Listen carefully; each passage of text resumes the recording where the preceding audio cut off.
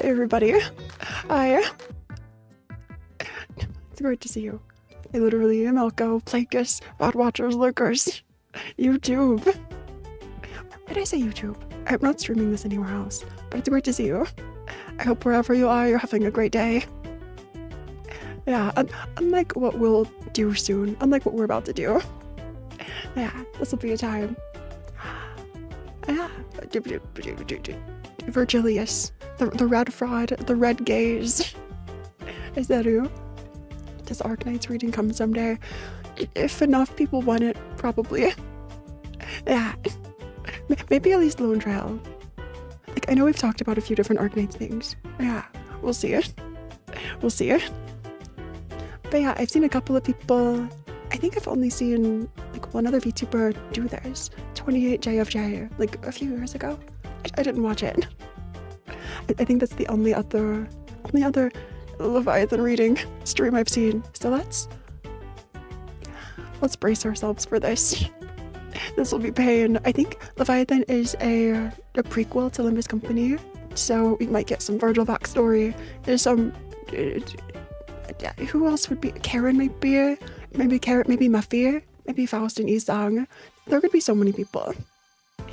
So many characters we might see a little more of. So yeah, I did read Distortion Detective off stream, and it was a time. I loved Distortion Detective. I hope we see Moses and Ezra again soon. Yeah. I hope, yeah. But yeah, I think we can just dive into this. But before we do, let's change the music to something a little more appropriate for what we're doing, shall we? Let's switch to something a little creepier, a little more fitting for all of this. Please let me know if the music's too loud. And here we are. Here we are. This is Leviathan. You can find this on post type at Project Moon Official. Book 1, Christmas Eve. There's a full comics list. I have all of them here. There are some that haven't been translated to English, so we'll just machine translate those once we get there. Spoilers. But yeah, final chapters are not officially translated. There are some fan translations too. I looked up, there was like one Reddit post, and it said it'd be good, or like it'd be fine to just machine translate until official English translations are available. Yeah. Also, this horror music is so fitting because you thought you could escape me. However, I'm back. I'm just so back. It's actually here. The glasses stay on. They do. Okay. What is this? What is this? The glass is twisting. It's fine. It's fine. Ignore this. I won't understand a thing. What are these glasses doing? Let me reapply these glasses. I just meant I won't understand a thing. Ooh. I feel like this might be an okay stepping point. If it's like a prequel that explains the beginning. I think a lot of people read this before Limbus Company. Okay. These glasses. What a time these glasses are. Is this better? They're not as wobbly. You ever just have wobbly glasses? You ever just experience these big glasses? Big, strong glasses? I feel like it's like pin the tail on the donkey. Did you ever play that game? I feel like I saw it in cartoons. It was like, for birthdays, people get piñatas, and they pin tails on things. That's what they do for their birthdays. Okay, seriously. Glasses. Is this better? If this fails, it's fine. It's fine. Okay.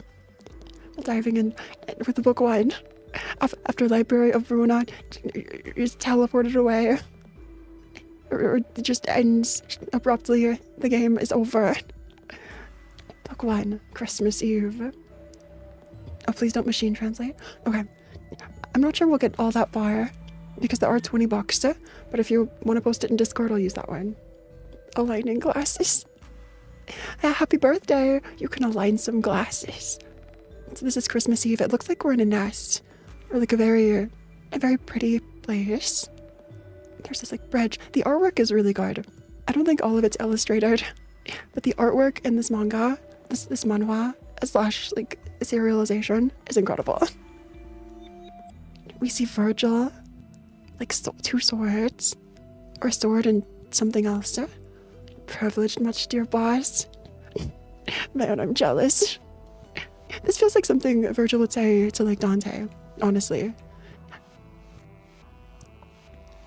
We could just see some other fixers. I'm assuming these are fixers.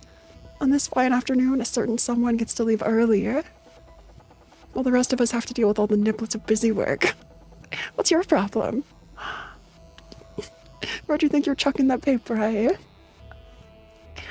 Oh, come on, big guy. It ain't fair to throw it right back at me, eh? We've got to let this one slide. Our operator has kids waiting for him. Unlike you, Denby. No one's waiting at your place. Does Vergil have kids? Does Vergil have kids? Leviathan's on Steam. Is it on Steam? But of course there are. Why wouldn't there? My little babies. Oh, that's you. You have kids, not Vergil. People usually don't treat tinted glasses as their children. Your glasses are your babies? I mean, I guess glasses are on point today. Glasses are on topic today. You don't know what's up. You know, I clean them spotless every night, and I get the message. I'll cover for you if you all ever happen to be busy, so you can stop complaining. I wonder if Moses would take a look at whoever this is and see like a glasses distortion starting. If our distortion detective could see that. Gee, makes it sound like we're harping at you. No sweat, dear boss. Did already. Just grab the goodies for the kids. Right. Wait a hot sec. Come here for a moment before you go, huh? What is it now? 1, 2, 3. Surprise! Is this a holiday surprise? Vergil's sweat. What's all this? They'll be delighted to have a visit from Santa. Presents from us. Take them with joy. Vergil went through torture. Vergil went through torture. This is why Vergil is so allergic to Don Quixote. Thought it'd be cool for our boss to do something like this for once. I figured beards wouldn't suit you. So I prepared firecrackers instead. Yeah, you can't wear this beard, but put on this firecracker. Let me just light this. Okay. Oh. I get the other stuff, but why an apple? It's for wishing folks a peaceful night, more or less. I've never heard that apples meant such a thing. Did you make it up just now? Ain't anything like that, so just take it. It was a tradition to give apples on the eve back in District 8. Is District 8 the one that Elcora was like a wing in? Or is that District 18? I don't remember. Now, enough questions. Long-distance bonding between workmates is nice and all, but Santa has places to be, so we'd better let him off. It's getting dark, so take care on the way there. Tell the kiddos I said hello. I said hello. Oh, Vergil looks so horrified. And when the door closes, Vergil smiles. It's like as soon as people aren't looking, Vergil's like so happy. Also the jiggle physics in these glasses. It's like they're in my hair. Vergil goes walking. It's a really beautifully decorated place. People are buying things. You showed your card and you walk through. A door opening. So you're really high up. It's quiet. Crunching through snow. Normally getting to this part of the road makes me feel relieved. But right now I'm overcome with unease. And you're like one little sword.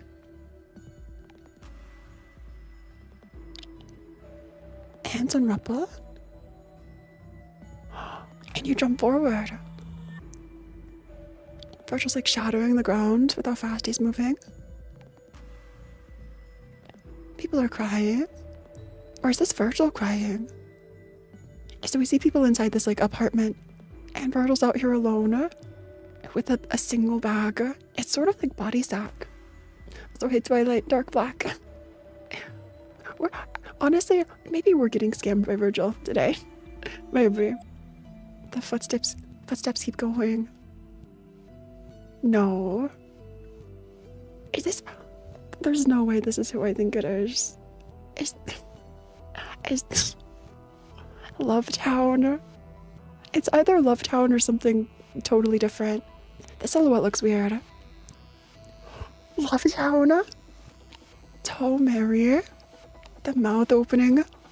Their eyes crying? I thought we were done with this. I thought it was over. Two of Project Moon's most cursed concepts come together. Christmas and trains. This is the thing. I didn't realize Vergil had seen Lovetown. But Vergil has every right to be as jaded as he is. What in the... And it's like snapping people. But Vergil saves them and cuts off an arm. Oh. Saves might be the wrong word. Vergil just takes them back. So this is where Tomeri went. Yeah, they were all released from books. I wonder if that means there's a real Gabra out there. If the Book of the Red Mist was like released, could like another Gabra, another Kali be out there? I've been so afraid. Yeah, Slam. Everyone's crying. What now? And just what is your business? Was this your job? Who gave the order? You're trying to guess at what Tomeri is, or like why? Who are you fighting? It looks sort of like Honglu's face. But Vergil seems to recognize whoever this is. Iori? Okay. Vergil's like... Not only does Vergil have to solo Tomeri, 1v1 Tomeri, but Iori appears. If this were the start of a game, it'd be horrifying. Iori, I thought you perished in that library. Vergil knows Iori. Don't ask me. The world's full of curious happenings after all. Just like how you've lost those little ones, and like how I coincidentally happened to meet that child. That child? Is that Roland? The child? What does that monster have to do with your search for your son? Nope. So Roland knows it's a son. Or Vergil knows about Roland. All pieces have their place. Not like that's of your concern, though. So you knew, yet stood on the sidelines. How typical. And now you've dragged me into your little game. Vergil grits his teeth. Well, it's a shame about those children. You'd agree, no? Red gears. That's one less pretense for you to wear. The word meaning gaze is also the Korean homophone that means immortal poet. Gaze, an immortal poet. And Vergil attacks. Vergil's face, Iori, just jumps out of the way. And all these strikes at the same time shatter a building. The one that Iori was on. And they fight each other. How do you describe a fight scene? Explosions. So Iori's getting, like, civilians involved. And Vergil sees.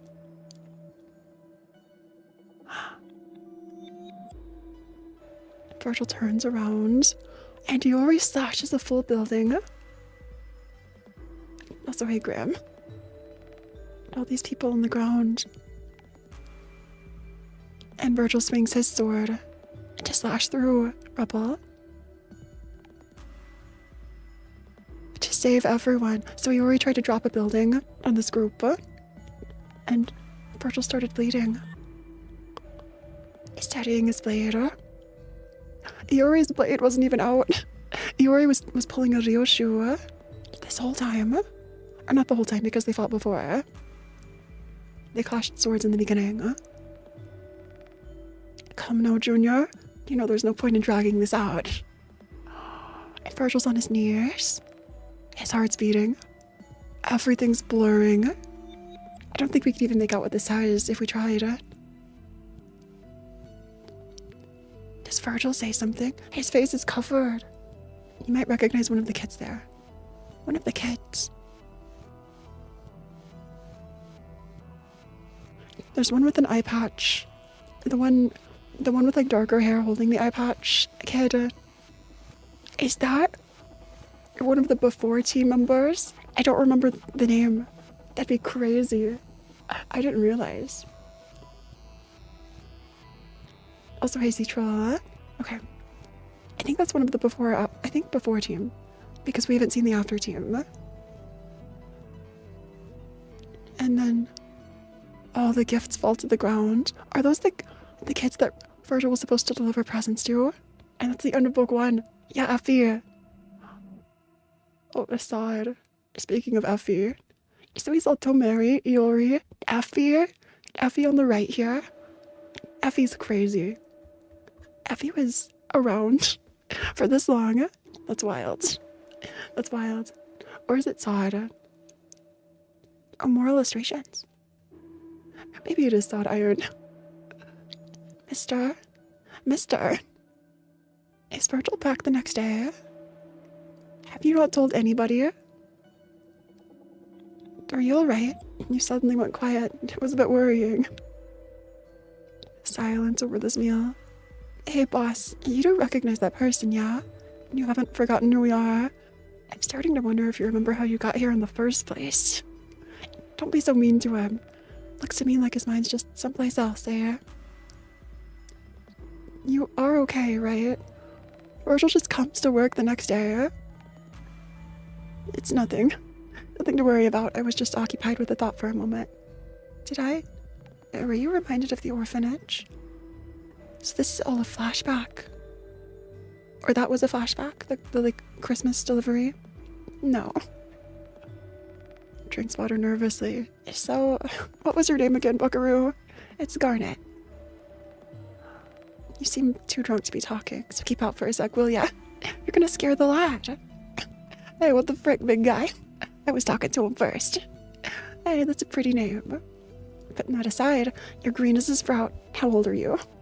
I turned 20 not too long ago. So you leapt into this biz like just yesterday? Yeah, so 20 is like the minimum age for fixers, right? It's been that long, has it? Yep, all grown up now. Look here, I'm a full-fledged fixer just like you. Did Vergil take care of this kid as an orphan?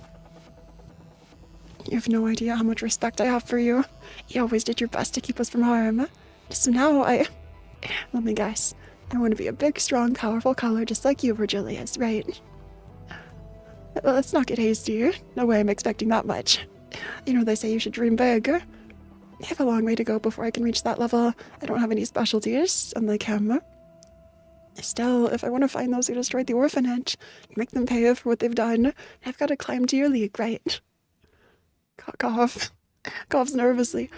It doesn't seem like the best idea to me. Our boss isn't out for blood about it either. Vergil. Did Vergil get a bigger sword? Ooh, also I suppressed it. It's all in the past now.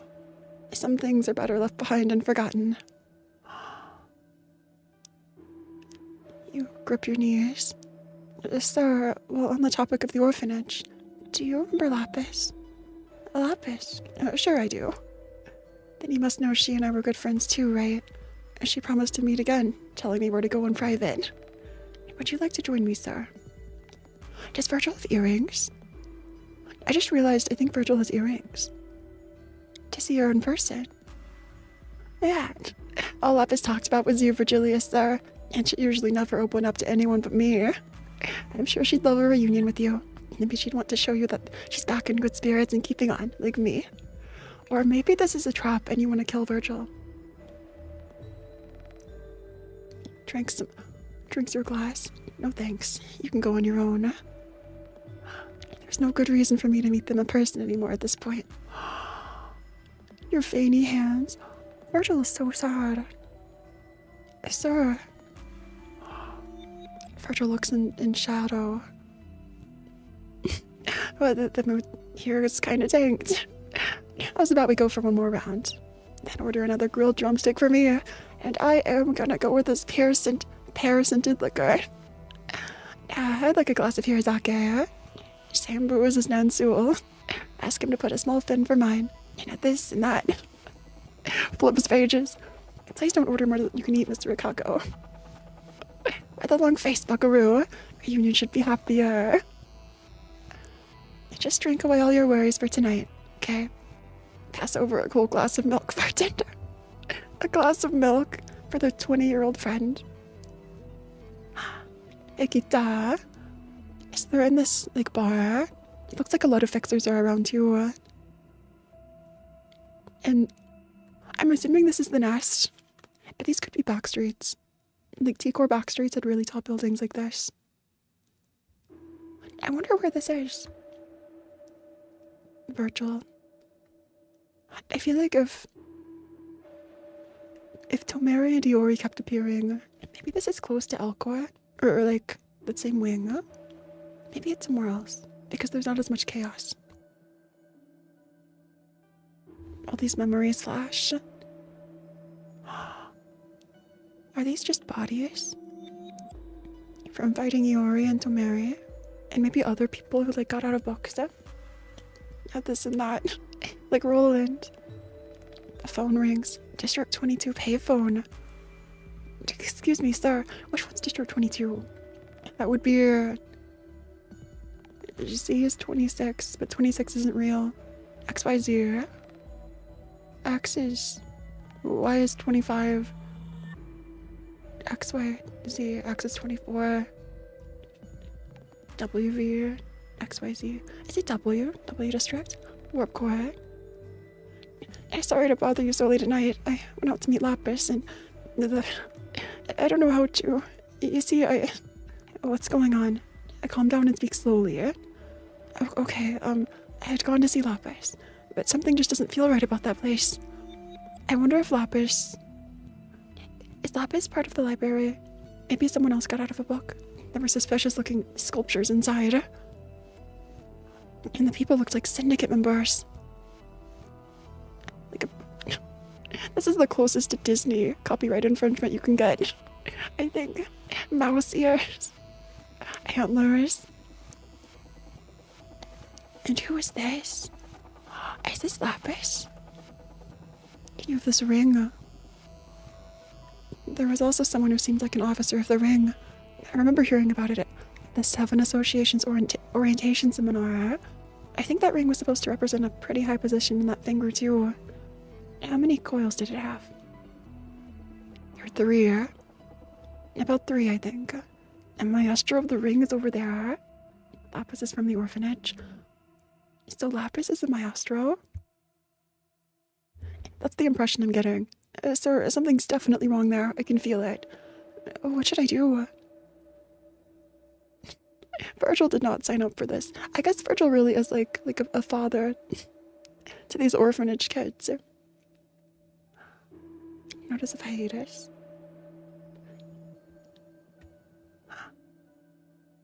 Hello, this is Project the 3rd episode, which was originally scheduled, was delayed. Okay. We have it here. We have book 3 here. So far, and again, you can read this on posttype.com. I think you have to create an account to see Leviathan because it's 18 plus content. But yeah. Something was off about that place. What gave you the impression? It looked like a school more than anything. Perhaps she decided to pursue a higher education.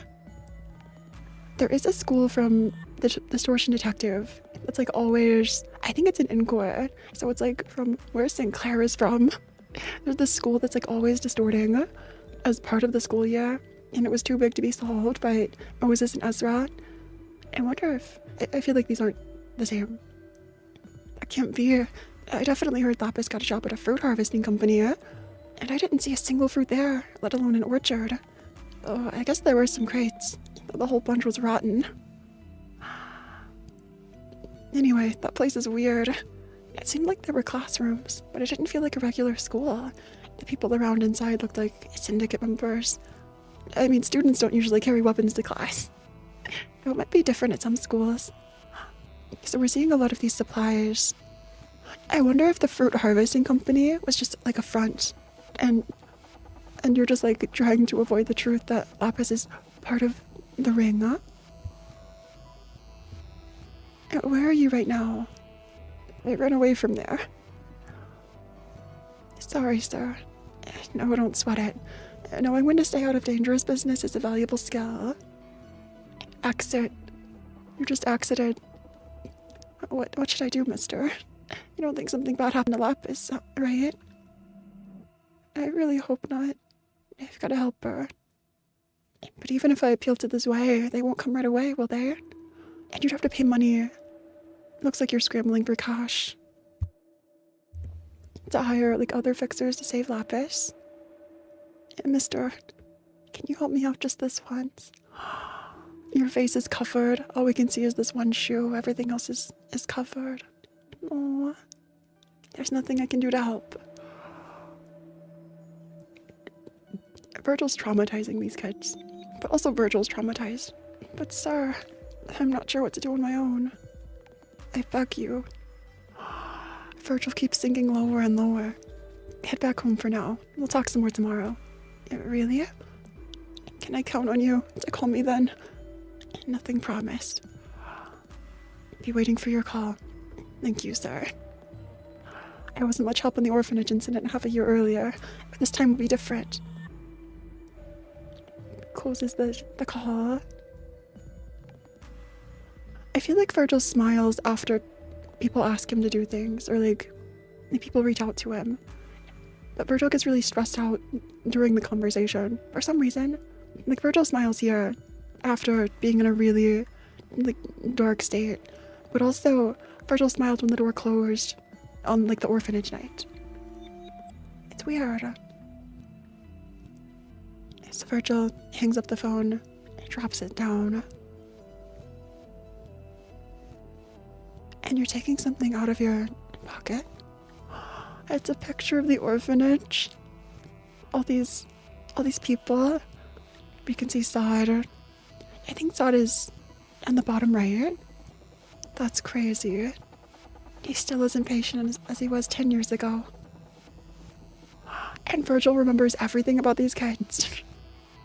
Oh, that's kind of sweet. Someone comes to meet you. It's Vergil. Hey, mister. No need for greetings. You really showed up. Thank you for coming. Is this the building? Yeah. I never got far in, though. I glance and see her. Is that a fox head? It does look like animal heads. Figures assembling works of art, huh? It's fishy. Something's up for sure.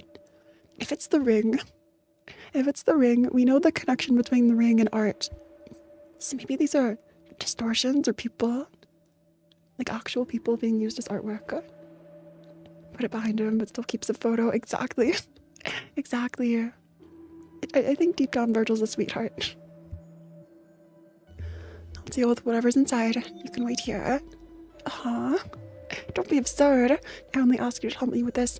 I can't let you go in there alone. You didn't raise me to be a coward, right, sir? I never really raised you in general. That's not the point. I've done my practice. I want you to have faith in me. I promise not to be dead weight, at the very least. Vergil turns to look. So much is said in Vergil's expressions without saying a word. Ugh.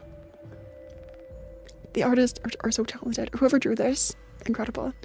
And I'll leave you to deal with your own share of it. Sir. They walk inside. Going through rubble. Sneaking through fences. Hiding behind a doorway.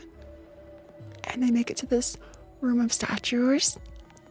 It looks like some of these people are sewn together, like this one on the right. There are chambers that look just like classrooms. Yeah, it's like they're giving lessons or something. It's like art class. This is so the ring.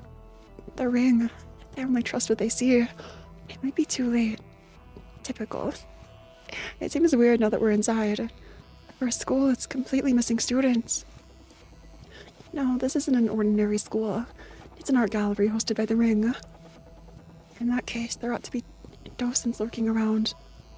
Does that mean Lapis is involved with them? Most likely. Mister, she's gonna be fine, right?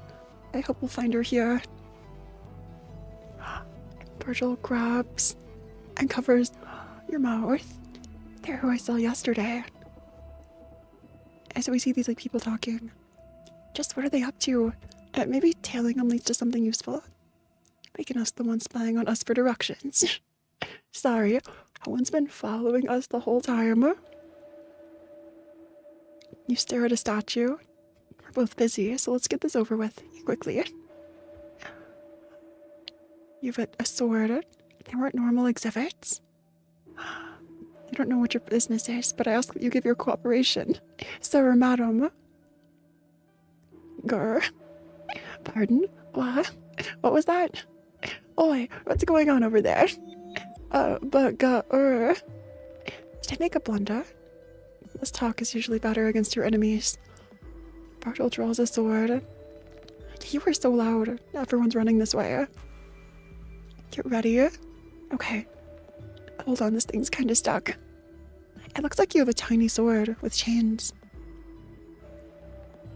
So you draw it to fight the statue. It does look like a 7 sword. Like 7 association. You thrust through.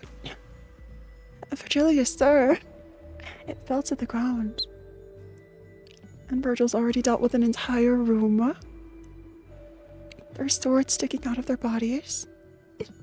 Just look at that. You two are totally hilarious. Would it kill you to kill or what? And you, the exhibits? Who told you guys to move? Aren't you afraid of being scolded? So this is the villain. Or this is Lapis. It was like a maestro for the ring. The exhibits are, it's all like an exercise. That's crazy. I know I'm getting off scot-free. Book 4, a docent. What's a docent? I think this is Lapis. Okay, book 4. You guys would have been in serious trouble if it was someone else that spotted you. Also, this mask, where half of your face, it looks like it's put together of other people's expressions. Like at least 2 other faces.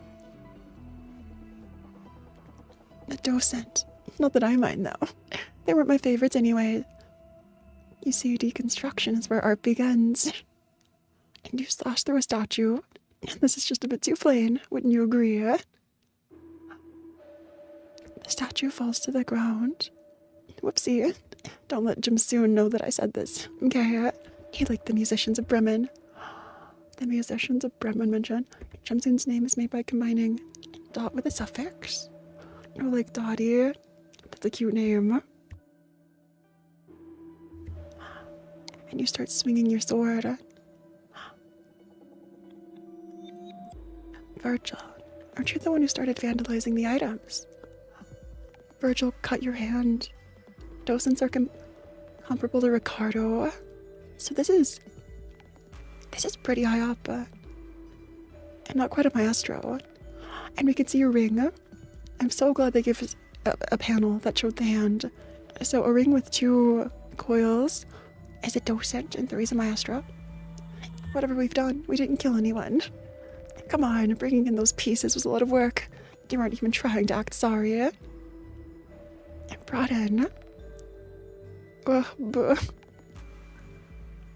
You reach your hand to the mask and you take off the wolf head to find a person whose mouth is sewn shut and is crying. Their ears too. And that's why they could barely say things. Did a lapis also? This is too bitter. Why did anyone ever eat this? I mean, you asked for one. You always keep candy in your mouth, so, well, I thought it must be tasty.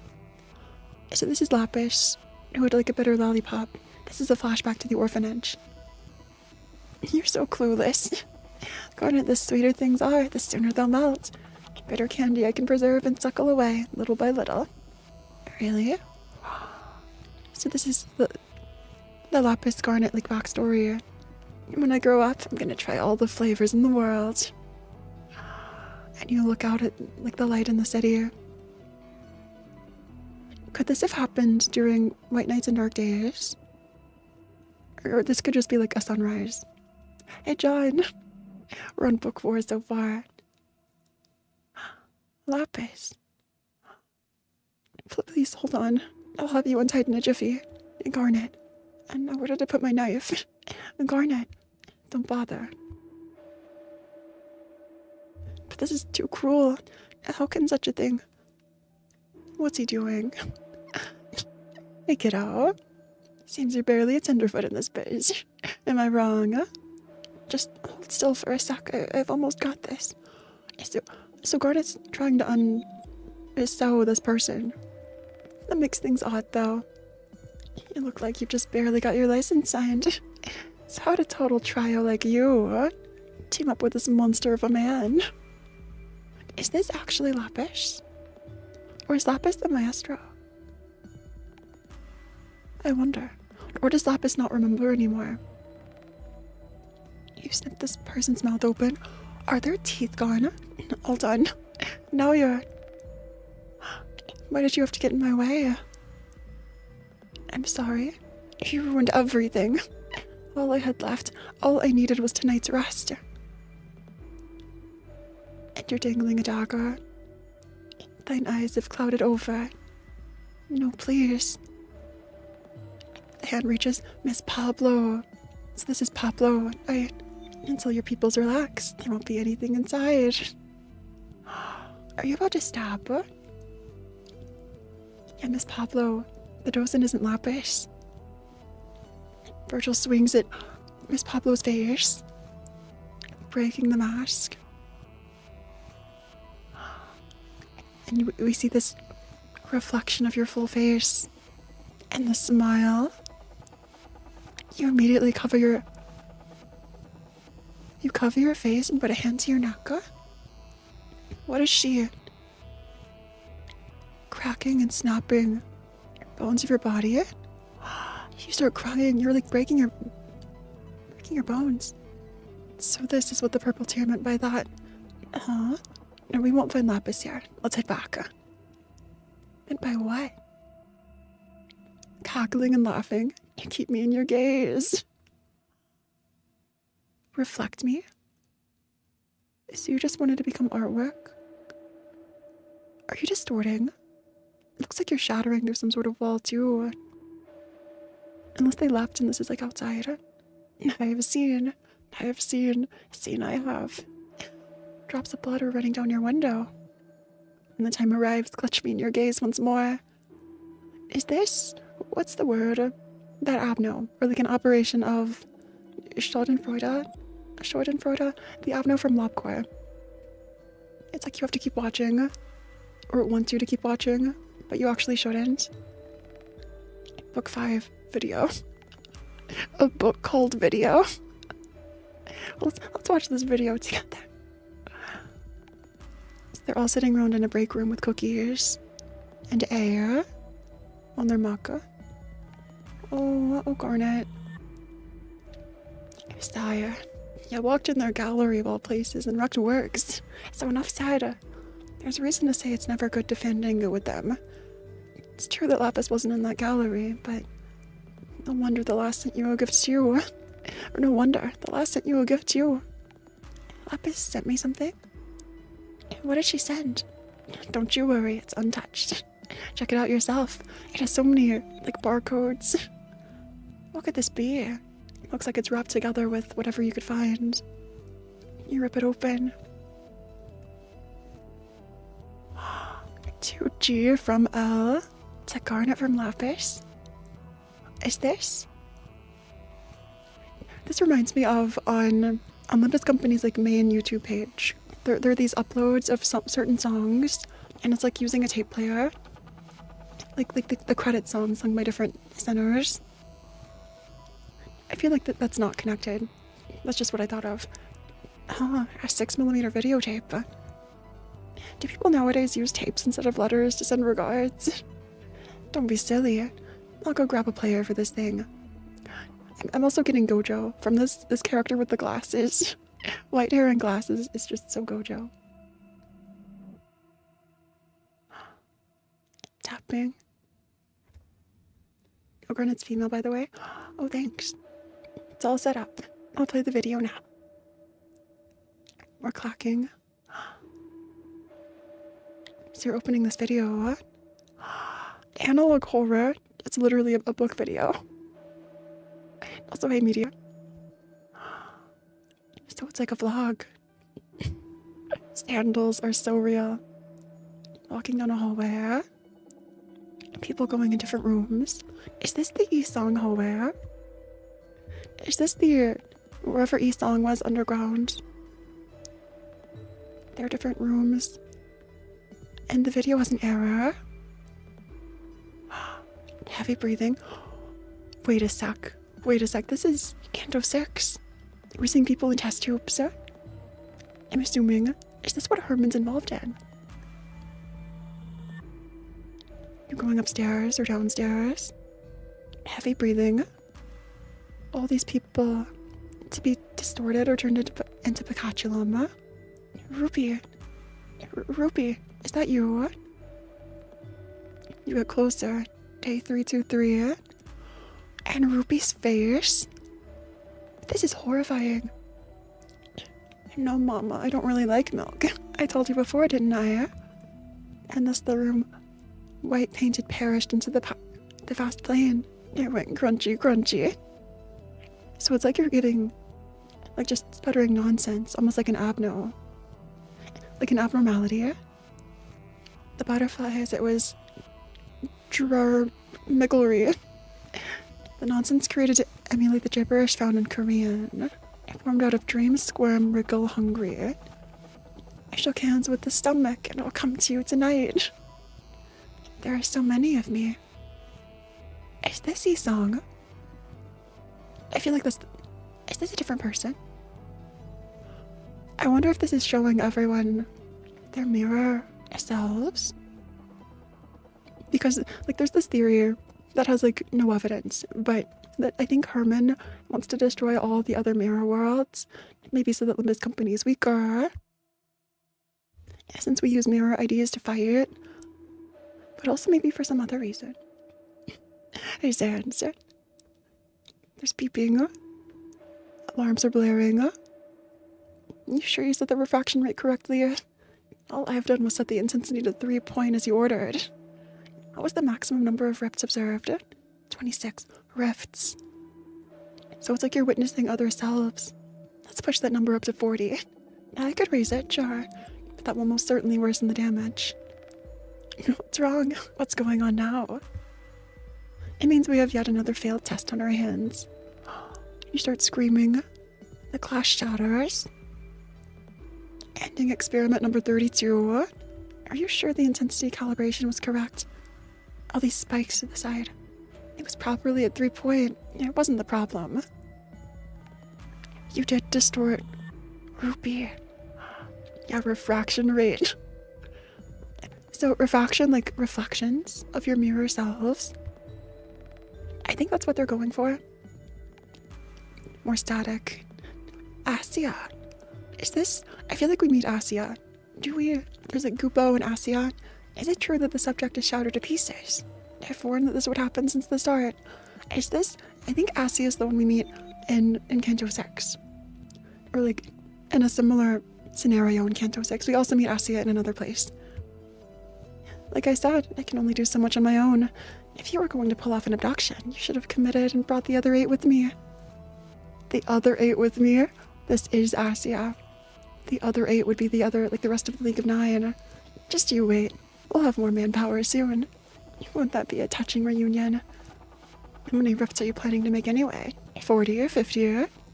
No. 100 million. Zoom? Oh, that's a zoom. Zoom. No, of course not. 10,000 minimum. Also, you have multiple pupils in your eye. Squelch. The camera goes off. So, the ring? The ring's Maestro's involved with us?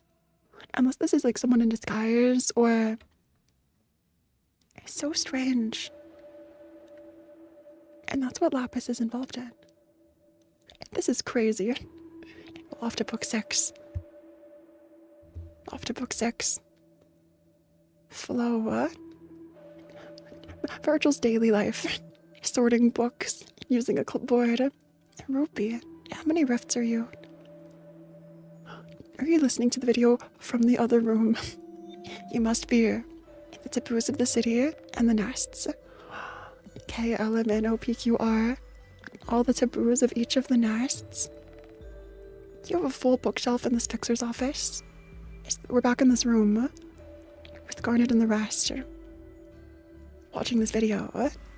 This is legit, right? Yeah, no doubt that's an officer of the ring, and Lapis must be in danger. Oh, no. That's not what I meant. I mean, this is a huge find. You're sweating. Are you okay? I flinch. I don't get it, though. Where'd they manage to hide a lab that big? The 17-second mark. Can you upscale it? Vergil was paying such close attention. Can you? You zoom to see this weird, distorted hallway. Never fails to make me sick. This is kind of alarming. What is that place? The ring owns a corridor. If they can create an exit from wherever they are, a matching entrance will appear in that corridor. An exit? So a corridor is like a secret space. Like another dimension or something. The doors sometimes fail to properly link, though. That one time was a real bother. Anywho, this makes one thing clear. Yes, the lab is somewhere inside a gallery they own. Remember this door. 118. The door that's open. In this picture. 118. Alrighty. Shall we tweak the schedule a bit, boss man? Sure. So Vergil ran this fixers group. This office. The Vergil office. Nancy will call this week's client and tell him to wait a tad longer. I don't think he'll have the patience to hear the ends of their tirade. Are you being a bit brazen about it? Then I'll prepare the fake IDs. IDs? Goody. Rikako's on the nitty-gritty. Oh, maybe we should snag some bags and tools too. If things don't go well, we could just pick up the body pieces and still break even. What? Hey, solid data comes in handy for securing a pay. Remember that time when we worked our eyes out of socket recovering data for our client? Hold on, just what?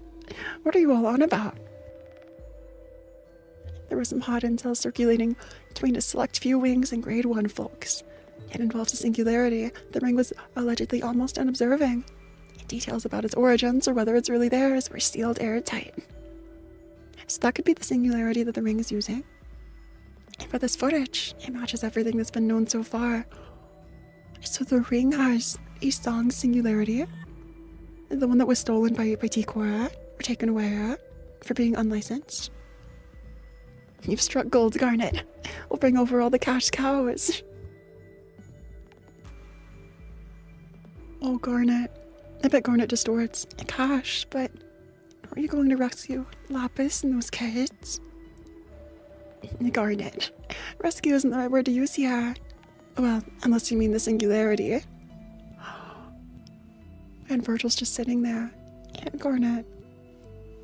Denver. She used to care about helping others too. But you see, when you spend a month with nothing left but chicken bones to eat, I'll drop all your shame on a dime. That's how it is for all of us. Hands clenching knees. So Garnet is obviously a new fixer, and is coming into all of this, like, very blind. You should try to get used to it. Denver, where's the contact list? Excuse me, sir. But do you agree with her ideas?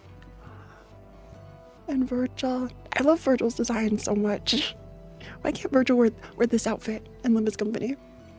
The hells and high waters a fixer goes through, trying them to best sniff out the sense of potential yields and follow the flow. This is the kind of path that lies ahead of you. You should adapt to it before it breaks you. And Garnet's face, it looks like Roland. You're so sad. Boss, you sure you want to bring the kid along? You're right. I don't think I should join this operation. Stagger. The first stagger of Leviathan. Because because I see nothing else but saving Lapis and making them pay for what they've done. Oh, you're crying. No. You'll be going with us. Vergil brings Garnet. This. It's the flow I'm taking. The flow I'm taking. I wonder if the flow has any connection to the river. All these random references. But like the river that we sort of hear about in Lopcore. I wonder. Book 7. Ingress. So we're at this building, probably another art gallery. Oh, absolutely. Absolutely an art gallery. These balls with knives just stabbed into them. So many weird displays. Wipes glasses. Vergil with the glasses. I didn't know I needed Vergil with glasses, but here we are. Time to move. Undercover. Even your sword is kind of hidden. Let us review the plan one last time. Our destination is on the top floor of the gallery, the Hall of Donations. Make sure you brought all the props for your rolls. Say no more. Better believe I worked my ass off getting all these goodies for times like these. What's with the pigs in this blanket? Can I give them an eye? Shush. Watch it, big guy. These will melt your optic nerves if you ain't careful. So we have all these supplies. What a big and detailed plan. That lid you're sporting too. Yeah, so keep your paws off. This is a hat. Thoughts? You look like a proper smooth operator. Nailed the home invasion look at least. Thanks for nothing. Either home invasion or warp core. That's not the issue here. That being said, what's wrong with my outfit? It doesn't fit me at all. Hey, why is yours the right size? What's up? I think it suits you perfectly. The coveralls were all I could find. And Sewell, you dork. You had one job. You had one job. Don't blame poor Ned Sewell for this. Any questions? Vergil's so nervous at this point. This is so awkward. Also, hey Julian. Sip it all, y'all. We're in the middle of a brief. Everyone please calm down. And here's Garnet. Oh, Garnet. Just say it already. No need to be so conscious. I think we're overlooking the most crucial part. Golly, such a mystery. I can't wait to hear it from the rising rookie.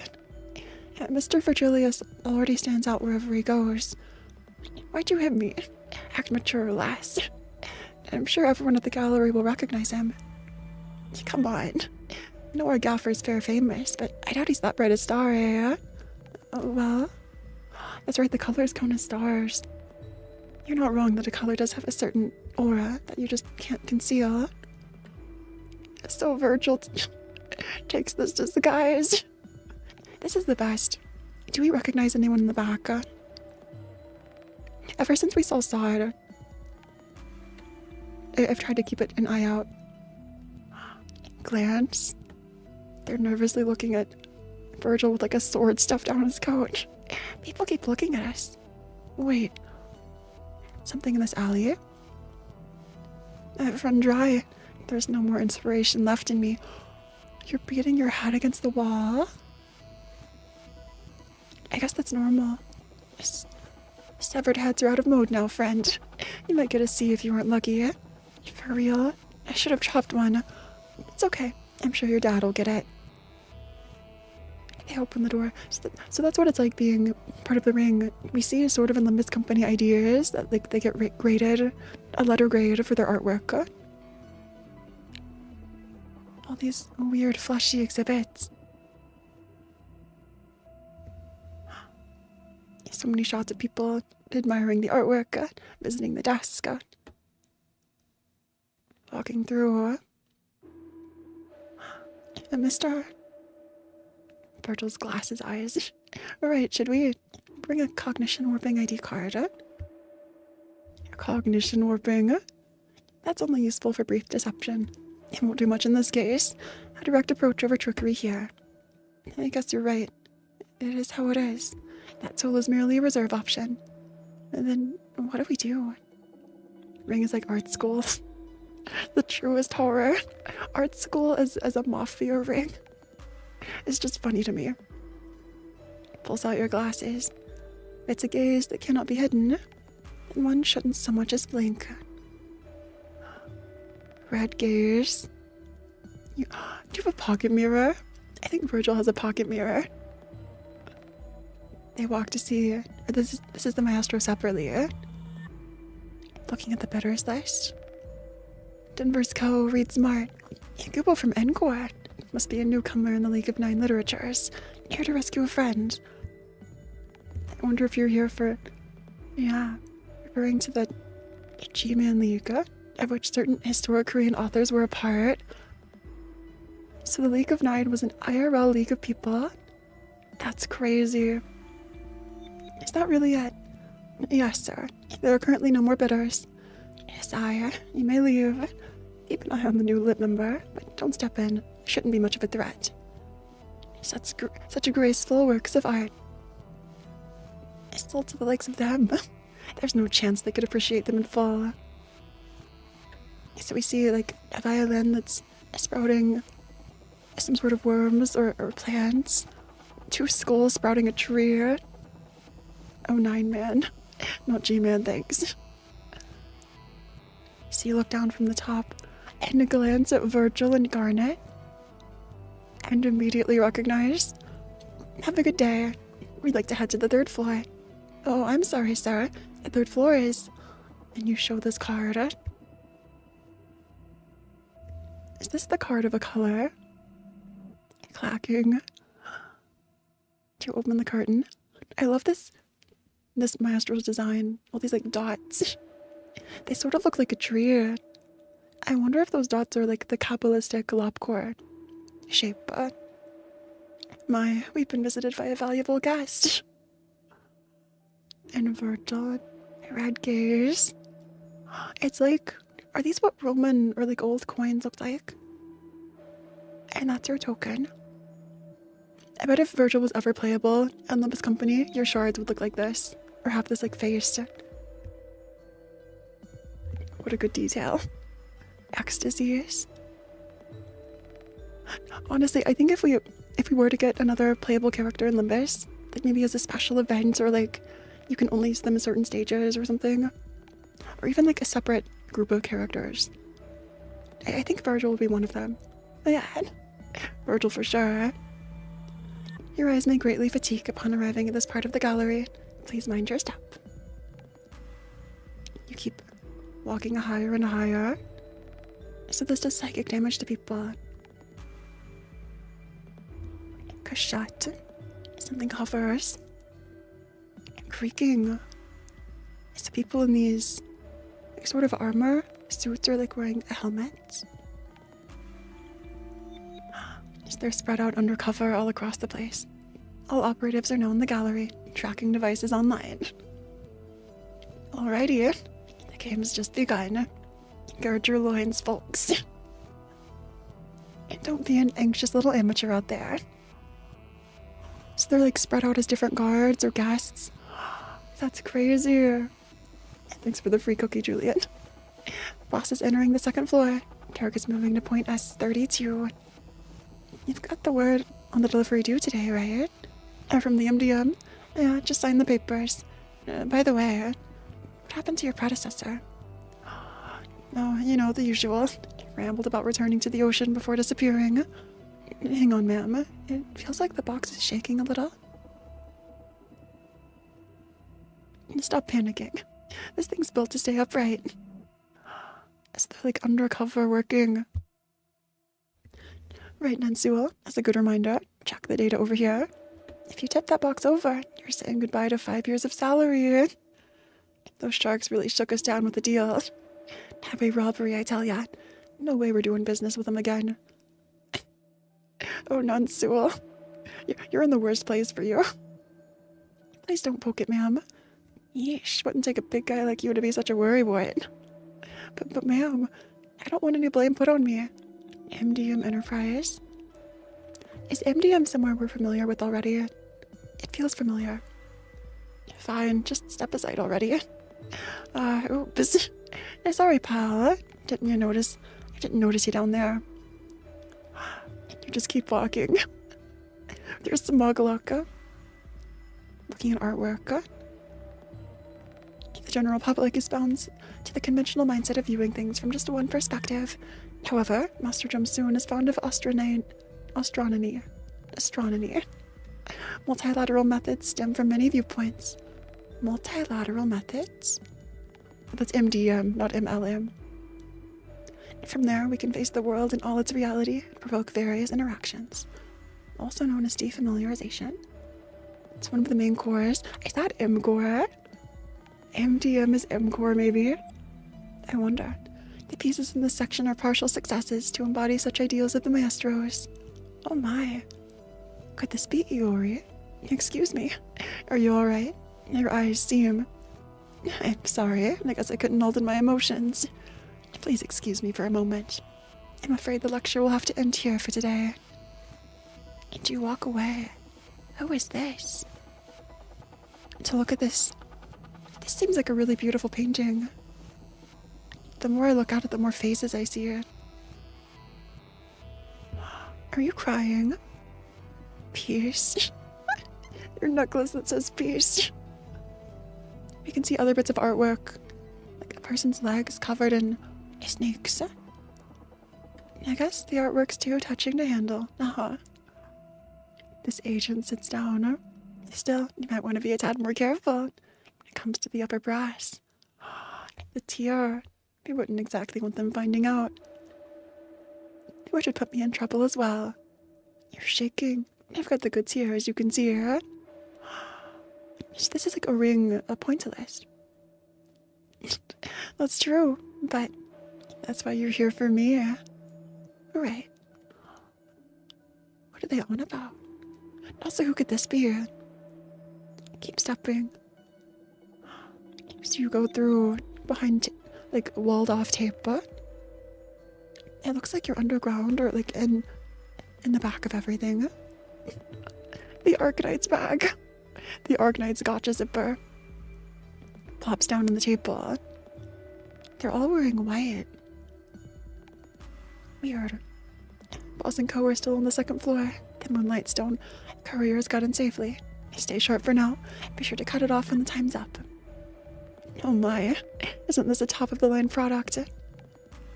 It's all computer devices. Don't mention it. Just a little nudge to give our future patron a good impression. I'm moved. Am I allowed to look forward to this? You know we're just sampling the goods here, right? Don't get too carried away. I'm aware, but it would be such a shame to keep this joy to ourselves. You're panicking? Thanks, but I'd rather. Ecstasies are better when they're shared together. And you keep crying. And you're just looking at whoever this is. Or our agent in your eyes. Also, who is this? Your ring also has two coils. Are you also a docent? Book 9, eye-opening. So this is a docent. They're just glaring at each other. Looks like he means it. Guess you'll have to dip yourself in hot water here, Denver. So this is Denver. You gonna be okay with that? Your bodies look like they might drop dead while waiting for me. Fret not. The drier the eyes become, the greater the joy of seeing will be. The drier the eyes become. That's way cool. So we can see this docent. Docent was 3, huh? I thought the maestro was 3. I don't think they say for 2. I guess you're right. Because the maestro who like Vergil was like, how many coils on the phone? And it showed a picture, and I think Garnet said 3, and Vergil was like, what's a maestro doing here? And then when we saw the docent, the ring only had 2, but no one talked about it.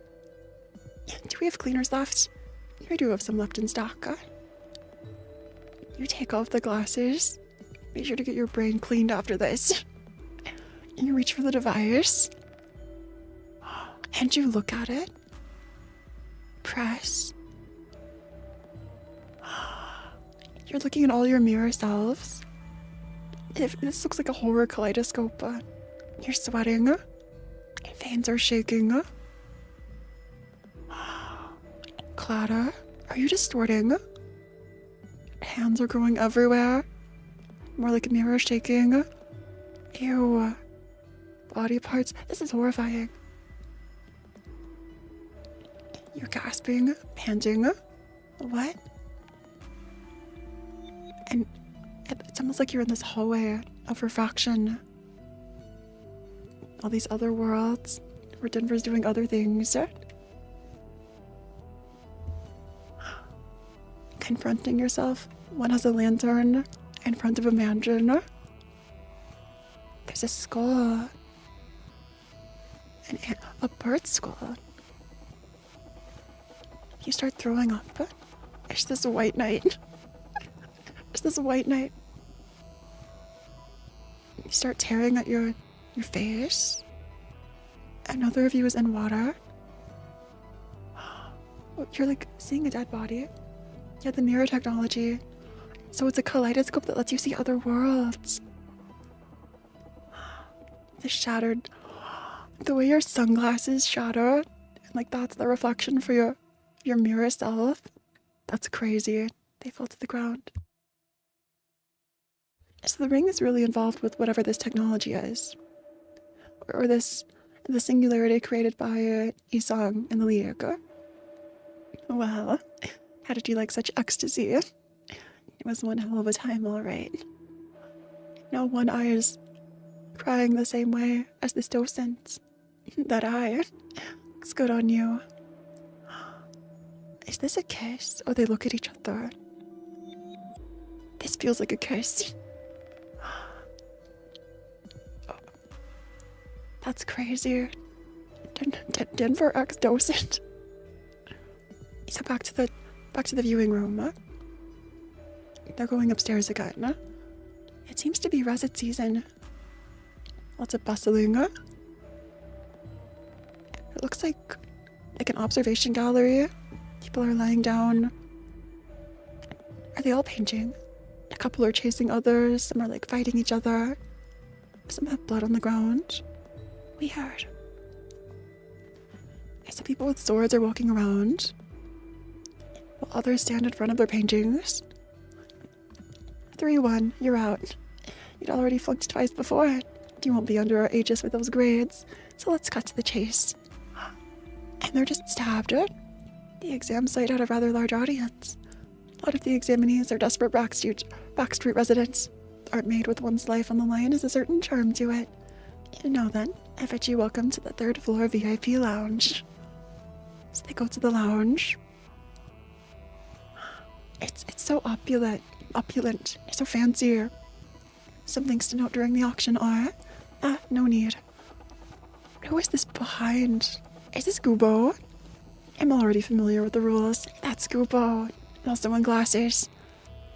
Vergil looks back. Isn't this a simple game? To pour in more money than the other players? It is Gubo.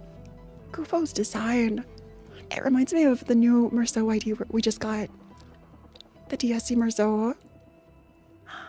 They both look at each other. Book 10 resuction. That's crazy. Flicker, flicker. Ka-chunk. The door is opening. So we're seeing into this mirror world. This hallway. All the doors. Someone walking. More going through. So you made it in. Denver and Rikoko? Denver, or not Denver. This is... Your name starts with an N. N and R. Made it in. Nosung and... something. It's a damn labyrinth here. Excuse me. No, I was just saying it must be a hassle to navigate this place. Gotta be careful not to get lost. This guy here used to go off track all the time in the streets during internship. Yeah, I'm kind of bad with directions. Really now? Well, if you're not familiar with the geography, I suppose that sort of thing could happen. Yeah, this is ring technology. Did you go through a door? Please, come on in. We pinned down the location. Denver's working her ass off with the mental keywords. It seems the signal's getting weaker from here on. They keep going. They're following, so it's all so chaotic.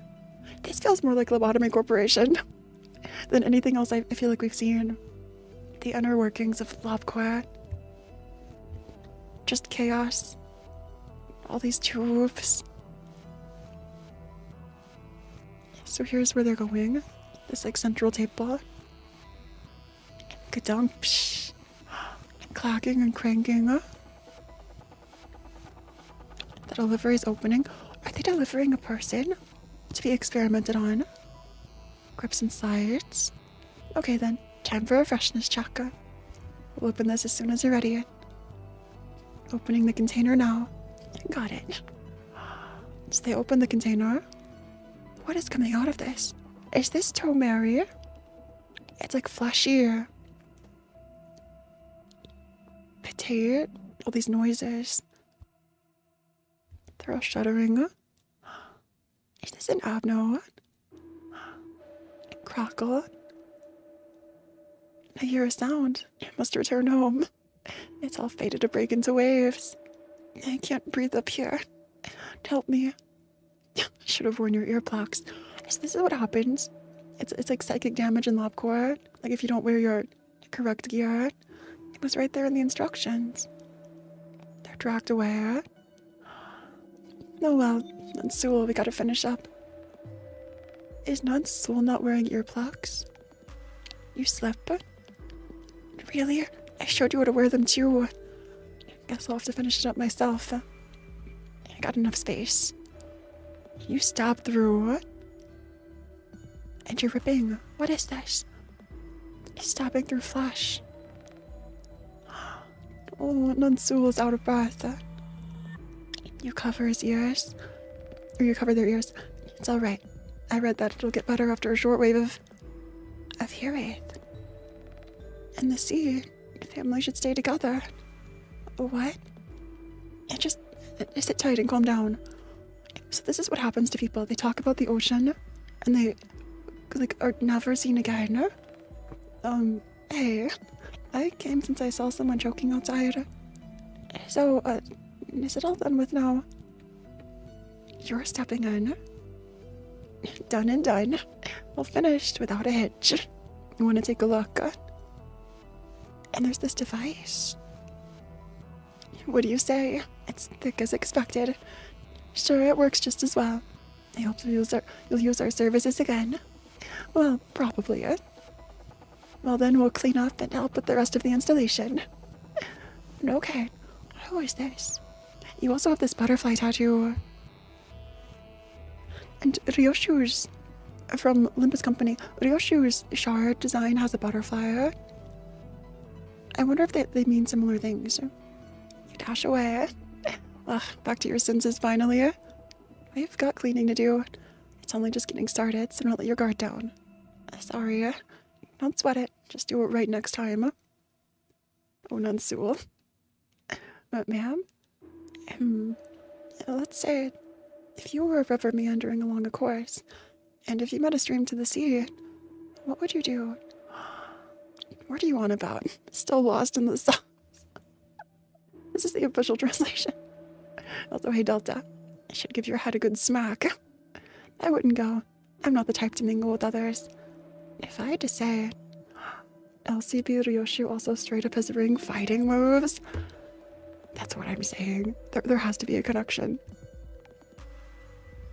There has to be something. Like maybe Ryoshu was raised in the ring. I don't know like how they work with kids. Or like maybe you would have passed. Maybe someone you knew was involved with the ring. But also, how is Ryoshu connected to all the syndicates? Maybe he's a messenger or like go-between or like a witness who would like attend meetings. Because I know all that like the leaders of the syndicates meet together. I think that was mentioned in library. I wonder. Who knows? That's true, I guess. What do you mean by that? Wait, my head is still ringing. Don't hit me. Smack. You seem perfectly fine from the way you're talking. And there's all this liquid on the ground. Shaha. Next is the auction. We're flying through this. Look at us go. Look at us go. So we're in this auction. We can see Kubo in the crowd. These paintings of eyes. So Kubo enters, or this is Vergil entering. There's Kubo in the front. And in an auction room, there's the maestro. And this is the docent from before. The same docent is back. Oh, nice view you've got there. Eyes on the walls. So schadenfreude. And you stab the eye. Glance. And you smirk. You're all bandaged up. You see, of course Vergil would be here. And the same docent would be here. They actually let you in, eh? That doesn't usually happen. Though I guess having a color in the audience was too thrilling for them to resist. And you're sitting alone in the back. Garnets, are you like tied down to your chair? Everyone else is in covered hoods or whatever, veils. Sir, don't worry, we don't have to bow down. Rather, they'd be honored to see their works frayed by my gaze. My red gaze. Now, presenting our first item. It's a vase, a veiny vase. 43 years ago, hair was collected into this urn from every villager of a now gone town in Nestiu. The opening bid is 30 million on, and the bid increment 5 million. 35 million? Are you bidding too, or you're calling for 40 million? 40 million? Going once, will anyone give me 45? There we have 45 million. So, I think I read in Distortion Detective that people earn like 5 to 7 million on average a month. So this is pretty expensive. Tongue twister. We're now at 50 million on. Will anyone give me more? Then we have a deal at 50 million on. I praise to you. Now let's move on to the second item. The elegant Mr. Stroud, going on dancing for 3 years now. You've been dancing for 3 years? Time flows 8 times slower on a stage. A luxury worth of giving glances when you bore. Time flows slower? So you've actually been dancing for even more time? Like in your perspective, it's been longer than 3 years? The opening bid is 50 million on this time. Is this Kubo wearing a haju or veil? I think it is. That man, he's not even remotely interested in the items. He's after something specific. He's in this auction for a very particular reason, like I am. Yes, we have a deal at 70 million on. Next up. Someone starts bidding. We've already reached our final item of the day. It's my favorite one, and one I expect will sell the highest. I am overjoyed to present this piece to you. So there was a time skip. We're at the end of the auction. Heretofore, an infamous syndicate known for its brutal reign was wiped out in a single battle. All of its members, including the leader, were annihilated in that incident. This is a painting that immortalizes the carnage. And Vergil looks down.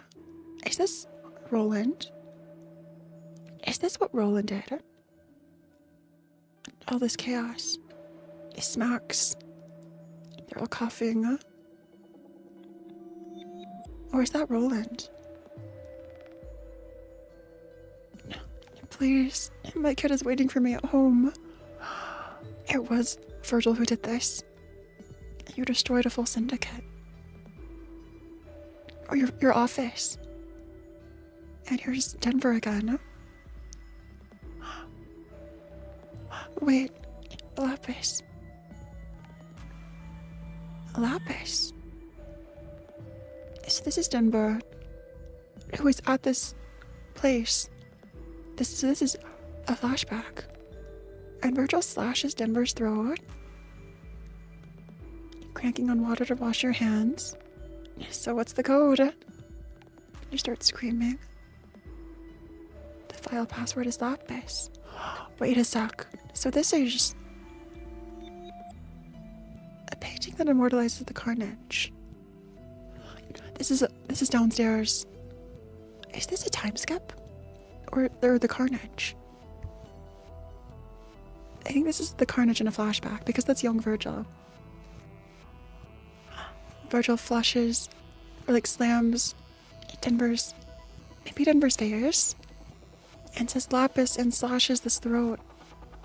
Flashback, so what's the code? And you scream, the file password is Lapis. It's the name of the boss's daughter. Please let me. You'll stay alive for a few hours with the cut I'm about to leave on you. Consider it my thanks for having told me the code. And this is Vergil.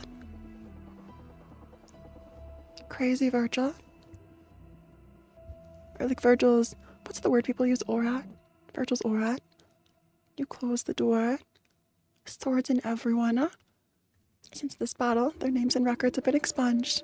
Who they were, what they did, whether they deserved that fate. Everything about the Syndicate and its members forever remains a mystery, tainted from the consciousness of the sole survivor unto death after onslaught. The sole survivor. Could that have been Denver? This is the final item of the day. The opening bid is 1 billion un. So all of these, it's like the crown of thorns that the Vergil wears. Yes, 1.2 billion, 1.25, 1.3 billion. You have 1.4 billion over there. Kupo, 10 billion.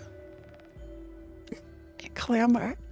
Okay, we have a Kupo from Encore, bidding 10 billion on. Kupo glances. Looks like he wants to win this bid badly. Do you think he's here for the same thing as us? That seems to be it. Corridor of the Ring, access granted to those who win the Meister's most cherished work, and he's determined to go there no matter what. So that's how they get to the corridor, by bidding the highest. Is there anyone else? Alright then, let's wrap up the auction. But Vergil bids. Vergil stands and bids. Garnet's face. Hey, you know you ought to pay the full price in cash here and now, right? No. Is this a joke? I have something more valuable. I'm sure that you know the painting is unfinished. It's something of a counterfeit, produced only from someone's fading mind. However, what if I could complete it? Because Vergil has the memories. He hasn't unlocked yet. Vergil still hasn't unlocked Ego. If you take me to the lab, I can show you the real deal. Hold it. This is not in line with the rules. Kubo pushes up glasses. Hold it. Was it not that only the group with the highest bid would be allowed into the corridor? At the moment you broke the rules of the auction. You really are upset about this. Hey Viru, it wasn't Denver. It was the Syndicate Vergil destroyed, and the members' children are the orphans he takes care of. That's crazy. That's crazy. And the password was Lapis. You and your gallery will be put in ill repute, a major disgrace. Oh, bye Julian, thanks for stopping by. Meister, that's 10 billion on the line. You won't gazump him, right? Rules and reputation. Had you been just a little more cultured, you would have realized that such things are utterly worthless before this gaze. You bang the gavel. The decision is made.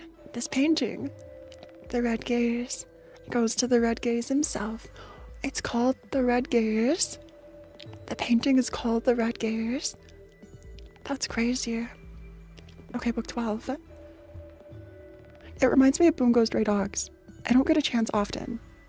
Okay, so here there are just pictures every now and then. It reminds me of Odasaku, who's sort of similar, who is like a mafia member, sort of like a syndicate member, who just takes in the orphans of people that he's had to like, or that his mafia has had to like, to off, or is responsible for like the deaths for. Yeah. It's a really sad story. That was manga. So that's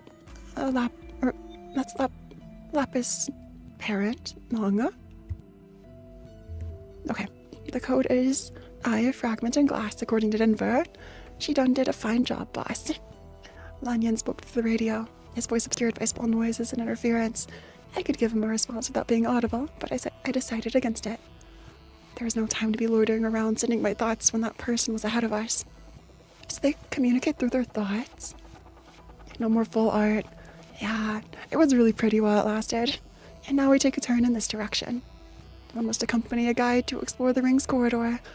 The reason is that the corridor has countless doors. The passageways connect to one another by intricate and complex rules. Getting lost in a space as linear as a corridor may sound unlikely, but I'm sure it's more than possible in this one. So the ring's singularity is the back rooms. It's just the back rooms. In the footage she filmed, Lapis showed us her destination in the corridor, and the guide here, as a ring member, brought us to the entrance. And as they say, one who knows where the journey begins and ends will not lose the way. In other words, now that we are allowed in the corridor, there is no need for a guide. So the red gaze swings, so we can see it in this new art style. We can see Garnet in the back and Vergil in the front. I forgot where they stopped. Ooh, the glasses are a bit too big for you. What do you mean, Sora? They're the perfect size. There's actually an emote like this. I'm sure I'll grow into these glasses. Yeah. Adekita. Here we arrive at the VIP room, Mr. Red Gaze. Please wait here until Master Jim soon arrives to give you a more detailed explanation on the art. Having outlived their usefulness, the guide's words fade away with no ears to fall upon. Next, the guide's body loses balance and collapses, their ankles having been slashed. Sir, Garnet was always like that, even though he's witnessed a good many deaths he could do nothing about. Even though he's realized that the warm hand of a comrade on his shoulder could cast him aside and measure the price of his life at any moment. Even though he was aware that this world is far too removed from ideals like reason or ethics for him to consider the tragedies he's seen as wrongful. Let me... Okay. Let me update this for Azaka. Okay. What are you? He's always distraught by the suffering inflicted before his eyes. Our infiltration mission ended once we entered the corridor, Garnet. That's why I have to deliver this as matter-of-factly as I can. I want Garnet to grow into a person who doesn't agonize over the sufferings.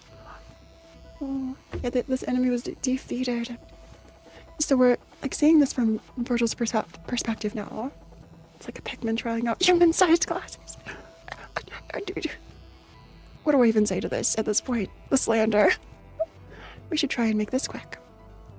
This Gladius is fitted with a heating mechanism. The searing heat of the blade cauterizes the wound. It prevents this guide, whose only fault was letting us in, from bleeding out. They will likely survive. They might recover from the concussion sooner or later and call for backup. But this is no time to spill blood. So Vergil's weapon is like heat-powered. Garnet's eyes dim upon hearing my words. Whether it be the lunae of disillusion, despair, or expectation, it doesn't matter. I want him to soak in the darkness, to let it slowly consume him. It's what he needs to live a normal life. I can't afford to repeat the scarcity of time to you twice. Let's move.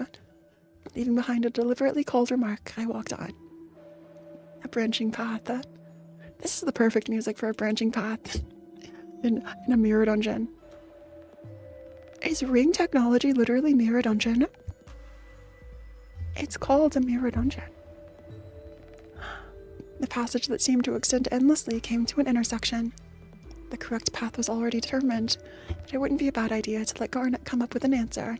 I maintained a willful silence, waiting for him to speak up. I think we should take a right turn. I just feel like that's the right way.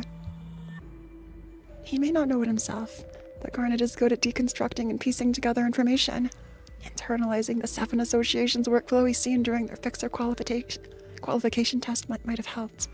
But I believe most of it can be attributed to his powers of observation that stem from the refusal to be a mere bystander to the suffering of others. Oh, so Garnet's like the opposite. The ring, is dedicated to being a bystander or someone who, actively contributes to the pain of others. But Garnet's the opposite and wants to stop it from happening. That's crazy. It's no surprise that you feel that way. You know where we started and where to go. The correct answer deserves an apt explanation. I began to mutter. One can only find their way in this corridor by recognizing those 2 points. Since we know them, they can traverse by feeling what directions to take. A version of causality, was it? I think I remember being taught in the association's training program that some singularities take advantage of this. That's right. and try to talk less to other fixers or clients. No one in the city welcomes a fixer who's in the learning stages. Make yourself look better than you are if it helps you earn your keep. Understood. Vim is restored in Garnet's eyes. More artwork is coming. As easily as he is disheartened, he can shake off the gloom just the same. Although I had no grounds to call it his faith, it's how his emotions usually flowed. That things will work out despite it all. For a prosperous life in the city, perhaps such a mindset could be useful in the long term. So these two are walking, and they choose the right direction and move right at this crossroads. I hear footsteps. Reaching the end of the hallway, I could sense someone approaching from around the corner. Long steps, composed and nonchalant. A tall person, estimated to be at least 180 centimeters in height. That's pretty tall. Furthermore, someone who could stroll around the corridor like it's their own home. They're right around the corner, meaning it's a docent. You're. A guest wandering around the ring's corridor without a guide leading them can only be one thing: an unwelcome visitor. The docent bursts out in pure rage the moment their eyes reach us. I knew it. You were just another money-grubbing fixer after all. You used Master Jumsoon's passion for art to feed your own greed.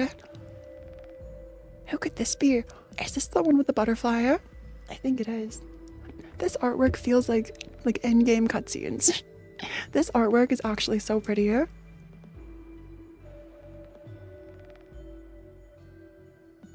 The docent didn't seem to have any patience for my side of the story as she gripped the pole tight and started running at me. An entirely emotional act, her reason dominated by anger.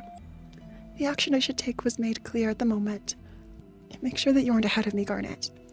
Just as I felt the tiny movement of Garnet lately nodding in the corner of my left eye, clash. The first clash of Limbus Company. The steel pole flew in with unhesitating force and fiercely clashed against the blade of the gladius, creating a repulsive noise. It's more solid than I anticipated. The swing I made with the intent to cut through the weapon didn't go as planned. I shouldn't have allowed you to meet Master Jumsoon. A furious scream flies straight into my face. It's undoubtedly out of an unadulterated rage. Alas, in order to draw out the full strength of wrath, it has to be rid of spite first. A refined wrath becomes the power to overcome hardships, while spiteful anger only clouds the eyes. This feels like you understand Sen resources, or ego resources. For instance, in a narrow space like this corridor, it would have been wiser to avoid engaging in close combat using a weapon as long as the docents. However, those consumed by wrath will only lash out feverishly in a clash of emotions. This is going to make things simpler. Skreek, an unpleasant hiss of metal scratching on metal. Her slight quivering in the noisy friction doesn't go unnoticed. Gurk. As soon as I kick the lower part of the lengthy pole, all the weight she placed on the front collapses on her. Naturally, her body begins to tilt in the other direction. The docent is learning more and more, and her pull is pinned down by the edge of my sword, leaning. More and more, disarmed, completely defenseless. Lifting my other arm, I landed a fist directly on the unguarded solar plexus. Cog. I could feel her breastbone deform and break in two. Before she was sent flying toward the end of the corridor. This sounds really painful. Garnet. With my eyes locked on the target, I sought out a glimpse of the presence behind my back and whispered in his direction. Go find the lab and get in there first. Just me here? Is that really going to be okay? I saying it will be fine won't relieve Garnet of his concern. At least something to convince him. I took my coat off along with the sheath and handed it to Garnet. Sir, take my gladius.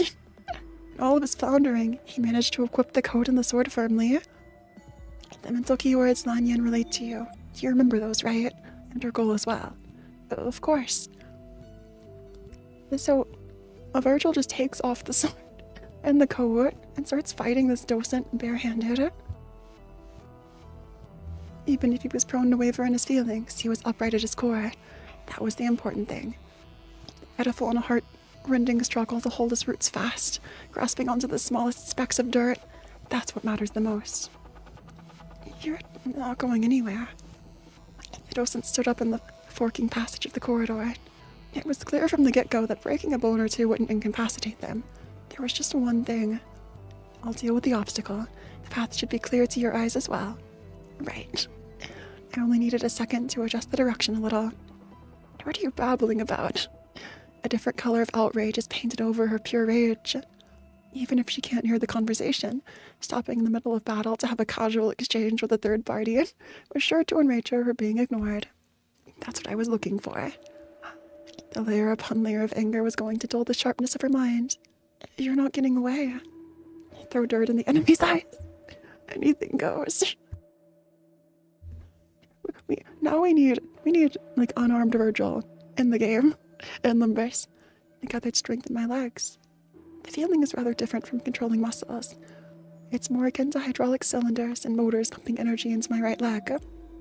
My next attack won't be easy to keep track of.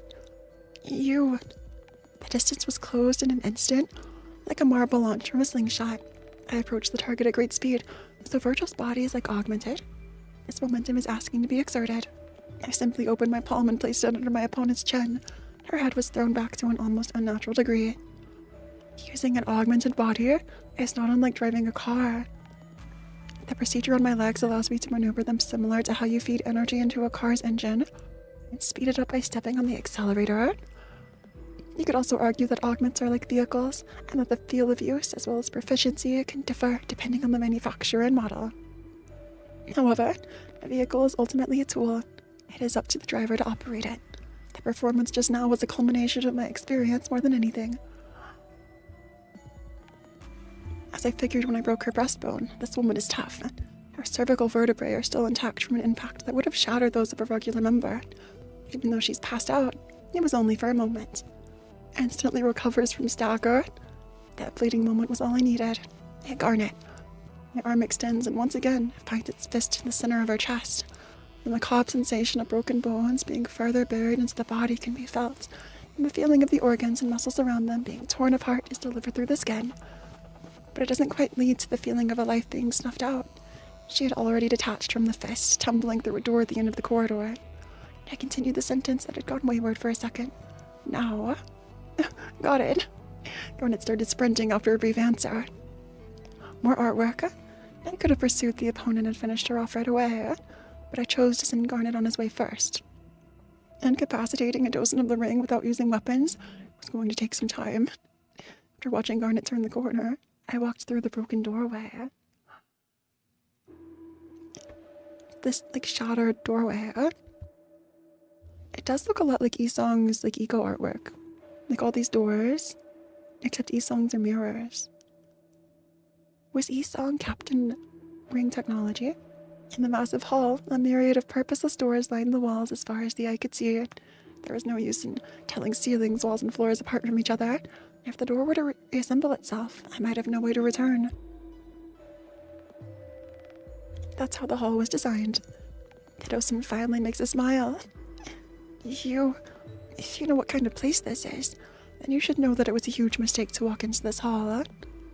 Well, I can't say if it was, but that does sound like something I've heard often. Bluffing, are you? That one is not something I've heard often. The docent corrects her posture and lunges at me. She looks ready to engage me. Distance this time, either having calmed down or having determined that she would have the upper hand in this place. Unfortunately for her, she will not have that space. Artificially weaved muscle fibers once again build up strength. This is the ring technology. So the ring technology is like these rooms, and Isong's is mirrors. That's different. Isong's is the kaleidoscope, the seeing other mirror worlds. The rings is this world, these corridors. Maybe. Propelled with explosive force, I reached her without delay. A fist is struck upon her chest yet again. The impact of my hand colliding with her solar plexus, or the sorry remainder of bruised flesh where it once used to be, is sent to me. If I can drop her off the edge into the bottomless chasm before she can regain her balance, the fight will be over. There is the faint sound of crackling and shifting. Finally. However, the tenacity of that docent was nothing to scoff at. After taking 3 blows in the same spot, she adapts to the attack and manages to stay in place, returning a bloodied smirk. The hall stirs with a strange noise, as though the floor wished to become the ceiling. The compartment the two of us were standing on began to steeply incline. If it hadn't been here before, I would have been in danger of losing my footing. If I hadn't, that is. if I hadn't been here before, the wish of the hall had come true. The docent was hanging onto the edge of the wall that now became a cliff. Though she is certainly at a disadvantage, her eyes are still animated. The stubborn determination to live and urge to ascend the ledge at the slightest chance was burning in her eyes. And right now, I am above her, a foot stretched right before her eye. So this is the incline, like it's slanted. And this is the ring docent who's falling, holding on. Hey, dusk. And there's Vergil. God, how? You. I'll drag you to the abyss. Drag you to the abyss with me. That's crazy. I don't know. It certainly looks like I have the high ground. Prolonging this battle any longer could pose danger. I have to end it now. Right, it was something called Shen, if I remember her words correctly. In that case, to Ming should be enough. I deaden my breath and clear my mind. Rummaging through this bag of memories, I carefully fumble around the recollections and pick the heaviest and densest ones to fill my emptied head. A group of children about half as tall as my waist gather around me. Boxes wrapped in colorful papers prepared for the kids, snow-covered streets celebrating creation, emotions that may be trivial to others, but that are far more plentiful than I deserve. A bouquet of such emotions that I call absolution. That bundle that resembled the sunlight scattered away, like beams fading behind dark clouds. I remember every single moment of it. I engraved all of them into my eyes. The Luna of hope I felt that day, and the Luna of despair I felt that day. And Vergil kicks down. This feels like if Vergil had an attack. If Vergil had like an attack artwork on a card in Library of Ruina, this is what it would be. That's crazy. Two rings of light that resemble the glow of the moon wrap around my leg. Carrying this nightly luster, the leg sorrowfully lands on the docent as she climbs up the cliff, screaming. Ka. Fun fact about Shen. It's shown multiple times in Limbus Company, including the prologue. That's great. So this is Shen. The glowy rings. Is that like escort or like another? Maybe it's like Shen office or a Shen workshop. So he could in. Hey, it's going really well. We're 12 chapters in out of 20. With such lightness that I can barely hear the footfall, a sound so quiet that it's masked by her last gasp. In a most airy descent, the moonlit leg crushed the docent's miserably wounded chest. It was neither the augmentation, blood pressure, nor the contraction of muscles. The only thing that moved was the mind. Kicking off with a recoil of the heart, I returned through the broken door presented by the hall. So this is the power of the light she mentioned. The power of Sen. So that was an ego. That must have been an ego. So we're at the end of chapter 12. To maintain lexical consistency between the original Korean and Japanese English versions, the nouns Shin and Mong will be written with romanization. Shen is based on the Japanese pronunciation of the Han Chinese character and pertains to the mind. In the Korean version, Vergil's description of various emotions all have Mong present in them, such as hope, despair, disillusion, expectation. It's also the pronunciation of the Han character, meaning full moon. That's crazy, given that Vergil was originally a Roman poet, but elected to use the Latinate Luna. Indigo Elder had this too. She's probably purple tier. That makes sense. So they're the same person. This is the docent who looked in on the delivery, and then your hair was down. That's crazy. And Demian too. Shin rings are used by purple. The purple furries in the prologue. That's crazy. I need to go back and re-look at this. Book 13, Rifts.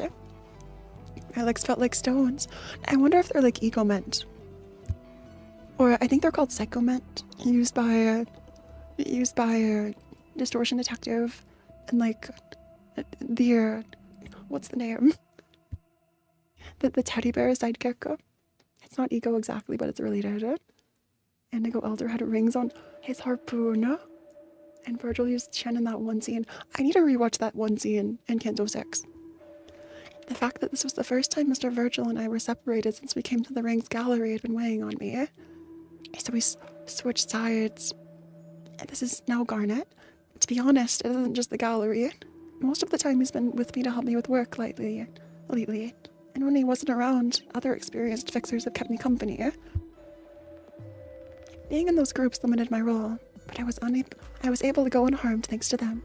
And then perhaps these heavy footsteps I'm taking right now might be my first leap toward being an independent fixer. I couldn't help but sigh. The corridor was narrow but unfathomably long. What will I do if I go the wrong way? What if the door handle was booby-trapped? Even if it isn't, what if the door doesn't lead to where I want? And no, what if I ran into an unexpected foe and got trounced before I could even reach my destination? Take my Gladius. That's what he told me. I can only assume the reason he gave me his Gladius was because he couldn't put his full trust in my capabilities. Still, trusting me with his weapon may have been his way of showing that he does have a bit of faith in me. If that's the case, note our sins are broken down into 7 colors and a rainbow pattern. 7 colors and a rainbow pattern. My headcanon is that it's just a light, as in using all sins at once. Wait a sec, that's crazy. That's so big brains out of. I think you're right. So it's just like the light refracted or like split into different colors of sins. That's crazy. And if I want to repay his partial trust, I have to do this right. Come on, pull yourself together, Garnet. Collecting my thoughts, I close my eyes. Doors of an identical shape, their numbers out of order. There's one correct door that must be among them. In my head, I slowly retraced Yan's intel, and the footage lapis risked her life to film. My memory does not fail me. I clearly remember the starting point and the goal from the video. Room 718. Wrath on top is red and beyond bottom is purple. Yeah. The destination wasn't too far from where I was. Fragmenting glass. Although I was never taught how to use mental keyword locks, the door opened by just thinking the words. It was so simple and effortless. It made all my concerns moot. Gripping back tension before I could loosen up, I gently entered the open door to the laboratory that I saw in the video. With each step I take, my neurons fire off furiously. Every little thing that comes into my sight brings up a past lesson. For example, the corner up ahead. In the 7 Association seminar, they advised us to hold our breath for a moment and keep our ears open for possible footsteps whenever we approach the corner of a path. There might be a trap just out of view, or an ambush waiting to strike unsuspecting victims. The sound of my swallowed saliva rings loudly in my ears. It only seems loud because I'm nervous, I consoled myself, as I quietly leaned on the wall and pictured what was around the corner. Faint and low-pitched sounds, the time between footsteps and the occasional chatter. 2 people are around the corner. Fortunately, they didn't seem to have noticed me. Unfortunately, though, this corridor is way too clean. I didn't see any objects or props I could use as cover on the way here. It'd be reasonable to guess that there won't be any ahead either. Conflict is probably unavoidable. You gotta be aware of your limits and know what moves you can and can't make in battle. While tightening my grip on his Gladius, I was reminded of Rikako's words. She would often make insightful remarks. It kind of bothers me that her stare falls on me whenever she says such things, but I'm sure she meant well with the advice. And it was thanks to her that I could shake off thoughts beyond my level right now. Oh, in all likelihood, trying to mimic the surprise attacks Mr. Vergilius often performs won't work out. In that case, a better plan would be to drop my foe's guard by making myself look sloppy, and then lunging at them. I should be able to close the distance while they're confused. They'll soon brace themselves and attack me. But when they do, they will probably go for the part they see first, my left arm. That's when I'll thrust the sword into a vital point with my right arm. I suppose losing my left arm is a price I can deal with. That's crazy. And greed is just replaced by gloom. People are saying about how, greed isn't a sin in the city here, but gloom is instead. Or, greed is just so common that it's not valuable or not seen the same.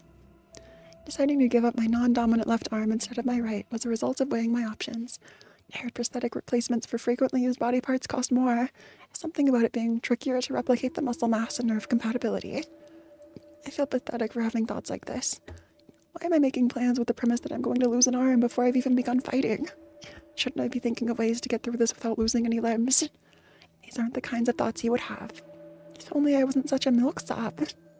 Huff. Greed is not a sin because it's a gacha game. This is true.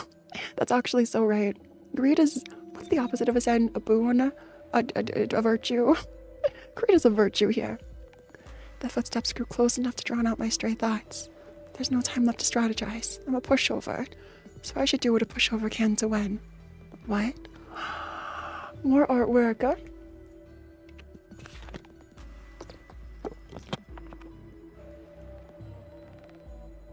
I don't remember how I made the leap, but this could literally be... Someone should make a mod of Ruina and use these. The target's frightened breath, their shoes squeaking against the floor in response to the sudden assault, the fluttering of white gowns, and the terrified faces of two researchers entered my senses as disconnected snapshots. Despite being members of the ring, my opponents didn't appear to be good fighters. However, they seemed to have some means of self-defense, judging from the way they reached into their coats. I gave them an exploitable opening, moving my left arm their way. Please, not a critical spot. Noah. Bracing for serious pain in my arm, I stabbed the gladius into one researcher's heart with all my might. Cog. I could feel the gladius push its tip through their muscles, but the pain crossing my left arm never came. Were they too struck with panic to attack? When I glanced at my left arm, I saw that my coat had stopped the blade in its tracks. It explains why he gave me the coat as well. Vergil's coat. Game is using an older list. Basically, as for why greed isn't here, no idea. Gloom used to be a cardinal sin. I see. There are many ways of being greedy in this idiot. Yeah, it's like a requirement at some point. Before I could let gratitude and relief set in, the researcher at their side now charged me with their weapon drawn. Yarg, stay away. I swung my gladius. It's my gladius, not his anymore. I swung my gladius in an attempt to hit the blade of the dagger they pulled out. Then I felt a strange click from the hilt. Huh? More artwork? This is crazy. Clink.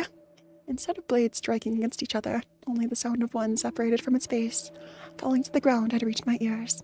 It fell off the dagger like melted ice cream. The heating mechanism. I remember the guide's wound being cauterized by Mr. Vergilius's sword. And now that same burn was left on the upper half of this researcher's body, split in two and dropped on the floor. Astonished by the sharpness of his gladius that can cut through a person's body smoothly, and the durability of the coat I'm wearing, I felt a small pang of guilt for the two bodies on the floor. However, that soon subsided once I reminded myself of where they worked. Looking for the kids I saw being tortured in laboratory machines, I ran across the corridor. Lapis. This place was far more repugnant than in the footage. Thinking of my friends who must be resting in discomfort inside those rows of test tubes made my stomach turn. It's how you can increase the refraction rate. Noted, but if the refraction rate is too high... Following the sound of familiar voices, I found Rikako and Nansuo wearing... It is MCore. So MDM is MCore attire. Some researchers seemed to be giving them explanations of the experiment they were doing. I see. So this lover... I could sense relief in the eyes of our two fake MCore employees when we exchanged glances. Rikako chuckled and nudged her chin, while Natsuo gave me a discreet thumbs up. Yeah, I think I've heard just about all I need. Pardon, but I haven't even started on the glass window superposition or the linkage. Nah, forget it. You must be tired from the lab work, so why don't you take a sweet nap? Natsuo, Garnet. So they're all fighting. So here's Rikako, and Natsuo, and Garnet. Attacking all three. The artwork is so good. Rikako's first fist hits the flabbergasted researcher on the stomach. Meanwhile, Natsuo snuck up on the researcher next to him and choked them from behind. In the time it took him to deprive the researcher of consciousness, Rikako had already taken down 3. Rikako is so capable. Just flying through, there were 7 researchers in the lab. Rikako and Natsuo knocked out 3 each in less than 5 minutes. I was able to subdue the last one with ease. It boosted my confidence to get a feel for what his sword and coat were capable of. Of course, I still had a long way to go to get on the level of these skill fixers. Garnet, did you get here from the corridor by yourself? You've gotten pretty good. Natsuo showered me with praise and raised thumbs. That wasn't anything impressive. All he did with our boss's sword and coat was beat a few pansies who couldn't wield a knife to save their lives. Ma'am, I saw you cheer for him while he fought, yelling, "Yeah, go get him," and such. I died, but only because it was so insufferable to watch. What, you have a problem? Mikako made a gruff reply. Their quarreling that used to have me concerned about the state of the team felt like a breath of fresh air here. Perhaps it's these moments of relieving tension that helps them complete so many field jobs. Mr. Vergilius will be back soon. How are things going on your side?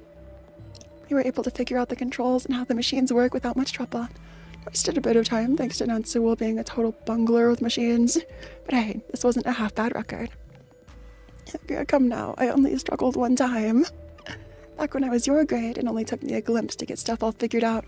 Fixers these days are raised too soft. Kids these days. Rikako did not just kids these days, Nansuo. Rikako's words make my heart beat with anticipation. The two of them were assigned the roles of gaining entry into the lab while disguised as Moonlight Stone couriers, since they earned higher fixer grades. So MCore has Moonlight Stones. Not through stunning combat expertise, but through a plethora of certificates for various professions. We needed skilled personnel to deal with all these buttons and levers, as careless handling could cause terrible accidents like what was filmed in the footage.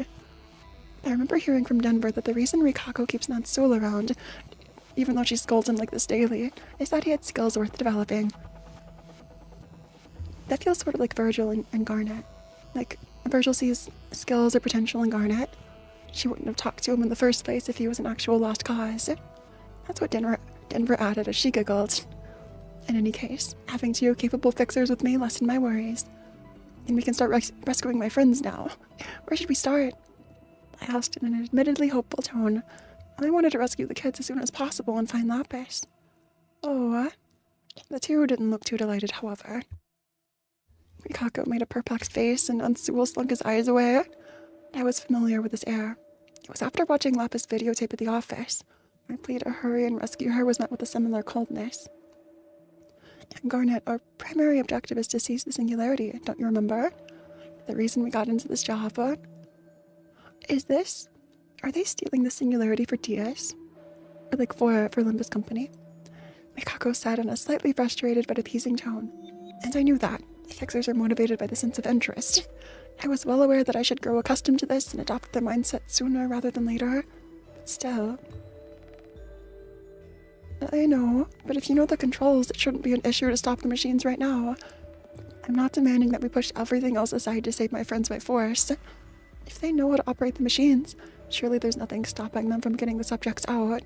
I tried to persuade Rikako with that logic. About that, things got a bit more complicated, Garnet.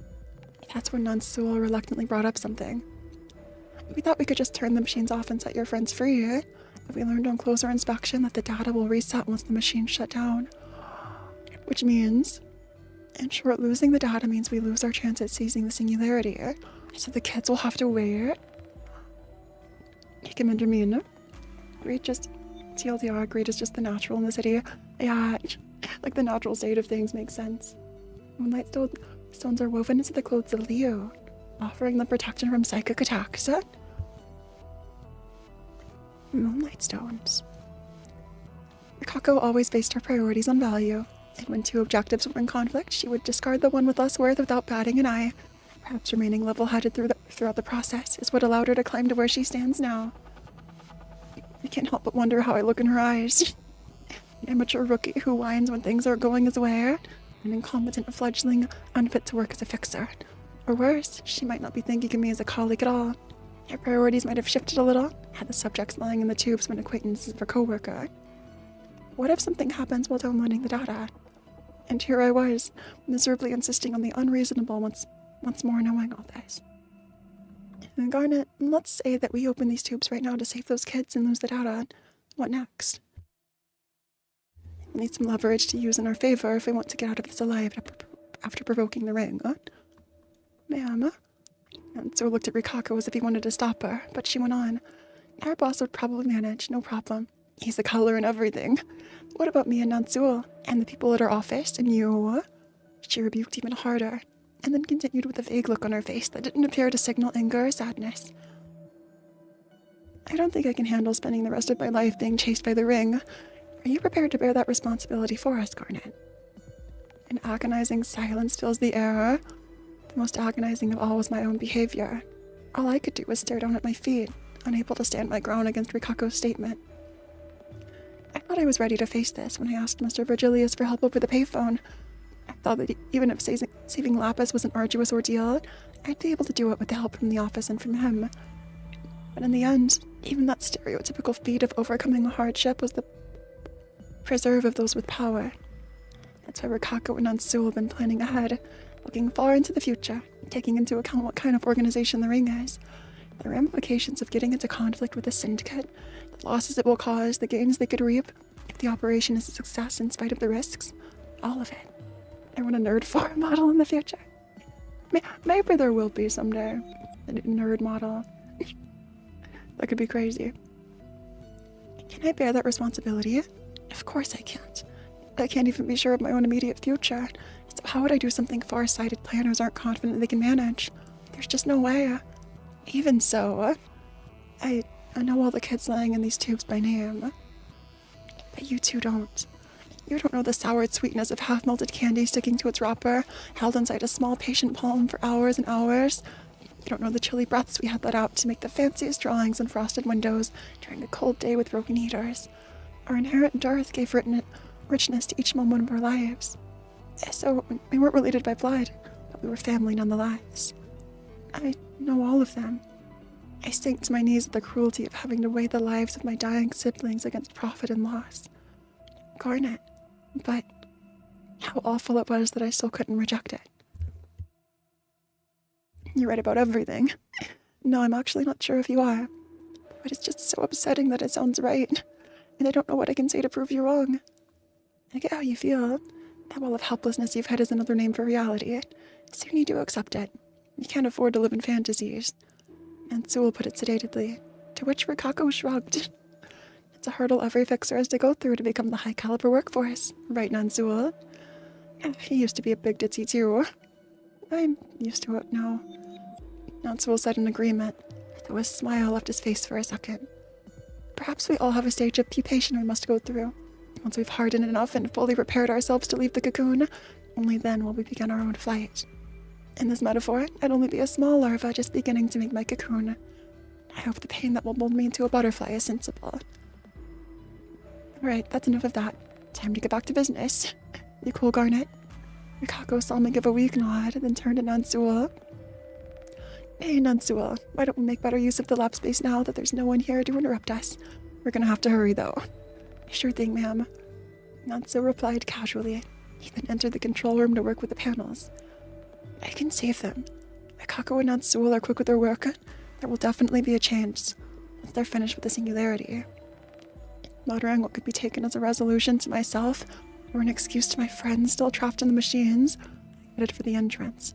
I wanted to be ready to fend off intruders in case any appeared. However, I heard the clacking of shoes from a completely unexpected direction. Someone was walking into this place from inside the control room. It was the person with multiple rings. The auctioneer, Mr. Vergilius, and I saw... What's a maestro doing here? The maestro appears. I heard Rikako's confused exclamation. All of us probably shared the same feeling. This artwork. Has it been a diversion after all? Sneaking into the lab while your allies joined the auction? Jemsoon was calm in spite of the incapacitated ring members and researchers collapsed on the floor around her. There was not a shred of unease from the way she skimmed over the outfits Rikako and Natsuo were wearing, and nodded as if she admired the craft. It seems it's not just the children you're trying to extract. Was I really, truly deceived by Sir Vergilius? Maybe I should have paid heed to the caution. Don't come a step closer. I know you're head over heels for this tech. One flick and I could destroy every bit of data you've gathered. Got it. Rikako warned, holding a lever. Jimsoon gave a vacant look at Rikako with a mysterious expression, and she raised the corners of her mouth very slowly. It was not my intention to eavesdrop upon you, but you seem to be rather fond of realities. What? Rikako returned. She seemed to be taken aback by that arbitrary remark. Reality. People and their obsession with it. Personally, I'm averse to that word. Her wondering eyes suddenly fixed their gaze on Rikako. And then... Rikako? Were you stabbed by it? Rikako frowns in pain and staggers. On the other hand, Nansuo maintained his usual calm expression, only he wasn't offering a hand to help Rikako stand. Nansul stabbed Rikako?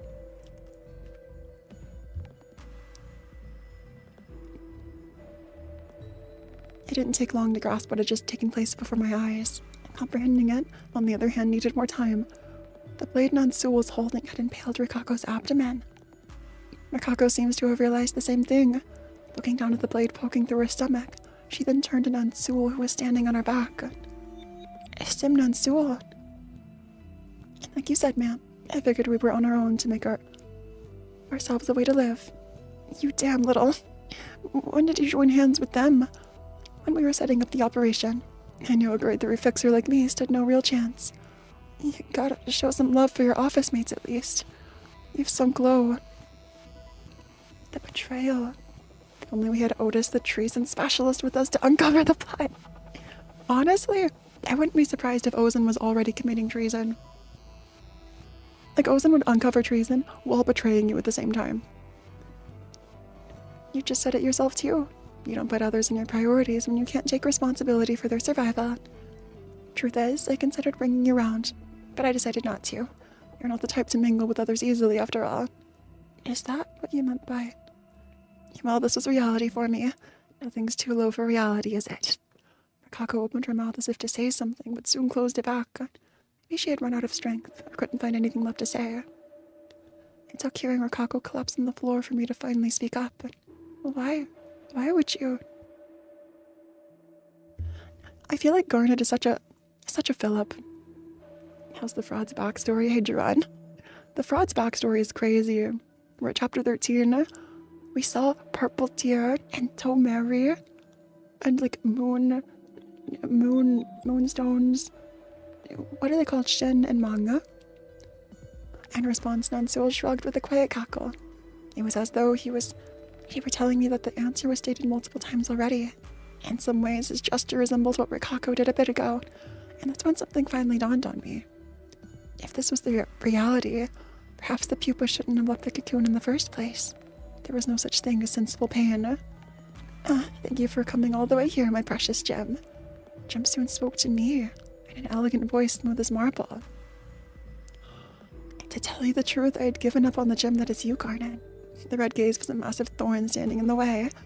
Thorn? And you'd even become a fixer. What a hassle this became.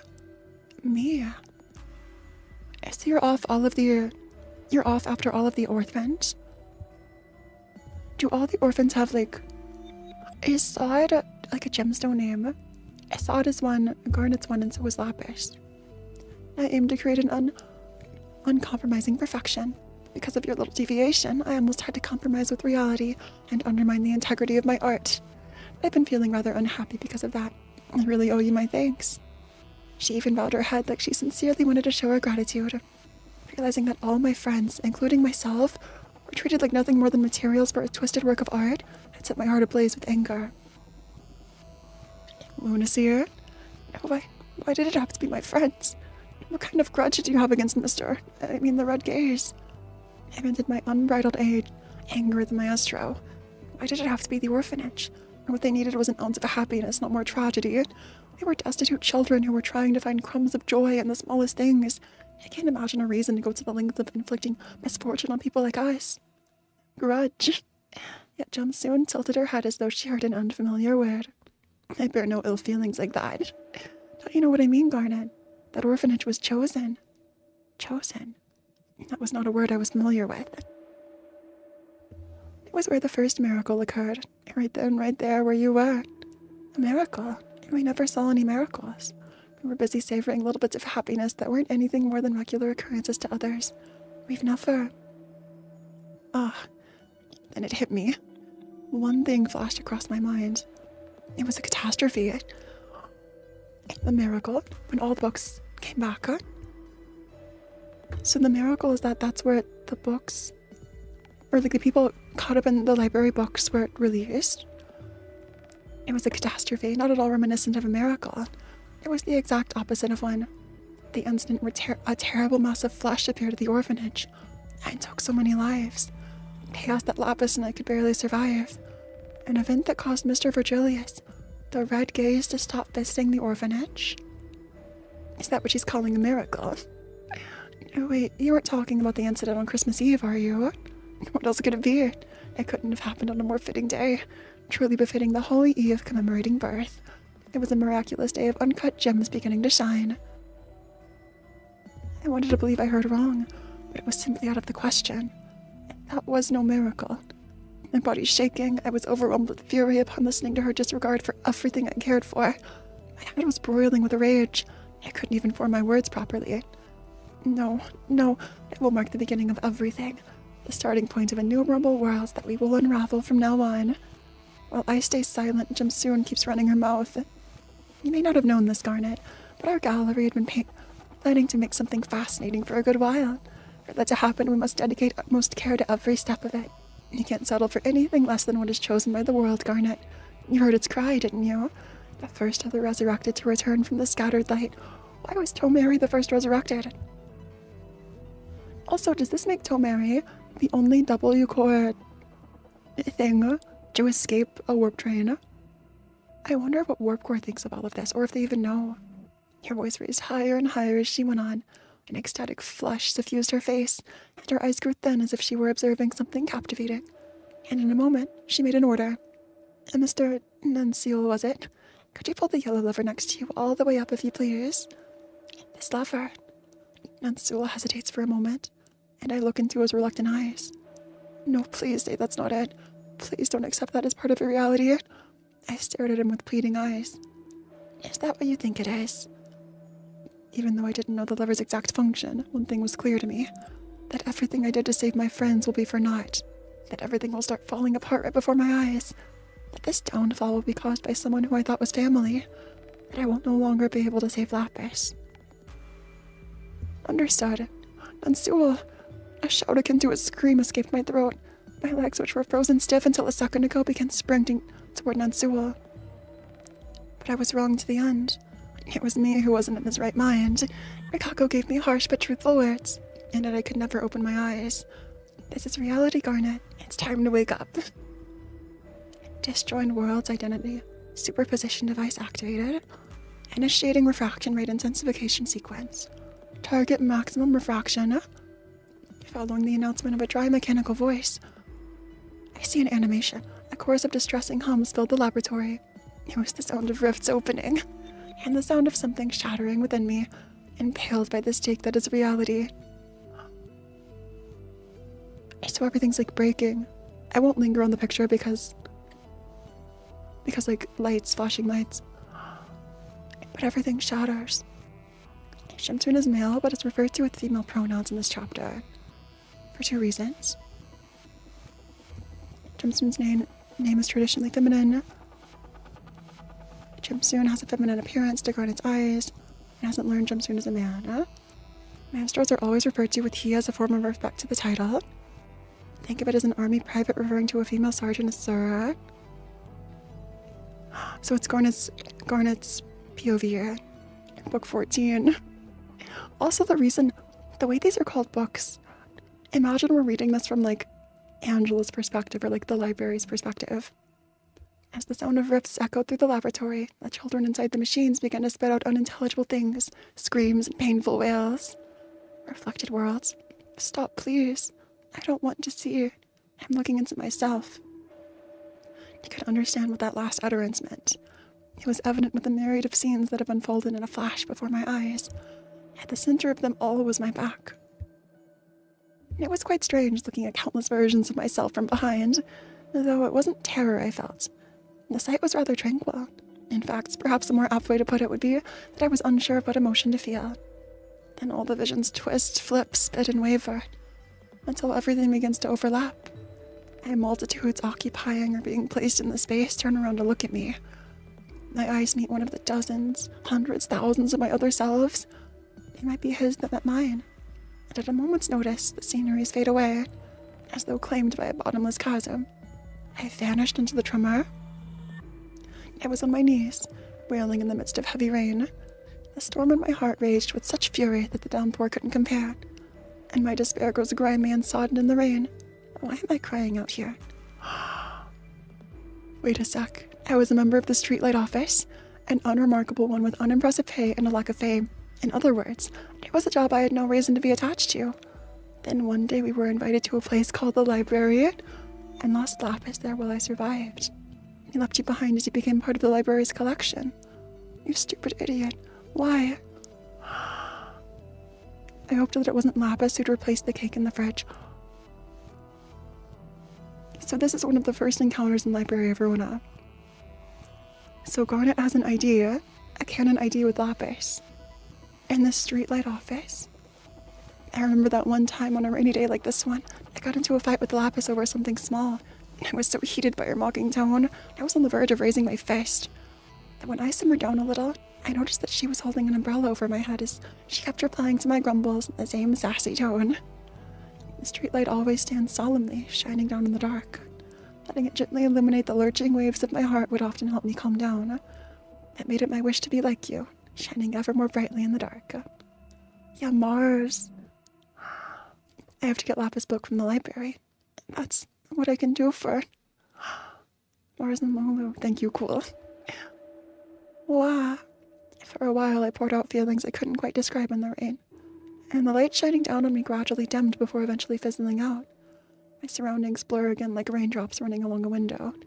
The me in the scenery cast his gaze upon me to meet my eyes. I don't try to avoid my glare.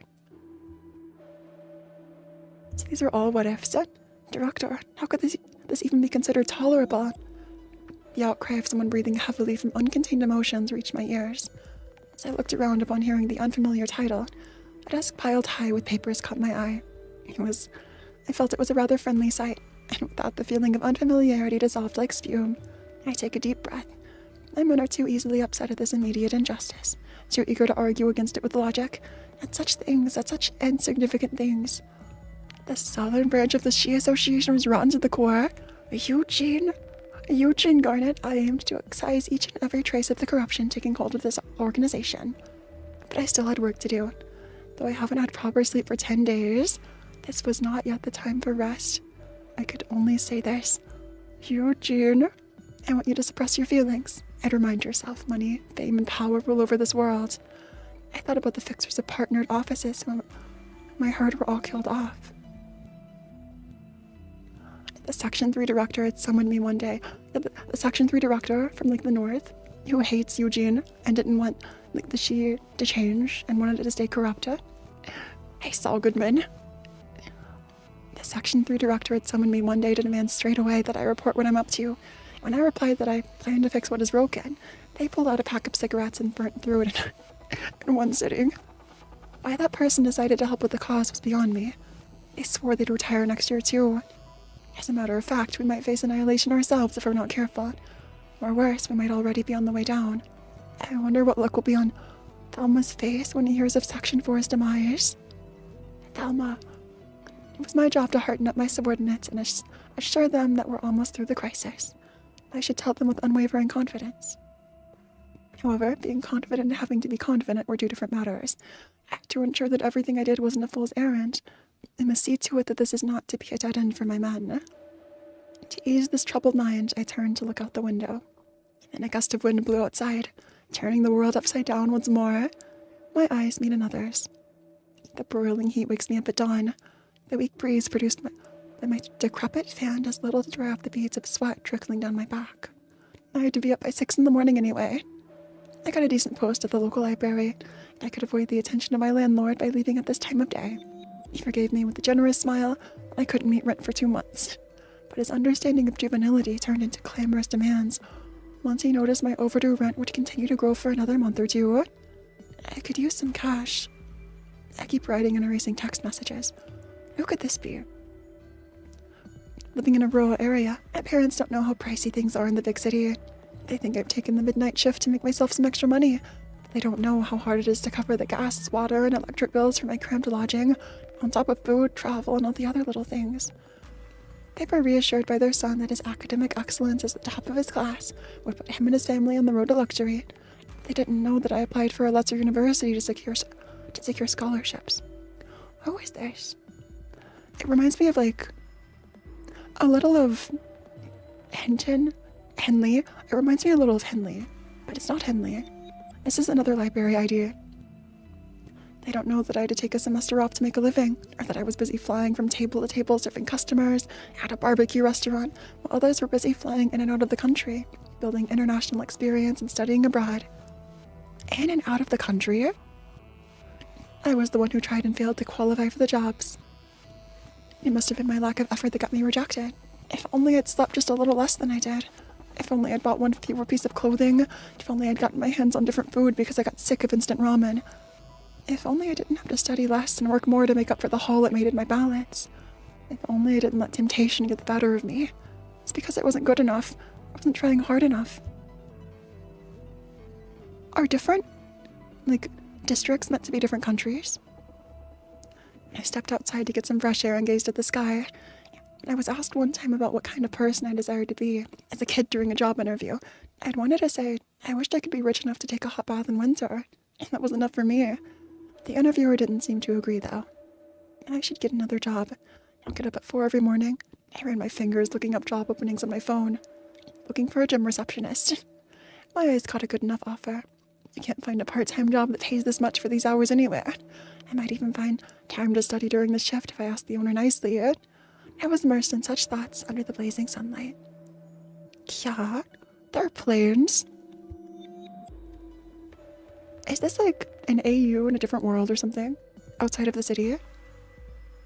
A plane crashing. There are planes in Limbus Company. It's crazy. I might have been too caught up in my thoughts to notice the terrified screams and people fleeing in chaos. I thought that this shadow cast over me was a cloud or something. It was a particularly large and dark shadow, but I didn't find it strange. When I looked again, a plane came into my sight. It was flying far lower than usual. It looked as if it was about to plunge into the ground. I couldn't seem to recall the last time I saw that thing called an airplane fly above the city. More importantly, I can't tell for sure if I knew what an airplane was in the first place. Where am I anyway? What district of the city did I think I was in? A wave of nausea rises in me as the strangeness of myself existing in this foreign place, as if I always belonged here, becomes apparent. There aren't any planes in the city yet. Is this outskirts? Or like another world? World without the advanced technology. But all that confusion is useless now. Try as I might, there's no way I can outrun that massive bird of steel. I can tell from this feeling. It's a race I'm doomed to lose, much like my struggle with poverty. It's a modern place that isn't the city. In the end, I can't escape the explosion that the plane will cause, crashing into the street. Well, because I was too slow. I was too incapable. I should have taken out life insurance. When I came home every winter, I would see my father's back as he carried the cauldron of water he boiled with our barely functioning gas stove. That was the last image that flashed in my mind. In a blow of hot wind, everything went dark. It's probably our world. I wonder if this actually happened in Korea. Or in Seoul. Was there a plane crash? If the city is based on... Is it Seoul, South Korea, that the city is based on? In a blow of hot wind, everything went dark. Before I could realize it, my eyes come into contact with yet another eye, and the world shimmers once again. Next up is a genuine article presented by Master Garnet himself, an orange gemstone processed out of cornelian, a subject procured from an orphanage in District 22. A voice coming from the side opened my eyes. An orphanage. Remember the high school AU of Heathcliff? Wait, high school AU? So, we could go back and look at all the Heathcliff AUs later. I remember there was Sunshower, there was Sunshower, there was Godcliff. It looks like a Roland Heathcliff. Or Black Silence. It looked like Black Silence Heathcliff. I think we saw Geekag Heathcliff too. Yeah. High school AU. Cornelian was a shy kid who would only nod or shake hands instead of speaking up. But when we were alone, I was taught how to whistle with grace. I take a moment to examine myself. I'm wearing clothes only members of the ring wear. Next to me is an auctioneer excitedly following raised hands and chanting bids. I'm at a gallery's auction. There, we have 3 million on. The gentleman over there put up 4 million. Yes, we're now at 5. Will anyone give me more? There's also a night world. I know there's, the Encore world. Actual nights. Actual nights and not just, nails. And there we have it, a deal at 5 million on. Congratulations. The strike of the gavel brought me back to reality. You could finally take a close look at the item placed at the auctioneer's side. You are gems, and you must discover that you will possess unparalleled beauty if you keep cutting and polishing yourselves. I was reminded of the lesson my teacher would preach time and time again. Teacher, have I been to a seminar at one of the galleries? The word should have been well known to me, but it's bothering that it occurred to me in an unfamiliar scene. That mattered little, though, compared to this jewel before my eyes. It is so beautiful. Are you... what are they called again? A docet? A docet? There's Maestro and... something else. Kathy was a priest. The gemstone glistened with a brilliant red hue reminiscent of sunset. My eyes filled with ecstatic delight upon beholding its luster. The mystifying and magnificent color is exhibited only by trapping the rough gem in extreme heat and pressure, until every aspect we possess has been compressed into a single point. I can picture the process vividly in my head. I can almost sense the aesthetics of cruelty at the center of this precious stone. I want to see more. What splendor will a gem of greater size show me? Now that I think about it, a friend by the name of Aqua had clear blue eyes resembling an ocean vibrant with life. If I can have a gem holding that color, if there's a way to make it. Ring garnet is so ironic. It kind of is. The irony here. No, I shook my head in immediate denial of the thought I just had, but it was no use. There was no hiding that I considered how to process my friends into luxury items just seconds ago, as if I was willing to carry it out as soon as I had the method. That in turn makes me wonder how I came up with the idea of processing friends. Have I ever had a friend named Aqua? Before that, I can't be sure if I ever had friends at all. And nothing is clear. Am I suffering from some kind of hallucination? Blurry memories of unknown origins, or trying to obstruct my vision and judgment? Huh? I could no longer find the reason for the tears that were flowing from my eyes. So that's what the ring does. That's what they've been doing. They've been seeing, like, AUs of themselves. Too many what-ifs. Of course, it would seem Master Garnet has been touched by the recognition of the true value of his artwork. The auctioneer glamorized my tears as the signs of overflowing gratitude shed by a moved artist. As revolting as it is, I can't say that it's wrong. I adored this gem more than anyone, yet I loathed it at the same time. Why? Why do I loathe this beautiful yet melancholic piece of work? Melancholic? But what about this gem evokes such a feeling in me? Wasn't processing a friend the most rapturous part of making jewelry?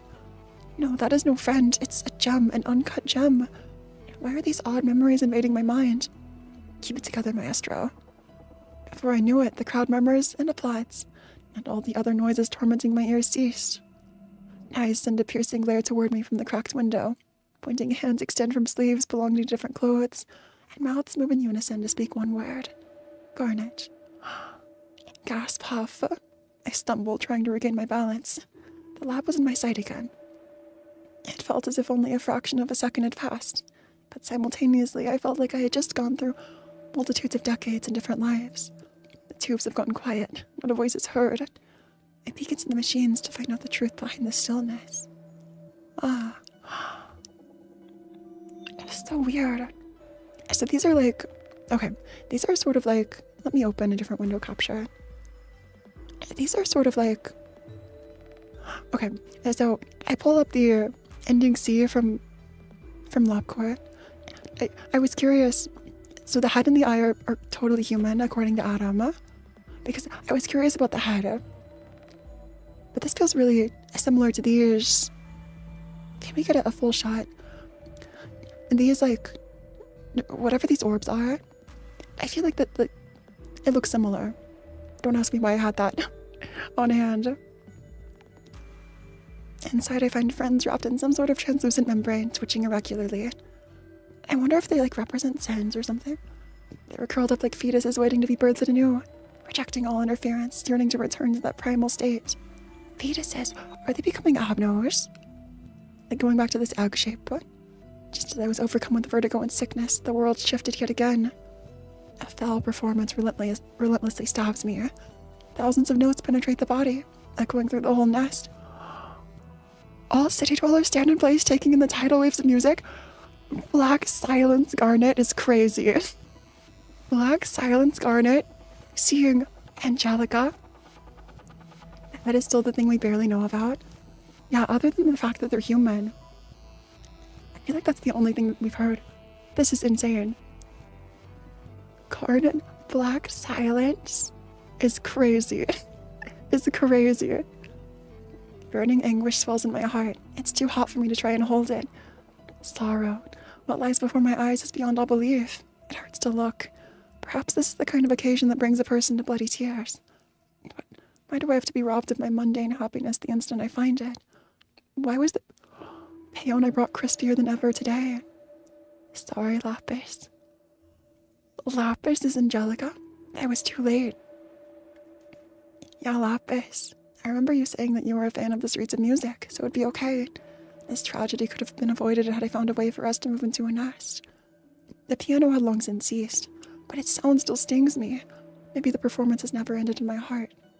I'm going to live the rest of my life in regret for this moment, staring at you in helplessness, having become part of the performance, drenched in notes of blood raining from above. This silence, this hell. Half gasp. My knees dropped to the ground, my legs fully bent. It didn't hurt.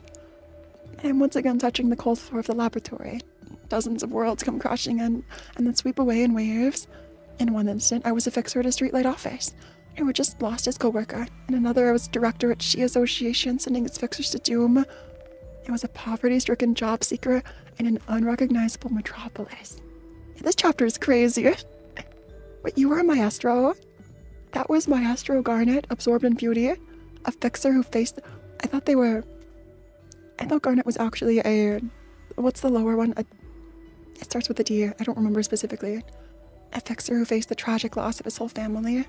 The despair all my selves carried was unbearably torturous, and I felt the urge to turn my eyes away from everything and take refuge at the edge of the world. But that wasn't to be. There is still too much that remains for me to neglect and hide from. Even though the memories I experienced were harrowing, the pain I felt was proof of the love I had. I see that even if all is fated to disappear without a trace one day, there are so many things that shine while the moment is in your hands. That crossing this vast, harsh wilderness is not an insufferable task, thanks to the patches of flowers I find along the way. Yeah, Jumpsuit Garnet is crazy. Jumpsuit Garnet? That was a scent my friends deserved to perceive. They were not meant to be forsaken to such fate in a place like this. So bits of all of your ideas come together. We can see, is this like the streetlight office on the right at the bottom? We can see which one's she? There's black silence with all the weapons. It almost looks like Zhao. Or like a Liu. And you're sweating. That's insane. Simply splendid. Garnet, your sanity is intact at such a high refraction rate. I heard Jumpsuit's voice through the window. I must pull Mr. Stroud out of his chamber and put you in there. You were the brightest gem all along. That mesmerized look I'm sure I had at one point in one reflection is severely repulsive. That was the most disgusting pair of eyes out of all those refracted that I saw over the window. I've seen many pitiable, desolate, and sorrowful eyes up to now, but that was the one I can't stand. Even a minute's brush of eye contact would engulf me in uncontrollable fury. Oh, she is our top left. Oh, is she just like the middle left? Left side of the body? Because top left is Roland. Top right is... Oh no, top right is Mars, right? The middle is maybe the unrecognizable, like, street person. Bottom is a ring. And this burning bat. Red sword and black coat is sheer. On the left. Whose is the bat? I wonder. The experimental data is almost complete. Just a tiny bit more and I can perfect it at last. The glass window. So remember, engrave those moments in my memory.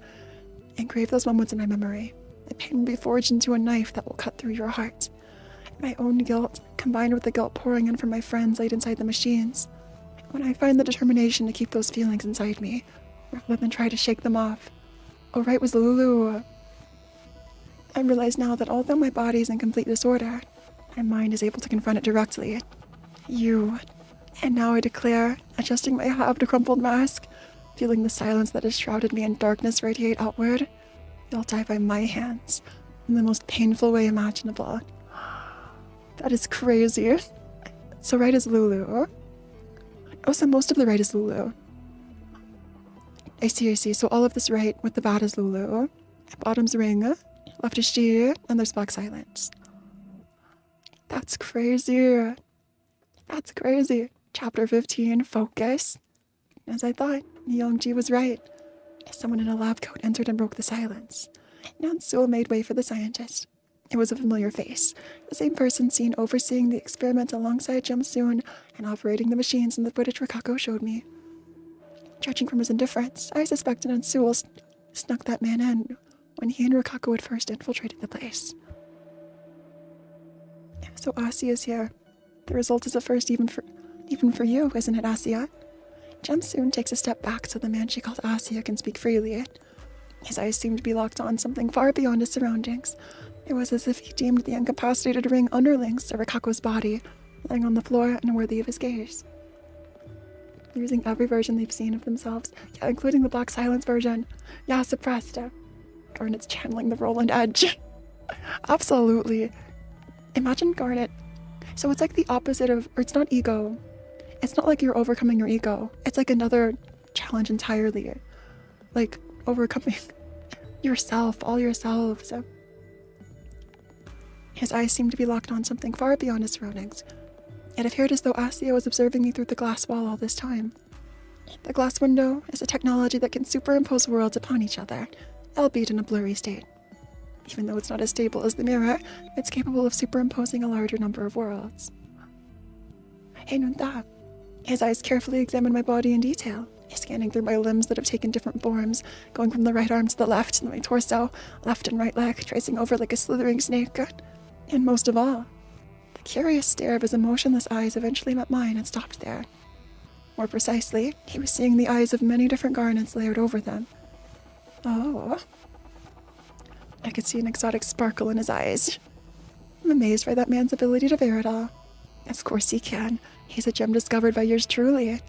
Emotions flooding in from all manner of worlds must be fighting for control as we speak, yet he's able to stand his ground without being swept away. His assessment of my current state was accurate. As he put it, my mind was being fractured into pieces, various pain-filled sounds echoing within, pleased to look at my scars, pleased to see my suffering, raging, crying, screaming in resentment of my adversary, myself, or the whole world as a whole. In Limbus Company prologue, one of the sinner's reaction to the ID technology was, won't we lose ourselves? Realizing you're just one version of yourself and accepting that. Maybe that is how they're doing this. Different though as they are in approach, all the instances of pain are equal in pitch. With each blink of an eye, I had to withstand moments that removed me from my own self to return here. Asia nods in marvel. Nah, so you have learned how to maintain the focus. I looked up at him.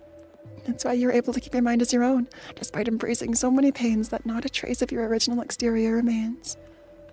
There still are foggy spots here and there, but those can be clarified with no problem. And then, once I do, unable to contain his thrill, he gapes wide. Ultimately, I could become a singularity to surpass the mirror of my friend Isang's creation. Is this the first center mentioned? That's only with one idea. Yeah, 4 simultaneously. It's crazy. All it took was curving the refraction rate slightly, and the things it achieved. Refraction rate. I've heard that term before. In Lapis' footage, Yamsoon ordered researchers to raise it far past the normal amount. And the scientist did as she told, in spite of the concerns he raised. Consequently, the children shattered miserably. A higher refraction rate means you yield more of your heart to the glass window, but it allows for more panes of glass to stack. It can only be successful if you master the delicate act of perishing your heart without killing it, like you're doing right now. I wonder if in the future we get to do this. If we get to like mix and match ideas and Limbus Company, or get like duo ideas, that would be crazy. That would be insane. Meeting the kids who regressed into cocoon forms. Like imagine 2 IDs we get, maybe from the library or LabCorp or something, or even from Limbus. They're like 2 IDs that work well together as like a mashed one idea, or 2 opposite ideas. That'd be crazy. Like for example, if you had who would be opposites? Like a hero and an enemy? We saw him in Canto 6. Did we see Garnet in Canto 6? I have to look again. We're faced with as many or perhaps thousands more worlds of their refracted selves as I did, and couldn't withstand it. No, tell me, little Jim, how were you able to achieve it without any prior experience? I beg you, young friend, this has the potential to be greater than the mirror technology. My glass window can rise above all its competitors of the same nature. Let's put aside rubbish like the water or the puddle. Such luck-dependent things aren't worthy of being considered scientific. Maybe in a sequel? Yeah. Or I wonder if there's like a 2.0 that we'll get in the future. So like Honkai Impact 3rd has like the first part of the game, and then there's like the second part that's totally different, but kind of similar. What if there's part 1? Like we go through all the cantos for all the centers, and then like a part 2 comes with new mechanics, new ideas. You can't use your old characters. It's like a totally different part of the story. Or it'd be different. I don't know how this would work. Eurodivia Antiqua. This has the potential to be greater than mere technology. Such passion. It really was worth risking Encore's pursuit to bring you here, Asya. Shamsun says, making satisfied eyes at Asya. And all of this disgusts me to the core. It's simple. So I decided to give them a piece of insight they seek so dearly. Mustering the strength to get this choked voice out of my throat. And I have... What did you say, Garnet? Did the red gaze hand something over to you? And Gemstone approaches the glass wall to hear me better, to observe me closely for any precious techniques Mr. Vergilius might have granted me. What did she expect? Of course I wouldn't possess anything impressive like that. Though he gave me his gladius and coat, I'm no longer using either of them. Only, if I had to name the reason why I can bear the crushing weight of countless glass windows, I am going back with them. It's faith. It's a Blockma. It's a Hokma. Faith that'll save Lapis and my friends, and return to the office with Mr. Vergilius. It will keep me secure to the end of my rope. These kids will break free from their cocoons and come back to us. Lapis may be enduring immense pain somewhere here, but she won't let go of the thread of hope. A massive lance handcrafted by Alice Workshop's Meisters falls into my right hand. In the world where I was a color, I knew how to wield that workshop's weapons. After, the memory vividly imprinted upon each fiber of my muscles shaped my posture into the ideal javelin thrower stance. I kill you. This is crazy. On the other hand, I could see it happening in Limbus. Up to 4 IDs on the same person. Select an ID for each skill slot. In-game a glitchy effect swaps the model. No, exactly. Or maybe they have like their own... Like, I don't know if it's a combination of their sprites or if they look different. But yeah. So this is Roland Garnet throwing the spear through the glass. But yeah, like a combination of 4. Like a mix and match or something. Creating an explosive shockwave thrashing the eardrums. Or, I wonder if you could have like, a sort of like how support units work and give you bonus passives or whatever. I wonder if you could give like specific passives to a certain ID or like stack IDs on top of each other that way. I wonder. I outstretched my arm in Jumsoon's direction. Lance crashes right in the middle of the glass wall. Jumsoon's brows flinched in response. The wall began to crack around the workshop weapon and fell to bits with a loud crackle. This is rather surprising. This glass can't be damaged with most weapons. I can see Jumsoon's face between the falling shards. Mild surprise is all you would show. You have no idea how clear and unshakable this faith sustaining me is. You couldn't imagine what it's like when you've lived a life of greed.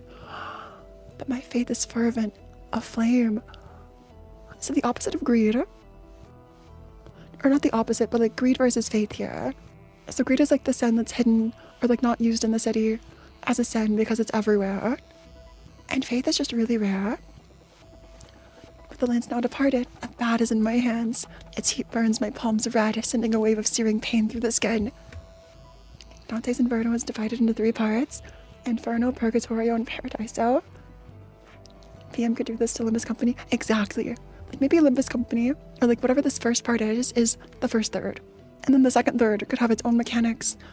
Maybe even like own ideas or like totally different. And then the third, also there's a Nasuverse reference. Nasuverse. I soon realized that the scorching sensation came from the burn in my heart, not my hands. This mark was left when I lost what was precious to me, and it ached as I looked at the quietly flickering streetlight.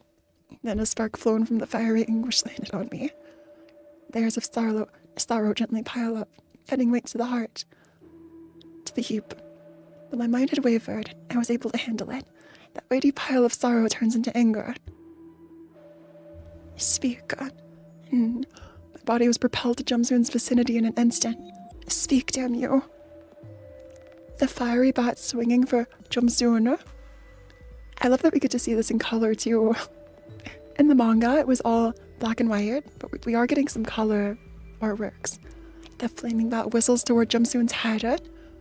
The sounds of rushing wind and crackling fire follow after a short interval. Jumsoon turns to the side to dodge, but I won't give her room to breathe. The bat is swung left, right, and then in a circle before flying downward. Yet Jumsoon evades it all with ease. Only a lingering trail of flame remains in the space. I can't allow her any quarter. If this weapon won't work. I firmly planted my left leg on the floor, lifting my right leg to swing at Jumsoon. The maestro's outfit has a flexibility-enhancing material weaved into it, which allows me to deliver a more powerful kick. It was wisdom I earned through Maestro Garnet's window. Tell me how to bring them back to normal. The roundhouse kick caught her by surprise. Her reaction wasn't fast enough to get out of its way. The tip of my foot grazed her side, causing her to stumble. Still, the cocoons. I didn't seem to have left a good impact. She slows and turns her eye to the squirming kids inside the machines again. I am overcome with unpleasant and appalling emotions. However, now is the time to suppress them. What are? I close my eyes and reach for the stillness in the dark. Then I find a red line and grasp it. When I opened my eyes, a red sword was gripped in my hand. The blade slashed at Jumsoon like a gale, leaving a crimson trace. A red sword. I attacked with the intention to behead her, but she regained her balance quickly and deftly swept away from the wall. But I won't miss her this time. A red sword.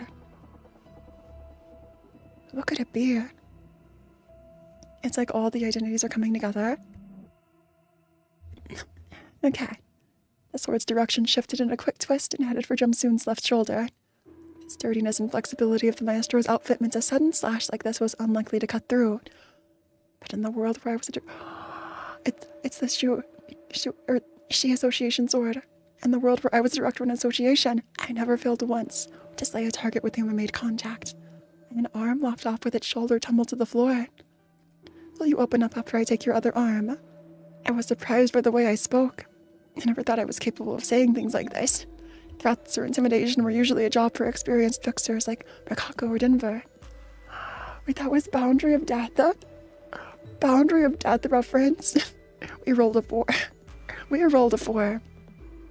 However, once I gave a lashing from my own tongue, and I could see that it was another part of the struggle to stay alive. There wasn't a boastful display of expertise, or the symptom of a cold and uncaring heart. Foo-hoo. To tell you the truth, those cocoons are new to me too. Even though she had just lost an arm, Jumsoon's face still maintains an arrogant composure. It doesn't change that she's at a disadvantage. That much was clear. The tide of the battle should have turned in my favor with this. She has to be barely keeping herself up from the amount of blood she's losing, but Jumsoon's gleeful smile won't leave her face. My dear Garnet, I'm sorry to disappoint your desperation, but it's hard not to divert my attention to those curiosities. Don't be ridiculous. Who else could have? At some point, Essia interrupted the conversation and began talking. It was in a complete disregard of the fight that was taking place, or even the possibility that the sword I'm wielding or the other weapons in the scene might be pointed at him at any moment. He continues to talk as if such fears were redundant.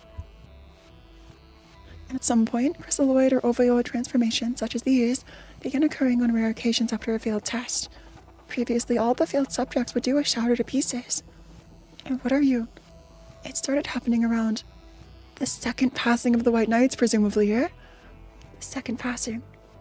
What is intriguing is that the natural occurrences of this phenomenon have also been reported, completely unrelated to our experiments. So originally, before the light was passed to everybody from LabCorp, or from the library, failed subject would shatter, and now after the second passing of the White Knights, from the library, people are stronger. I couldn't understand. You didn't make them that way on purpose. We? For what? Oh, Garnet, why would we ever partake in the worthless endeavor of encasing precious raw stones in those fleshy sacks? But then those cocoons. I've yet to hear of any cases where subjects went back to their pre-cocoon state. While there have been attempts to forcibly open the chrysalids, the results were rather abysmal. They seemed to undergo a mutation of sorts once cocooned. Angela messed up and made things worse. What? Why are you so apathetic about it? Aren't you saying those kids have no way to go back to normal? Well, at least they're not chattering, I guess. You never know. Metamorphoses might yield even more valuable gems. You mean there really is no way to turn them back? Is that right? No, it can't be. Whatever it takes. Do whatever it takes to turn them back. Roll. You put on your black gloves. Garnet puts on black gloves. There's only like this tiny... It's like you can switch through ideas at will. I embrace silence. And my hand is a revolver. Like a skilled hunter, I have complete mastery of this weapon I've never used before. I pull the trigger without cocking the hammer to fire 6 shots. 2 of them manage to land on Jumsoon's upper body, but they fail to penetrate the clothing and bounce off as crumpled nuggets of lead. It's kind of Roland's fault for pulling Angela out of the light at the last moment. It was because Roland pulled out Angela. That's crazy. Because Angela was like doing everything right to keep the light going. It's just this last bit. Like Angela stopped Anne, Roland pulls out Angela. Except Angela didn't exactly stop Anne, like pull Anne out. Just stopped Anne. I pushed the cylinder outward to expel the spent casings. My other hand reached for my waist, only to notice that I have no reserve ammo. The gun, having outlived its usefulness, is tossed at Jumsoon. See the lance I threw at the glass wall now stuck on the floor. There was no need to think about what to do. I thrust it deep in my enemy's direction. She dodged. No, I won't let her again. A huge hammer is placed in my hands, and it ruthlessly slams into the ground where Jumsoon would have moved. She stepped back. Then the longsword should do it. A blade much taller than my height draws a large arc along the horizon, cutting across the hammer and lance lodged in the floor. More. I still need more. A wrong dagger in my right hand, an Alice gauntlet in my left. I leap forward to see Jumsoon's infuriating mug, still showing no signs of panic. Even with the black silence here, I jab a plate of steel into it and strike forth an edge of wrought iron. But she evades them. She dodges them all. That slimy crook won't let me hit her once. Why? I should have mastered these weapons, but it feels like my body can't replicate half of my knowledge. It's not a full superposition or whatever. Since Angela wasn't at his side, gun. I can't stop here. I fling the dagger, aiming for her heart. Alas, it's blocked by Jumsoon's weapon, held with her one arm. I'll need something more effective, something other than the ones I've dropped on the ground. Now I hold a heavy mace. I viciously swing it to drive Jumsoon into a corner where she can't escape. She's cornered without a doubt, and though I haven't managed to land a clean head or make her visibly tense, that won't go on for long. The shotgun will do well against a cornered target. A curtain of black and white projectiles shower Jumsoon's body. Pellets, slugs, occasional flashes and flames. After emptying the barrel, I toss the shotgun away and summon the greatsword, striking downward from head to toe. Huff, God, huff. Silver casings roll around the floor with empty shells. The smell of gunpowder rising from the spent ammo blends with the dust from broken tiles and walls, filling the room with odor. My last weapon will be Durandal. It will be her death sentence. With this one final blow, I will end Jumsoon's life. Oh, uptie's not high enough. 15 bullets. Garnet forgot to level up identities. Honestly, that's crazy. That's you're really fighting with uptie 1, level 1. So it's the shot of Garnet Roland again without the hand. And then what? What's the point when it won't bring Lapis back? Suddenly a mournful question rings in my mind. Lapis, she who was reduced to piano notes and scattered in the wind. It's the sorrow, the woman who will no longer turn up even if I wait day and night, the woman who was gone in every sense, leaving not a gentle breeze as she passed. The rest of my life will be shrouded in horrible darkness. Nothing will console me, and my world gone forever pitch black. Sorrow will be the one thing staring straight into me. So it will all be the same, even if I break the string of wrath before my eyes. Nothing will change for me even if I brandish my sword for a better tomorrow, for you are trapped in the past, unable to join me in the present. No matter how far I go, all that awaits will be graves. Durandal didn't come, and at last, as those shells are being taken off, I return to the man I originally was. The air around me wavers with the heat leaving my body. While I kept pulling out weapons to attack with, the burden on my heart grew, and eventually the reflections fell off layer after layer. Done already. Seeing me stop dead in my tracks, Jumsoon raises her weapon with one arm. All that onslaught was for naught. I was helpless against her assault, having lost the strength to fight back. You cut off Roland's legs, sir? You cut off Garnet's legs, sir? How very Roland. What I need is that brain of yours. I promise to show you even more worlds through reflections. If you don't mind, my Garnet. I thought I could get back to my feet, but it was no use. My legs are sprawled on the other side of the room, broken and tattered. The lids of laboratory pods open one by one, letting out shrieks. Pacatulum. I drag myself along the floor with my hands to take a closer look. So this is the same as Canto 6. So Asia, and these tubes that... So they become Pacatulum after being shown mirror worlds, and not being compatible, or like forced to be shown too many IDs all at the same time. Garnet didn't have a Philip moment. That's crazy. So seeing Pacatula from Limbus Company from the game, have we seen all of these? This green one looks new. What emerged from the cocoons were neither butterflies nor friends. They were things, doing nothing other than screaming, crawling, one after another. Things unknown to me were escaping the machines. Everything crashed to an end, and those beings crying in an unrecognizable language had not an ounce of possible humanity left in them. I get the feeling that I've been through this before. At least a darkly stained garnet behind one of the windows has. The inability to do anything, an endless despair. Overwhelmed by that emotion, I retreated inward. I was subject to constant pressure. The weight of cumulus glass panes finally seeks in. Curses screamed by my selves from numerous worlds pressed down on me all at once. Bent, shrunken warmth was my mind, having nowhere to fall back. Green one is Goulet, Gluttony. Have we seen these? But they also occur naturally. So it's not just coming from these experiments. Weird. Taka. I'm reminded of that rainy day. Feelings rise up against my will like dead fish floating to the surface belly up. Of course, that unwillingness itself had long diminished. Taka. A creepy and foul music enveloping the city passes my eardrums and drops off into my heart with such force that it could erode. Tak. The suffocating emotions I felt that day constantly strangle me. My friends head into cocoons. I want to hide as they did. Tak.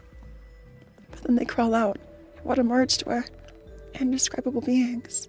Friends. Blanca. Sorry, everyone. I was too late. Let's stop here. I think it's enough. We've now seen all of them. So we have seen all the Pacatulum so far, like for all the sins, except I'm sure they'll just keep getting bigger. Bigger and stronger. No, Garnet. This can't be. How can this be? Shouts coming from outside grow faint. I slowly close my eyes, hoping they won't open again. Why must you of all gems go inside a cocoon? I hope no one comes looking for me. This will be a comfort I won't give up. Asia, explain to me, just what is this cocoon, and why does it have to ruin our experiments? It was so simple after all. It was as simple as abandoning myself. There's nothing more to it than closing my eyes and leaving my body for hungered sins to feast on. Like that, I curled up in a tiny little world, and inside I faced the fires of guilt, extending an arm to shake my hand. A cocoon. It wasn't the stick bug. It's the plant with teeth. It's the first one we saw in the game. Really? So it's almost like they're becoming... I wonder if Garnet becomes... Because this feels different somehow than the other Pacatulum. If Garnet becomes an Abno, fully expecting nothing there being mixed in one of the late game envy Pacatula fights, it had better be. It had better be. So next is book 16. All that's left are these that haven't been translated to English. So let me check Discord. I think someone said they would share check the final chapters. Okay. Leviathan final chapters. Unofficial fan translations. Let's just use these. This works. Book 16 family. Does this have pictures? It does. Okay, we'll just use these for the last few. Thanks to fan translation by Snakeskin FS and Blue Moon _ Terror. Let's go read the last few. There are some alright fan translations. Okay, so this is the one from Steam. Let's see if it works. Finding a way out of the corridor, overflowing with countless doors, was quite the arduous task. Here it is. Walking out the door, which opened soundlessly, I faced a nondescript hallway again. We're back to Vergil. I wondered if Garnet had successfully found the laboratory and joined with the others. It probably was easy, since he was always brilliant at locating things. And also Rikako and Nansuo were carrying out the operation without any problems until just before entering the corridor. So if things went as expected, they should have secured the desired technologies by now, or even rescued the children, which Garnet had been hoping for so badly. However, for some time now, a mysterious shadow has been hovering over my back, an insight that cannot be accurately explained, or a sixth sense.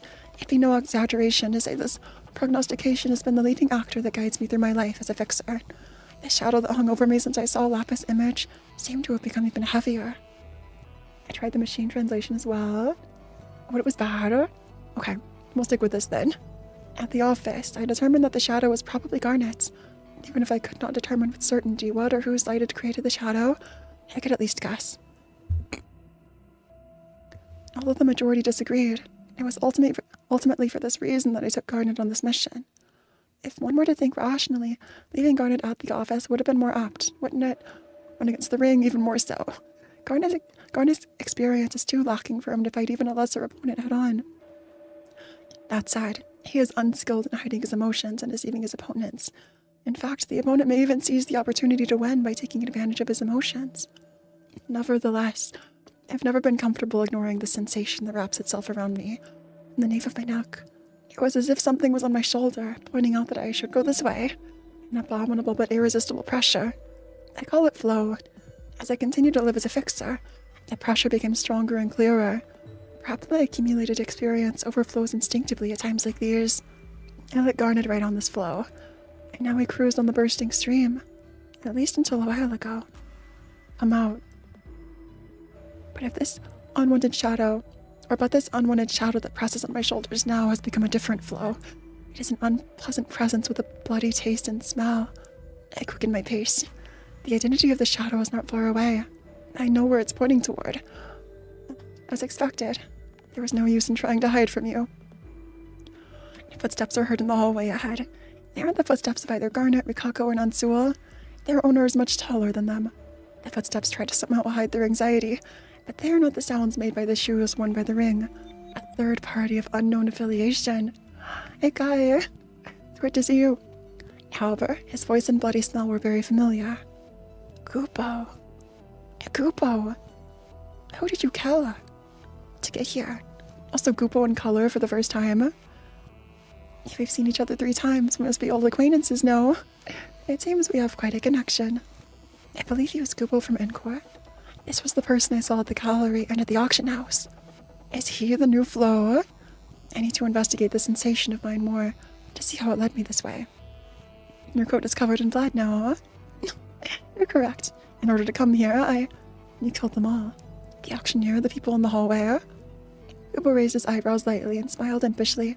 I thought I'd lower your guard by pretending to be injured, but it seems that didn't work. I had a feeling some people were accompanying you. His smiling mouth was slanted, thin and long.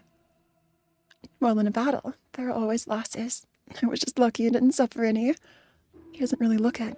His gloves are clean without a trace of battle, and his coat is stained with blood, but doesn't appear to be torn or ripped in any way. He must be standing here in exchange for the lives of those who accompanied him. They fought while he hid himself. There was no other way to get in here. I didn't want to break any of the rules of the auction, but you put me in a tight spot. He spoke in a very resentful tone. He seems to be referring to the last art piece, if you can call it that, for which we won the bidding and received Jumsoon's invitation. And just before that, he'd offered 10 billion on for it as if it were nothing. No one at the auction house was surprised to hear that amount. Perhaps he was planning to forge a connection with Jumsoon through that huge deal.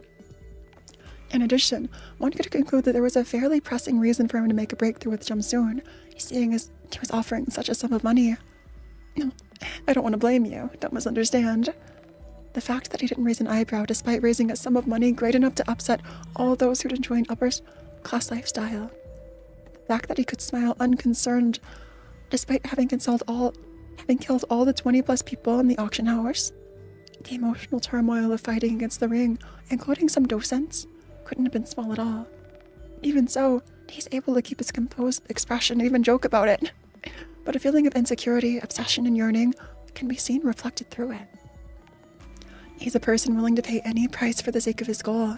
He's constantly calculating ways to reach it, even if it means deferring the consequent emotions and conduct. So this is how the flow goes, huh?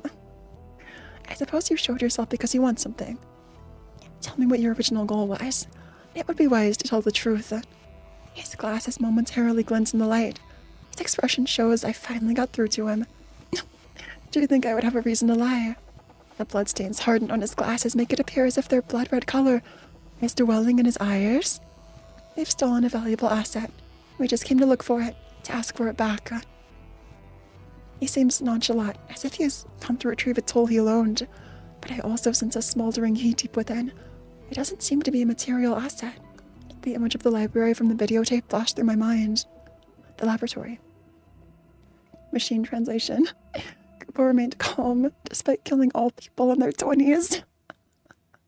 Wait, I might need to read this. It's like when, AI generates... It's like the Undertale, but AI wrote the script or something. That's hilarious. What is this asset?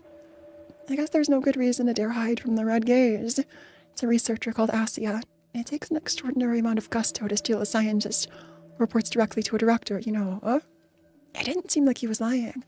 He must have known exactly what would happen when a lie is exposed before me, and he must have calculated that it would be to his advantage to tell the truth. I, too, calculated the value of my next question. Which director of Encore? Herman is a director of Encore. If he was a target of little value, killing him here and now wouldn't have been a problem. But an intriguing word came forth. The board of directors of Encore. Various personalities come to mind, but I'm not sure they strut around this much. Director Herman, perhaps. I'm surprised. It seems I shouldn't open my mouth so carelessly. If the ring are those who believe only in what they see, then Encore is a company obsessed with being seen. Is it any wonder that their pursuits overlap with those of the ring? If Herman instructed this man to come in and retrieve the researcher, there was a high probability that he's involved with that lab. Garnet's going to love this. Are you trying to add a new feature to the suicide vending machine? Gobo's eyes narrow. It's difficult for me to say more.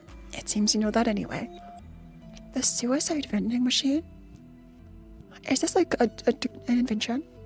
At some point? From Encore? No matter how hard I tried to conceal it, I couldn't hide a momentary feeling of mine. That being relief. The suicide vending machine. One of the leading symbols of Encore? Has received countless condemnations and amazements from other nests. Could that be soda? Or it's obviously not soda, but what if it's similar to the soda Abno and Ego? But at the same time, it's an open fact that it is the main source of income and culture for Encore. It's impossible to estimate how many people move from their nests to Encores to use the suicide vending machines. It is still considered to be a unique structure only of Encore. So this is where Marceau is from. It's quite popular in the Encore district. I wonder if Marceau would do that. Ayunto, yeah, soda. I can pretend to know or not know what his ulterior motives are, but either way, this must be quite a difficult subject. I've revealed all that I can reveal about this. We have different reasons, but our destination is the same, so why not accompany each other? It's like the future from a suicide phone booth, maybe? Maybe, Bo. Maybe. Although the subject matter was a proposal, it was practically a plea. He knew very well that if I didn't accompany him, there would be nothing waiting for him but death. I stared him down, uncaring. You're thinking about how to use me, aren't you? He read my expression and promptly spoke up. This man is skilled in savvy thinking. He reads the situation and reacts swiftly based on the pieces he has on the table. Therefore, I decided to wait a little longer until he shows me the last move he has. In that case, let me make another offer. I nodded, allowing him to continue. Isn't the purpose of your coming here, after all, also due to this glass technology being developed by the ring? because it seems that rumors are already circulating that a new singularity will be observed by the ring. I replied neither in the affirmative nor in the negative. I did so to make him believe he got it right. That technology is called glass. Correct. If all goes well, maybe Astia and I can give you some of the materials that are produced by the apparatus. Now, wasn't this enough to close our settlement? Since Encore is about extracting, storing, and transferring experience. It gives you an experience of a good life in exchange for your own. That's crazy. That's crazy. So, I know that like in the nests in Encore, they're all like white buildings. I'm so curious about Marceau. WCAA is not an Encore machine at all. I think back to my memory of the videotape. With the cooperation of Astia, who seemed to be overseeing the experiment, the necessary materials could be easily secured. That was the initial goal of our office. In addition, we could even account for the safe removal of the children from the experimental equipment. That'll make ends meet. Alright, shall I accompany you? Very good. I can assure you of the material's value. Just give me everything, and then destroy all that's left. Make it seem as if nothing ever existed there in the first place. For the first time, his face grew dark. I wondered if he would make a face like that once the math stopped adding up. Isn't that demand outrageous? What are we supposed to take back? Wasn't your course goal only to secure Astia in the first place? The collateral seems to be what you desire. For someone who speaks so confidently, you seem to be empty-handed, don't you? And this slash. Are you attacking Vergil? That's strange. Isang was with Kupo right now, but it was his friend. Yeah. It's probably the white stuff in the cans. He was very quick and deft with his hands, arming himself and closing the distance between us. A karambit, a weapon suitable for cutting, clawing, and ripping.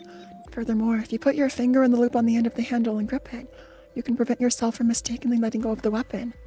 However, that would only happen if you can reach the enemy.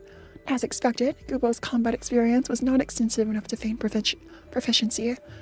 Darna wouldn't have fought like this, thrusting his weapon forward before even being near his opponent. Crack. Yeah, Kubo was willing to fight a color fixer. The arm, thrust out unskillfully, was no different from an ingredient prepared for easy cooking, and the joint, broken as naturally as flowing water, eventually dropped its weapon to the floor. His pupils narrowed as if he hadn't calculated the scenario. Or perhaps he was gasping in pain. This artwork of Vergil with the eyes. So too did his throat, as the space for breathing narrowed and became obstructed. It seems you may have been slightly mistaken in your calculations. I told Kubo as he looked at me, his neck strangled by my right hand, dangling in midair. It's these red eyes that makes me wonder if Vergil is like secretly a vampire. Like one of the vampires of the city. We know there are vampires in every district, according to Distortion Detective. So maybe. And somehow you just have like control over your like, because the vampires are like a genetic distortion or something. Kubo's so inexperienced. You can't even imagine the difference in experience. Exactly. Now Vergil's just a normal color fixer. The value of your suggestion is worth this much. I squeezed his throat a little tighter until it blocked the grunts he was barely able to spit out. Only enough for me to not put any more force. After a moment, I relax my hand, and he falls to the floor coughing violently. Your reckoning, cough, is cruel to the point of being tight-fisted, isn't it? It's a privilege of being a color. Only joking. Now then, you don't even know where the location of the laboratory is, and I'm quite sure the price of my guidance will be substantial. Kubo, who was stroking his neck and straightening his wrinkled collar, stared at me. Hey, Josh, you already knew. Yeah, so just follow me quietly. It would only be polite for those defeated in calculations to surrender. I'll do as you please. Only my and Kubo's footsteps echo in the corridor. There was no sign of anyone. Kubo tried to talk to me, perhaps not liking the atmosphere. Incidentally, did you let your colleague go to the left first? That being the kid whose eyes went like saucers when I stated my amount? Yeah, he ought to be together with my office's family. Family, eh? That sounds good. It's also a word that doesn't fit you terribly well. So this is the second time you forgot what most color fixers don't have. Freedom. Is it freedom that fixers don't have? I was bothered by the fact that he was acting like a know-it-all, even though we'd only just met. but I couldn't deny it. Family wasn't a word I typically used. Garnet or Yun, and occasionally Denver would use it in passing. Rikako said it was strange and showed some signs of displeasure, but soon got used to it. And Natsuo would laugh quietly as usual. Most color fixers don't have family. They don't have family. Sitting around the table and eating together every day. Isn't that what family's all about? I recall Garnet murmuring to a disapproving Rikako as he puffed up. Things that I'd casually passed by at the time began to sting and cling to me like a prick in my throat. Sometimes I suddenly remember things like this when I'm alone amidst the silence. Maybe I haven't yet been able to expel my emotions. No, I see we've arrived. The one that Callie has? Would it be your psychomet? Or like ego armor? Or weapons? Vergil opens the door. We stopped in front of a door. Eyes, sculptures, and glass. I repeated in my mind the mental cipher Lan gave me, and I pulled the handle, opening the door lightly. I see the hallway to the laboratory, and beyond it, I see people lying on the floor, having breathed their last. They were of the ring. I felt relief for some reason. There could be no more certain proof that Garnet had found and entered the lab safely. Surprised to learn that kid had more basic skills than I'd expected. At first, I wondered why he would bring here a naive little boy. Kubo pretended as if he was in Marvel. I did not respond. There was no need to express my feelings. Ego manifests. Indeed, I might have been in a hurry. And I also dimly realized that I get quite emotional when something involves Garnet. Maybe he realized it, but pretended not to know. I had no idea how loose I might have gotten, given that I didn't hide the proud look on my face. Vergil's proud of Garnet. However, I heard no sound where there should have been one. I'm sure I should be able to hear Garnet, Natsuo, and Rikako's voices here. Can you hear the crying? It's like... Soon Kubo's words stopped. What if Vergil joined Limbus Company and signed the contract because Garnet was still in a cocoon, in this like cocoon, and wanted to like set Garnet free or like restore Garnet to normal. All of Limbus Company is just for Garnet. Why did my flow always point to the wrong place? And why did the shadow go toward the ruins instead of the peaceful valley beyond the mountains? But it was always in ruination where success was buried. Did I not move along with the shadow sitting on my shoulder, knowing it was toward ruin? Perhaps I thought it might have been different this time, that Garnet's shadow would never become this dark. Is that the family you mentioned? And is this the flow? It reminds me of the black silence, like when Roland is falling apart. Vergil's eyes aren't red anymore. Cries are bubbling up the laboratory. Fizzes were crawling across the floor that could only be found in the outskirts and ruins. It would be better to give up mentioning them any further. And in the center of it all, there was a red jewel shining alone. Where have I seen this color before? The color that covers the sky when the sun sets over the mountains in the west. So there are mountains in the west. No, the color of a bruise on a shredded chest. No, it's the color of a fruit that ripened and ripened, until it finally burst open. There lay Garnet. I knew it without gazing at it, without peering into it. That Garnet wasn't that gemstone of a color exceedingly similar to that of my name. I wonder if the unfathomable gravity pressing down on you was too much for you to handle. The faces of the children waiting for their presents at the orphanage suddenly came to mind. At some point, my flow stagnated. There was definitely a slow flow caught in my gaze. I thought that flow carried me along, and I'm sure I could have turned the city itself upside down. But I deliberately ignored that flow. Instead, I tried to accompany the dim flow that hung onto my shoulders and back. I wonder if Vergil was tempted to, like, become black silence and go destroy things. But you kept her cool. Because that flow was my flow, and I would have been able to control it. And because that slow but brightly colored flow and I were so different in nature, perhaps when I led that shadow toward the bright, it would be filled with light. That's what I thought. Maybe that was like a temptation to be ego. A temptation to like manifest ego. However, shadows are only black, and they can never shine white by any means. After all, shadows are created by blocking out light. And thus, this time too I arrived at a ruin, a corner of hell.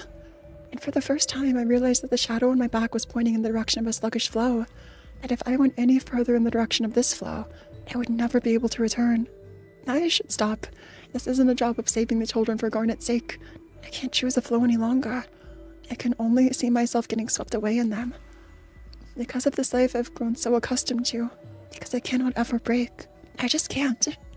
I can only watch the wailing reflected in front of me. Amidst the wailing, I can sometimes see it crumbling. My family's struggle. But I think the difference, too, between Roland and Vergil is that Vergil's family is still sort of alive. I think Roland just lost everything, like entirely. Chapter 17. Crying voices. There was a cry rising from within. The beginning of every human being is also a cry, just as in the old tale that speaks of man's expulsion from paradise. For committing the sin of coveting the forbidden fruit, mankind once again weeps as we are burdened with life. For the sin of bearing sin is too great. So this is like...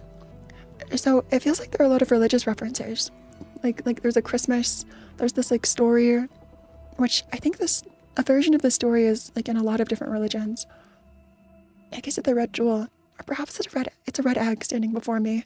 I thought of calling his name, but I immediately gave up, because I found my gladius lying on the floor. Thorn had never handled anything recklessly, maybe due to his years in the orphanage where the concept of ownership was vague, perhaps because he realized early how to survive in the city. He's even kept the wrapping paper from the gifts I gave him. That's why. I know the painful reason behind the gladius laying on the ground. I left the gladius. The crawling whalers approached me. Among them, an unsightly flower-like thing ran toward me before the others. You're fighting Bacatulon. Yeah, Roland did lose everything. Kubo had taken out his car, but even before that thing reached me, without thinking of the consequences, he thrust it right at me. I extended my hand to stop him. Don't forget your original purpose. Why? Kubo shrugged his shoulders after looking doubtful for a second, and heads for the corner where the one called Assia is. That thing comes near me in a panicked manner. It opened the gaping hole that seemed to function as its mouth, appearing unable to resist tasting anything it could fit in there. It seemed like it would continue roaming around the past, present, and future. Roaming about the past, present, and future. I could hear the clicking sound of its teeth, which are clustered in a thin layer. Surrounding the teeth is a bundle of threads clumped together like dandelion flower seeds. But they're not pure white, but a gray that has forgotten sunlight. Perhaps these flower seeds will never soar through the wind. They're too heavy to fly away like cotton wool. However, if I cut it open with the gladius, they would easily disperse. But what use would I have for a decapitated head? Heightened thermogeneration. Heat increased to the utmost limits. When the temperature had reached the point where smoke could be seen, I inserted the scorching iron blade into its mouth. As if waiting for it, countless fangs rushed toward my hand. You thrust it straight inside. However, not even the very tip of a single tooth reached me. A strange moaning sounded simultaneously to the searing of the heat, and a terrible burning smell spread. The red-hot gladius appeared to have sealed the mouth of this greedy one, yet the eyes of this thing still looked directly at me, and its mouth, which refused to close, constantly prodded at me. This thing doesn't know how to give up. It has no patience. It's filled only with the desire to chew and swallow. Vergil's being forced to kill. As I pull out my gladius, a bloody sensation fills my head. My vision's disturbed by the cries and memories of the past. Rush between the... My vision is disturbed by the cries, and memories of the past rush between the cracks. When one lusts insatiably after riches, nothing will ever suffice. Denver was the first among us to realize that fact. After many nights of extreme hunger to the point of fainting, Denver had become a voracious whirlwind. This is Denver. Driven only by desire, she leapt forward, unconcerned if it caused all the road she traversed to crumble. Such feelings of self-pity had pushed her to the garbage dump, along with the chicken bone fragments that one day been her meals. I'm not so different. No, perhaps I was even more miserable. For the sake of the children in the orphanage, to protect the office, to endure on my own, I repeated numerous excuses as my reasons and turning points. But I and her too simply wanted to catch something and eat it, to make us feel alive. We were all hungry. We were too busy forcefully trying to satisfy our desires, sinking our teeth into somebody's flesh, consuming it without being able to digest it properly. I am no different than I was then. I peeled off a piece of flesh entangled in the gladius. The red gaze. You don't seem to know, don't you? I looked toward the voice I heard and see Chumsoon gasping, barely able to stand. Wounds could be seen all over his body. Was he pressured into a struggle during his fight with Garnet, or did the crawling whalers stubbornly cling to him? this thing's true identity. Shall I tell you what it is? I silently approached Jamsoon. It was all too obvious that he was anticipating me. His eyes watched to see if I would fall to my knees in anguish in the face of despair. However, another whaler tried to close the gap. I twist the handle and make the blade burn hot red. It has several feet attached to it. Bare feet.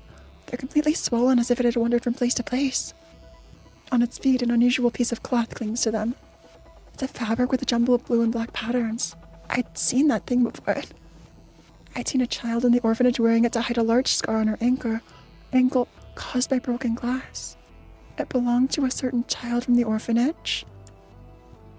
So, feet in general and blue remind me of Blue Star from LabCorp. And also of like the cults that Enoch might have been a part of, and Dimian is definitely a part of. With displeasure, I'm reminded of that day. There was one day that children always waited for with bated breath. On that day, they were lavished with the gifts and blessings simply because they were children. On the day before it, the children were unable to sleep properly. I always wondered if the weight of that anticipation was tacked onto me. The weight of the massive packages I held with both hands never felt particularly bad. Garnet later told me that the reason the kids waited so impatiently was not to receive their presents, but to see me become particularly generous with my laughter on that one day. When I realized why their faces would become so bright as they looked into my eyes, to the point of forgetting to put on their shoes, I couldn't help but truly smile. And still, I wondered if this was the place where those feet, determined to reach the end of the line, finally stopped. The feet ran into my body with all their strength, unconcerned if its flesh would be slashed here and there due to the impact, or if its trunk would become inflamed. Its sole perfect eyes stared at me. It doesn't resemble the look of that day, except it does, but I don't want to say it does. I must not be tainted by this new flow. I avoided its gaze and slid its many ankles. Yeah, the blood loss stopped by the cauterization doesn't lead to its death. Instead, it slumps down and cowers, yet it never stops crawling, so it can reach me. Its cries echo throughout the room, and the lumps of flesh writhe senselessly. A warm, raw feeling travels down my fingertips. This time, too, the cries pushed me far, far into the past. On my first visit to the orphanage, I still was hesitant, and then one of the children suddenly came up to me and grabbed my hand. Wow, mister, your hand is so rough. The tiny palm touched the back of my hand without any hesitation. Although it was covered with blisters, the soft warmth that showered my hand was exceedingly warm. That was when I recognized how much I missed that warmth. I wanted to huddle together and dwell on that warmth all the time, even if I knew that was nothing more than deception and hypocrisy. Why? I didn't need to open my mouth to reply, for Jamsoon already seemed to know the answer. Jamsoon backed away as if he didn't anticipate it. Why, you already knew the truth. Did he want to ask me how I could stay so calm? I was under no obligation to answer, so I kept my mind silent. This is rather nice, isn't it? The red gaze. It's because of that unexpectedness that you're so fun. Jamsoon continues to yell. Asya, gather all rift generators around me. You must concentrate them all on me. He shouted at Asya, his face contorted in a strange, eerie way. Will you be able to stand it? John, this is the prequel to Limbus Company. We're on chapter 17 of it's like a web series. It was originally serialized on Post-Type, a website, but these last chapters were never translated to English, so we're reading a fan translation.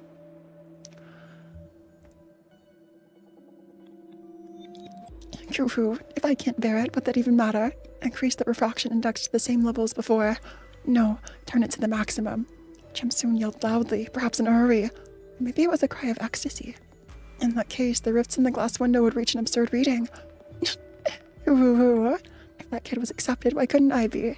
And aren't you hoping for that deep inside, to see what will happen to me? It would be hard to deny. Next to Asya, Guba was also looking at Jamsoon with an intrigued face. It wasn't the kind of expression one would expect when faced with an enemy. They all looked the same. I took a step forward, feeling a strange discomfort. At that moment, I felt something shimmering and looked around the area to see all the reflectors attached to the top of the experimental tubes, facing toward Jamsoon. I couldn't see it, but I felt like something was shining intensely down on me. So here's Jamsoon with one arm. In that strange light, Jamsoon looked like he was ushering in pure joy and happiness. His expression didn't change even as a thick touch shell, emerging from who knows where, enveloped him. As I was bewildered, carelessly unable to move, another crying voice initiated its approach. The water in its transparent torso was making a sloshing sound. It seemed that the only course it could take was to sink into the mire, having given up on flowing. However, it seems to have difficulty controlling its sinking, spitting out the water in its lungs. The water comes rushing out to the floor as if sighing. It burned its mouth shut. Now it can't spit out anything anymore. A damp sensation coils around my body. Memories of bygone days. This is the name of an ego in Limbus Company. Similar to before, I come flooding in, undulating like waves. It's the new one, right? Or it's from Canto 6. The mansion creature who asks about its master's paintings. I spent a lot of time alone. Being a fixer is akin to building a wall brick by brick, all the while trying to rise above it all on your own. In the end, when the day comes when you'll have no option but to become a pawn in somebody else's schemes, there will be no one willing to take your back. That's why you have to build the wall by yourself. Gloom Bacaculum. I wonder if memories of bygone days, the ego, and it's like associated abnormality, because it talks about paintings. Is it like connected to the ring? Or could it be like in some, even just like a thematic way? Because in its boss fight, you face the Abno. I don't remember what it's called. You face the Abno from the ego and RR4. And it, like, part of the mechanic is finding its master's painting.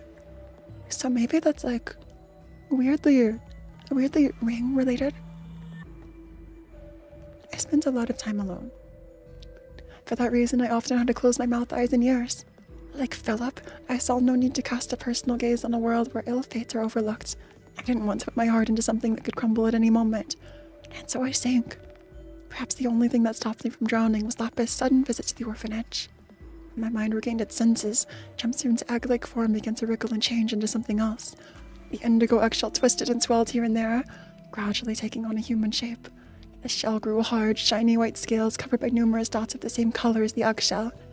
Then a slimy, thick tail sprouted out of his lower back, completing the guise. Belch. Yeah. A speckled foot crushed the thing in front of me. Pouring out of it, together with the water, was a hairband outfitted with a cherry fruit ornament. Suddenly, I feel something cold around my face and neck. Water droplets come forth, falling to the floor. They weren't intense like the ones that dangled around Garnet's eyes. There was no sobbing, only a constant stream of light rain. Sinking is the bigger connection here. The Bacaculum attacks his sanity and inflicting sinking on Vergil. The husk that had encased Jumpsuit is hanging onto the machinery. An indigo blue shell. Jumpsuit had broken out from within and now began to step forward, step by step. What is this?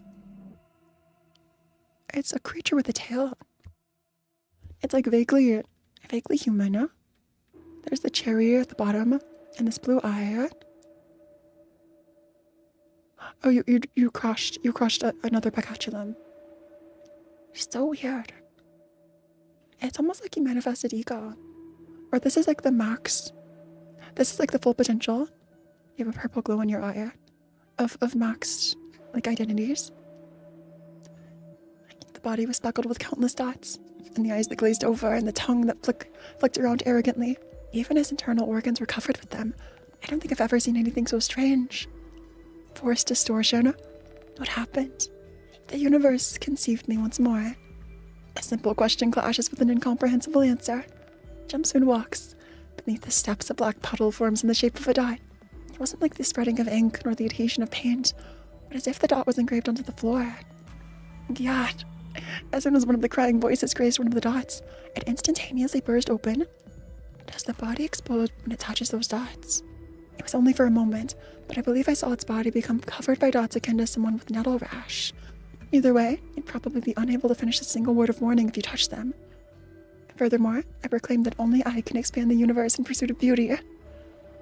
Jumpsuit's arm drew near me in the blink of an eye. Still, I reflexively thrust out the gladius in an attempt to lop it off. We also see the moonstones being used by Vergil here.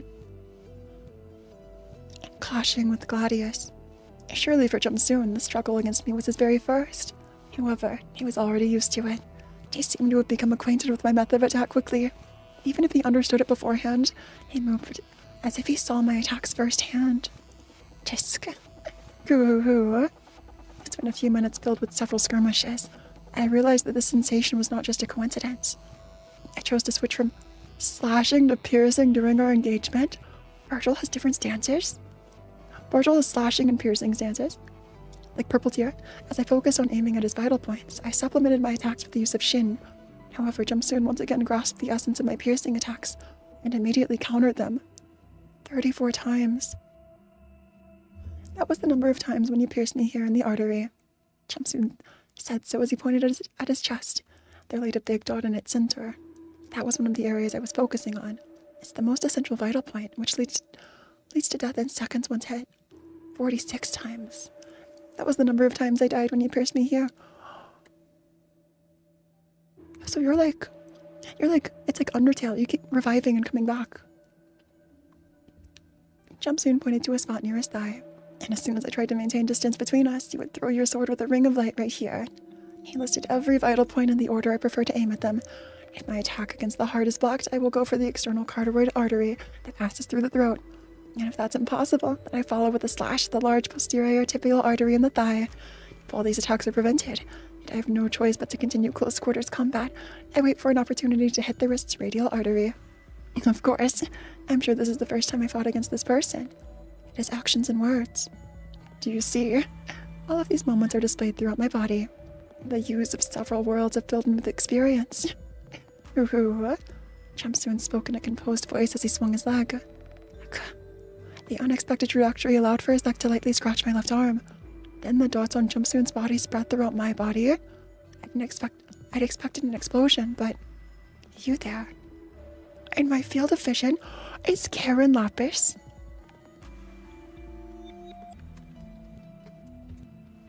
Karen is Lapis. Karen likes lollipops. Why didn't I put this together? Lapis likes a candy. Like bitter candy. And Lapis was here. My back was bleeding before I knew it. There was a thin knife stuck in it that Lapis must have stabbed me with just now. That kid always appeared unnoticed when I would deliver the presents, with a merry smile and candy in her mouth. At those times, she would always write something ridiculous on a piece of paper and stick it on my back. Now that had become a sharp weapon. This is insane. Why did you do that? Lapis' question pierced through me, deeper than that blade. The question was vague, but I understood its intent. I was the one who killed those children's parents and sent them to the orphanage. I sensed Lapis' surprise attack. There was no way I couldn't. I could have avoided it or fought against her, but I chose to ignore the tingling pain of the thin blade that had stabbed me. But I couldn't ignore that. You gave everyone presents, sent money every month. Did you get any consolation from that? No consolation was to be found. Maybe I was wishing for this day, instead of staring at the gift in my hands, looking at your expectant eyes for the moment and realizing you would put a piece of paper in my back. I wanted you to stab me in that very same spot with all the force you could muster. As I pointed at the corpses of your parents with the same blade that took their lives, I wondered if the only way to heal that wound would be not by whistling and rolling candy around your mouth, as you've always done, but with the edge of a pale, thin blade. I missed her. Before I knew it, I was in my office. It had become a hellscape. As if attempting to show that a fierce battle had taken place here, not a single desk or drawer was there, if they were meant to be. Lanyan was lying in a strange position. His entire body was covered with dozens of wounds, as if he'd been slashed to pieces. Garnet lay beside him as well. This was the consequence of my judgment. We should have stayed together no matter what. I could hear Garnet saying, "I want to be part of your strategy." Mr. Yun protected me. I examined the depth of the wounds Garnet had sustained. They were proficient in professional skill. It was a chopping wound appropriate for leaving someone near death. Their intention wasn't instant death, but probably a message to me. Considering their ability, this is a warning. I watched as Garnet shortly breathed his last. It reminded me of someone who was begging for their life, was unable to do anything back then. The present me can, but I no longer know what to do. Everything had become a lump of guilt. Nevertheless, those weren't the only sins I bore. Every step I took, every gesture I made, and every look I gave brought misfortune to someone else. But I'm not so superficial that I could die from this forged guilt. I threw a strong punch at his cheek, causing the dark color dot in my hand to spread widely before suddenly stopping. Are these all the dots? Or are these all your memories? The connection here is sinking. I see. The garnet did come here with me. Sure enough, that was only a false image created by the dots.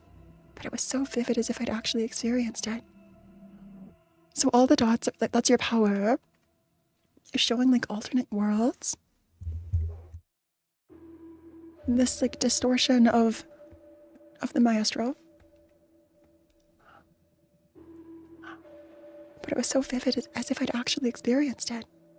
What about this? Drowning in a universe linked by dots. You finally want to die, don't you? You went through various worlds like this to fight me. Large and small dots tinged with a dark indigo color. When I looked into these, they seemed to be those faraway worlds themselves. Those dots covering Jimsoon must have served this purpose as well. You. That's it. All those very dots coming together as ecstasy. I wanted to say something more, but no more words came out. The vision projected in front of his eyes, those worlds. One after another, they changed. Toward a world of infinite possibilities. Someday, somewhere. Uniformly, they all stabbed me with something sharp. The time that seemed to be an eternity, and a moment passed. Vision was eventually embraced by complete darkness. I feel like this is where the story is going. Maybe this is Paradiso or like Paradise or whatever. A world of infinite possibilities. My vision was eventually embraced by complete darkness. And then, from somewhere a voice began to speak to me as if in a trance. An awfully warm voice. A voice that made me want to become completely buried in it for all time. It spoke to me. It's nice to talk to you again. Is this Carmen? I'm calling that it's Carmen's voice. That had better be Carmen's voice. Chapter 18, no? Book 18, questions and answers. There are just 2 more. A silence. I haven't felt such utter stillness in quite a long time. In its midst, the voice of the one who proclaims itself master of this space is clearly heard. It shimmers as if smothered in light. Who are you? It is Carmen. It has to be. Enter. Only after I forced those words out did I realize that it was a pointless question. There's no one left in the city who calls me Ver anymore. I suddenly remembered that when I last heard such a moniker, my eyes were not as they are now. Is it before Vergil became, I'm assuming, a blood fiend? A vampire? I wonder then, if the world as my eyes captured it back then was greener than it is now. Who I am isn't very important, Ver. Let's just have a little talk. All that spreads before my eyes is a warm and comforting light. It's as if all the light and color that was boundlessly scattered throughout the city came to life, evoking the imprudent illusion that all fault is being washed away just by being here. Then a visage invariably came to mind. One of salvation, which I vividly felt shouldn't be embraced carelessly. It's like White Knight, and Vergil's sort of like one sin and 100 good deeds because of like the crown of thorns and the artwork. As such, we are each other's guests. Just as I have something I want to ask you, you have something you want to ask me. I was on the city's surface. I held numerous unanswered questions. Questions no one could answer or simply wouldn't acknowledge. Therefore, I decided to reply to this voice. One of Vergil's passives was eyes of a friend you... blank. Your heart looks to be aching. The children you couldn't save are swirling around in your head, aren't they? Replying was unnecessary, it seems. They were quite the innocent children. There was no sentimentality in that sentence, neither pity nor regret. Perhaps this being knows what happened to transform those children. The children that underwent the experiment. It's too late. The way back is gone. That clear ignorance of the world made the children rather burdensome. Burdensome? The merry voice mercilessly strikes down my question. To tell the truth, I had a vague estimate of that fact. That's not to say that I didn't hope to be wrong. I think I heard your heart break. My heart made no such sound. However, only after the voice said so did I notice I was quietly cracking apart. But to have become like this, the children didn't deserve this. Then the warm yet unfeeling voice clasped me as if in a hug. It's an augment that his old friend used. As a friend who died. But you know, Ver, everything that's happened so far isn't your fault. So Vergil's using these, like, augmented eyes from an old friend. Fleeting syllables rang out akin to the singing of a song, sounding like a consolation whose sole intent was to absolve me of sin. If I were to listen a little longer, I felt I would surrender myself to this pleasant voice despite my will. No, that isn't something someone can freely measure. As its words revealed themselves one by one, they were always tightly intertwined. By the time I came to my senses, I was grasping a great lump of guilt in my hands, nothing discernible within. So I held a part of the city in me as well. However, consider this. The orphanage's children have turned into something that is no longer themselves, and even the young fixer who wished to help you was entered into a cocoon. The situation may look grave, but compared to everything you've done, it's really just a minor incident.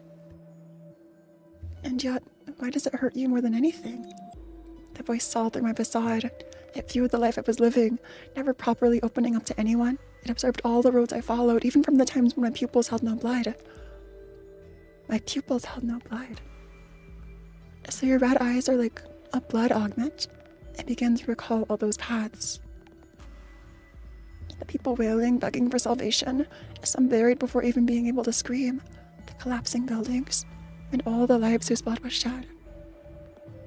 However, as a matter of fact, there existed a warm expanse of light, the complete opposite of everything that came before it. It surely was the light I created for myself, where they waited for me. Voices of delight and excitement were heard instead of wailing and yelling. I see. The orphanage was your hope. The voice found its answer. You've always considered the city to be wounded. The stains on your hands won't be washed away, and you'll continue to be the one to keep the blood flowing through the city from drying out. Yes, the foul-smelling wounds of the city run deep, but they've been festering for a long while. I knew how to cure the city, but the road to achieving that goal was so cruel that we would have to spill more blood than was already spilled. You, awkward and kind as you are, have buried that road deep within your heart. The road to achieving the goal? There exists a method to make this road much gentler, so you found it, without having to dirty my hands yet. Children who may be able to change the city in your place. Could that be the sinners? The orphanage was my very own limbo, my place of redemption, despite never having informed them of my sins, by stirring up a virtuous attitude within me to the same heights. My frozen heart melted like snow. Sprinkling water and fertilizer in your spare time, making sure that sunlight properly comes in, and there are no insects to bite them. The voice spoke as if it were doing so itself. You looked after them, you who had lived your life following only strong flowers, had your eyes only on the potential of what was a feeble flow at best. Yes, as you say, I wanted to plant seeds that even if feeble had potential. Oh, this is just talking about the orphanage kids. Just the orphanage kids. They were hidden in a remote corner where nary a ray of sunshine reached. However, just because something is unseen does not mean it's incomplete. Thus I looked after them, like growing a tree. I wanted them to live on my behalf. If I could get them to live with the heart I couldn't have, I was sure that even the faintest flow would grow into the sturdiest. However, did I really think the orphanage could change the city? No, Vera, you knew it couldn't. The children were just pieces of paper to wipe off the blood from your hands. Indulgences you yourself printed. But now they have all been ripped apart. Its tone changed to what I believe was meant to be sympathetic, but it simultaneously became foreboding as well. Because of that, your countless sins flooded in, and so your heart was bound to crack. However, thanks to that, we were able to meet and talk like this. Since when did I begin to experience that feeling called guilt? Since when did I lose the place where I could let my head down? No longer do I have the strength to move. Only now do I realize that this life of playing house may have been my final struggle to protect my soul, to stop the guilt from consuming me. Because I know that the place I'm bound for will be too much for me. But let me tell you something, Vera. This is the place where you can speak your mind freely, so can you let me hear all of it? My heart is cracked, and from that little crack the voice saw everything. Even the blade that was hidden inside me for so long, yet never stopped sharpening. That blade buried deep in my heart was revealed for the first time through the crack, both to me and the voice. We both knew what it was. What you really wanted. It wasn't just playing house at the orphanage. All you want is, you did everything for it. Blank. Indeed, I blank all over again. What if these are different words? You did everything for family. Indeed, I had a family all over again. Maybe. The shell of the city is quite sturdy. No matter how much blood is shed to push through it, it won't be strong enough to reach the city's wounds, hidden in the most secluded of places. I, who tried to pierce into the wounded core of the city, should know this fact best. Such was your ambition, but as you continued to atone for nothing in your visits to the orphanage, it was gradually buried, to the point that not even a trace of it remains. No, even if it became buried, it never lost its luster. That poignant wish could still cut down all, blank of blank, at a moment's notice. However, whenever such thoughts surfaced, I'd merely suppress them back to the recesses of my mind. And then, indeed, I familied all over again. This feels like if Vergil ever got an idea, family would be the word, in Limbus Company, and it could be, indeed, I blank all over again. But bearing it is just as painful. That wish is too sharp. It leaves injuries that deny your heart the time to heal. The voice recited agony as if it had been hurt itself. It must have been so difficult, lonesome, suffocating to have such a lofty dream, but you don't have to hide it anymore, because everyone can create by themselves a world they consider right. A world for myself. What are you talking about? A world only for your eyes to see. Exactly that. I'm helping everyone paint their own colors on the city. Not the squares again. Yes, the squares. Everybody's own world, huh? Well, each person's color is different. They could never be nicely painted together. If such a method existed, I would have done it before anyone else. Indeed, as you said, the colors blend together in the light. Therefore, one must devote all of themselves to painting and protecting one's color. Even if laborious ordeal comes their way, nevertheless, they must readily fight and overcome it to secure their place, even if they must fight the entire world. I wanted to break the shell of the city, fight and stand up to everything that interfered with my path, tear it all down, and eventually create a new world. What do you mean by ordeal? There's a Family Guy. So true. If there is such a way, if it's just, then I'd like to follow it. I wonder if these ordeals are similar to like Ayan, the ordeals that Ayan faced. For instance, what that child is undergoing, or what those children experience in this laboratory before their alteration. When you become aware of this unbearable world, you'll burrow into the inside of your egg to separate and establish your family. I recalled Garnet, who would become a red jewel. What happens once you enter that egg? We see that Carmen just wants a free-for-all, where everyone's either a distortion or has ego awakened. Yeah, I think you're right. I think I'm confused by Carmen, because Carmen wants to like cure the city and show everyone the truest form of themselves. Weird. At the very least, it seems Carmen wants to give people a choice and like bring people to this deciding point. Or maybe Carmen doesn't really have like a motivation, but Carmen just is the thing that gives the choice when people reach this point. Or like a strong motivation. Like one way or another.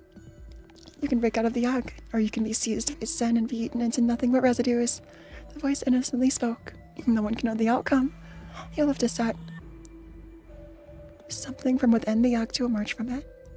Yourself free. If you're unable to endure the process, what will burst out will be your sin-eaten remnants. Is that different from distorting? Jamsoon is certainly distortion, as the world calls it, but the children of the laboratory have only become a reflection of their sins. And that's what the Bacachulum are. Carmen tends them toward distortion. A reflection of sin. The cries of the things that crawled along the floor ring inside my head. I wonder if this is sort of like... So Carmen's Khajiit was used to make abnormalities, right? Or like a lot of them. But says, fine, go your own way if you deny her and manifest ego. Weird. Yeah, she does in her own way sort of give a choice. And have some sort of motivation. However, isn't that strange? Since when did it become like that? I thought distorting referred to the phenomenon of people revealing their colors by transforming into a reflection of their egos. The distortion phenomenon emerged after the light spread throughout the city. They are aberrant beatings that made the city bleed, wounding even those who got their blood. The voice began to speak in an abnormally positive manner. You think so too? But aren't they twisted, broken, perverse figures? It's certainly not a normal form to take. Normal. To them, they are normal while the world is the abnormal one. More importantly, they have come to cherish themselves and see the world through their own eyes. The voice spoke in a dreamlike melody. However, it was dreamlike to such an extent that even their words seemed like a dream. It is to become a self unbound by the eyes and standards of the city. However, the resulting form changes depending on the way it was revealed. Thanks to my junior, who was a different idea than me, joining the light. And the resulting form changes depending on the way it was revealed. Because of Ayan, my junior, Carmen can't distort you without your consent, just so you know. That's so true. The word junior being insignificantly introduced and disregarded bothered me. He was spoken with a light and calm tone, but I feel as if it was involved in every cause and effect. How do you know all this? Unwelcome premonitions begin to gather as one. Are you the person responsible for this phenomenon? Correct, but I'm also a friend that wishes to help you make your color bloom. It must be really important for you to make colors bloom in people. There, do you know where you're heading now? I couldn't reply. It's been a long time since I turned my eyes away from my destination, vacantly standing still. It's been a long time since I hid my gaze. Praise A. We have Hogma in chat. Angela would be the junior. Angela's the junior. My junior. I guess that works too. My junior who has a different idea than me. But did Angela actually join the light? I think Angela just like affected it and left because Roland. Isn't Anne the only one in the light right now? With Angela? Or with Carmen, huh?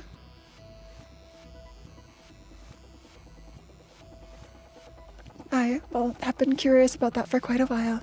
Where is everyone going? It's clear that they're repeatedly trying to go somewhere at least. But what kind of place could cause the emergence of such ambition again and again? As long as time flows, people will try to go anywhere they want to. It's a matter of course. These are only my thoughts, but I think people are seeking love.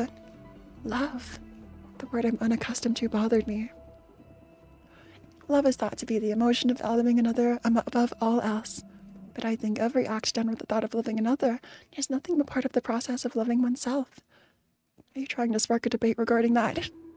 No, you just have to listen, the voice said, as if lightly tossing the words, then continued its monologue. Because in the end, the only person in the world who can completely see and understand who they are is themselves. They cannot truly comprehend or love a person who isn't themselves. As such, loving oneself is the only true final destination. Yeah, that's true. I feel like Carmen sees Angela is more of like another self. How large of the time skip between this game and Library of Ruina?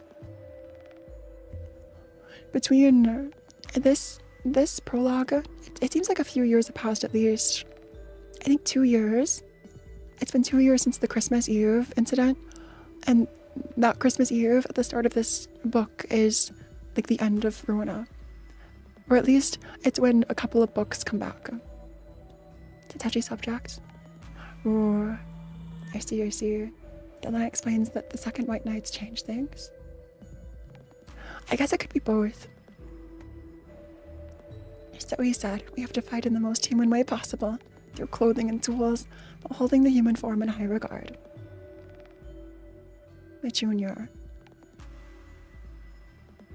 To distort is to become a self unbound by the eyes and standards of the city, yeah? So, I think people started distorting, because the distortion phenomenon started before Angela joined the light. That was back at the end of Lobcourt. And then there was like a different change added after Library of Ruina. Right? Enough time for Sod to grow up? That's true. That's crazy. Or actually, enough time passes between this story, between this book and Limbus Company for Sod to grow up, because it's been 2 years since Sod was... Wait, no, you're right, because they were all kids. So it's been like several years, because Garnet's 20 year. Okay, a lot. It was just the anniversary. It wasn't a 2-year anniversary. It's been like 7 or 8 years or something. That makes sense. I have been curious about that for quite a while. These are only my thoughts, but I think people are singing love.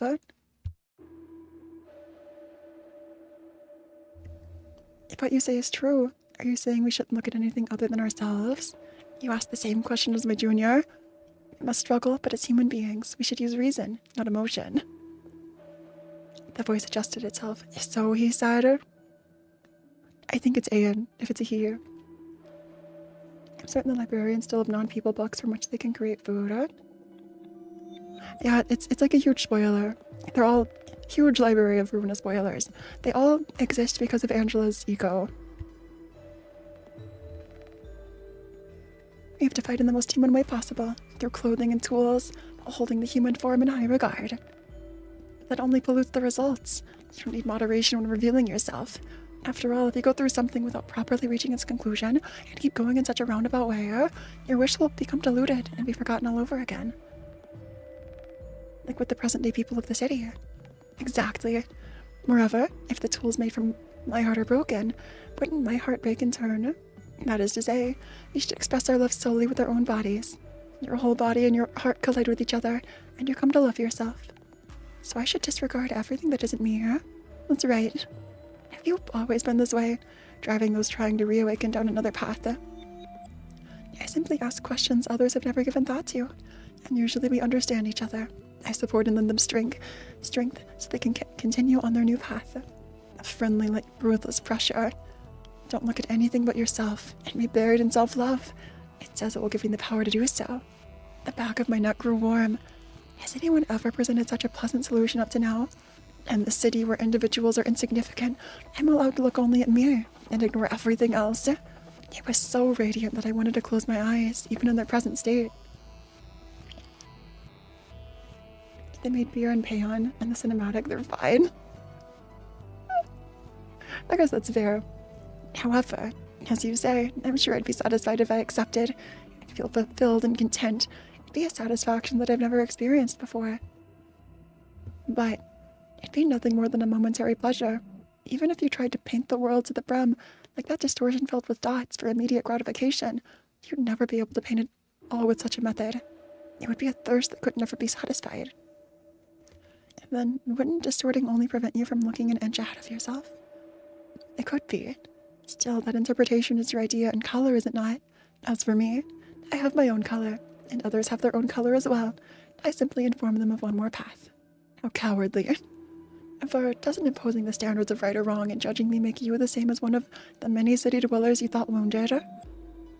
Now my eyes have been opened. Obviously, there was something to be gained from the conversation with the voice. The blade that once was hidden in my heart was revealed, and I rediscovered where it was pointing and what I needed to confront.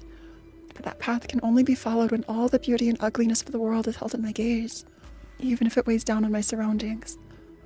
There's no point in continuing this conversation.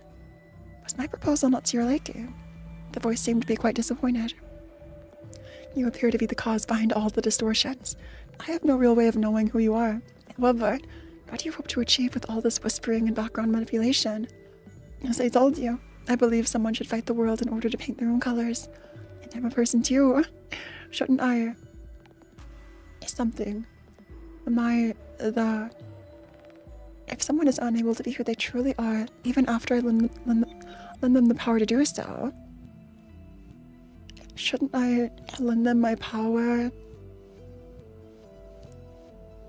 No, something. Any time skips them with no timeline. Yeah, it's kind of nice to have it presented sort of vaguely. I think the timeline adds up, mostly. If someone's unable to be who they are, even after I lend them the power to do so, forcing my hand to paint the world with the color is something else. When I heard his answer, I closed my eyes. If someone's all is said and done, blank, paradise, and the flow of distortion and ego, I don't know, in all worlds, something will be something. An unprovoked smile emerged on my lips. I was laughing. The world where you, as if a starving beast, must struggle against everything in your endless thirst to build your own world. If I went down the path the voice told me, it would surely be pleasurable, but it wouldn't get me to where I want to go. Thus, I have only one way to go, to tread with all the pain and thirst I've experienced until now, and will suffer through again in the future, because only I can do it. Is he 25? It seems we're going to take opposite paths. Yes, then go your own way. It too must be the color of the person you are. And so, I wear a crown of thorns upon my head, so that I may shoulder everything until my future victory. Faded laurel leaves sprout to cover all of my thorns on my head, and tears of blood flow from my eyes so I may see all the sins I'll have to bear from now on. Is Vergil? So this is your personal ego, but Vergil manifests an ego sort of like one good deed and like a thousand sins. 1,000 sins and one good deed. That's crazy. I never really looked at it in detail. And it just happens to match with your red gaze coin. In the thorny path I shall travel is a curtain of blood containing my karma, a crimson cloth that covers my whole being. We see more of Vergil. I'm dragged down into a pit, but then are many cries. Everybody's agony surging together. The pit is profound and dark, making it difficult to look ahead, but I will take hold of it in triumph. And your sword, one of your legs. Yes, I engrave everything into these eyes. The first sin. Hence, I will present to the world the longed-for paradise I promised an old friend. I will fall into a hell of my karma and rest there alone. And who is this old friend whose eyes you took? The full artwork of Vergil is standing on these bodies. This is crazy. This artwork is crazy. Time for book 19. There are 2 left. Okay, 1920. Gaze. The cloak of blood I wrapped around myself began to settle. My wandering's over. The way forward is clear, and all that remains is to tread it. I shall spill blood, and at times drink it, but I will never stop this movement. However, before I can do so, I must cut down the distorted mass before me, the first of the blood that I truly must spill, and at the same time, lop off the neck of my cowardice, which I've been turning a blind eye to for all this time. You know, Ver, I'll tell you one more thing before we part. I might know a way to get you closer to achieving your dream. I recalled the voice again. He looks so cool. He has such a good artwork. I think it sums up Vergil so well. So perfectly. Yeah, like his sadness, his pain, everything. If one were to think rationally, there's no basis for believing everything the voice said. However, I feel confident that being would not lie. It's something different from reason or logic. That was what my soul felt. It's strange, assuming there even is such a thing as a soul. If the flow my soul points to is right, if the method the voice spoke of exists, then I can say that the time I've long waited for has finally arrived. If fate truly does exist, if everything is predetermined to follow it, then surely this moment has been waiting for me. And I too must have been waiting for this moment to come. When my thoughts reached this point, I felt a slightly nauseating bliss. The idea that there may be something in this world that can grant my wishes like magic, that previously non-existent notion enveloped my heart. Fate has never been pleasant to me. Thus I never believed in it. However, I killed many things while suppressing my heart. It appears that I felt relief from the story that everything I had done that stained my hands with blood was due to my fate. Can I talk about Carmen's plan? I think as long as it's nothing, and like in book 19 or 20 of Leviathan, go for it. I've finished Lopcore, Verona. I'm up to date with Limbus, and I have read Distortion Detective. So it's just these last 2 chapters that were missing. Fate has never been pleasant to me, thus I never believed in it. However, I killed many things. This can't be. I never recorded this event within my dots. Distorted Jumpsuit mumbled his apparent disbelief under his breath. Yes, he might have drawn a great many worlds, but it was only enough to fill a canvas. And no matter what, humans cannot contain infinity in canvas. As such, there had to be a limit to your dots. And no, you died by my hand for the umpteenth time. After killing and killing you again, I was sure I'd wake up, and yet it was just a repeat. Besides, there's no such thing as absolute. That's why I can advance into the future. I hoped that absoluteness did not exist. But that is why hope can be cruel as well. Because as long as something is possible, expectations will arise. Because we don't know. Because they might not be empty. Suddenly a doubt arose. The voice was curious about what kind of world I wanted to create. If distorting is by nature a phenomenon brought about by that voice, it must have talked with Jumsoon and asked that same question. It would have whispered sweet words filled with sincerity and gentleness, telling him only to look at himself and that it would lend him strength. What is it that you hope to achieve? Naturally, I want to fill the world with dots. I see. And you? What world are you trying to reach? Jumpsuit's pupils covered with dots glimmered. His countless pupils expanded to the fullest, as if wanting to see the world I desired. It's hard to put into words. Isn't Carmen's plan just doing what Adam does? I think so. It does seem like very much like Indingseer and Lovecore. I think you're right, Van. It's a world that can only be understood once you feel it with your whole body. Jumpsuit's mouth widened into a huge line. What a grotesque smile. Simultaneously, he began to rush me down with his dark blue fists. I didn't avoid the punches Jumpsuit threw, but instead received them with my whole body. Every time I touch a spot tinged with a dot, I am forced to face and sink into despair. After being dragged down deep into this quagmire, I once again see all the possible despair I could have encountered. However, now that I have forged my resolve, all the despair that unfolded before me began to reflect a tenacious hope. As such, I cut them down without hesitation. All that obstructs me whenever I'm thrown into this world of dots. Within our Lapis, Garnet, Rikako, Anyan, Denver, Simnansuo, the children of the orphanage, and many other faces I miss but cannot meet anymore. Or Adam was in sync with Carmen more than the other A's. Yeah, I think so. Also, I do want to talk about which endings in Lovecore are canon. If they all happened in time reset, or if they're all mirror worlds, or... It's interesting that we can see them. Primordial human, exactly. Once everything I cut down shed its blood, the dot that had become nothing more than my quagmire was dyed red, akin to a puddle of blood. I rose, holding that redness. Manifested ego?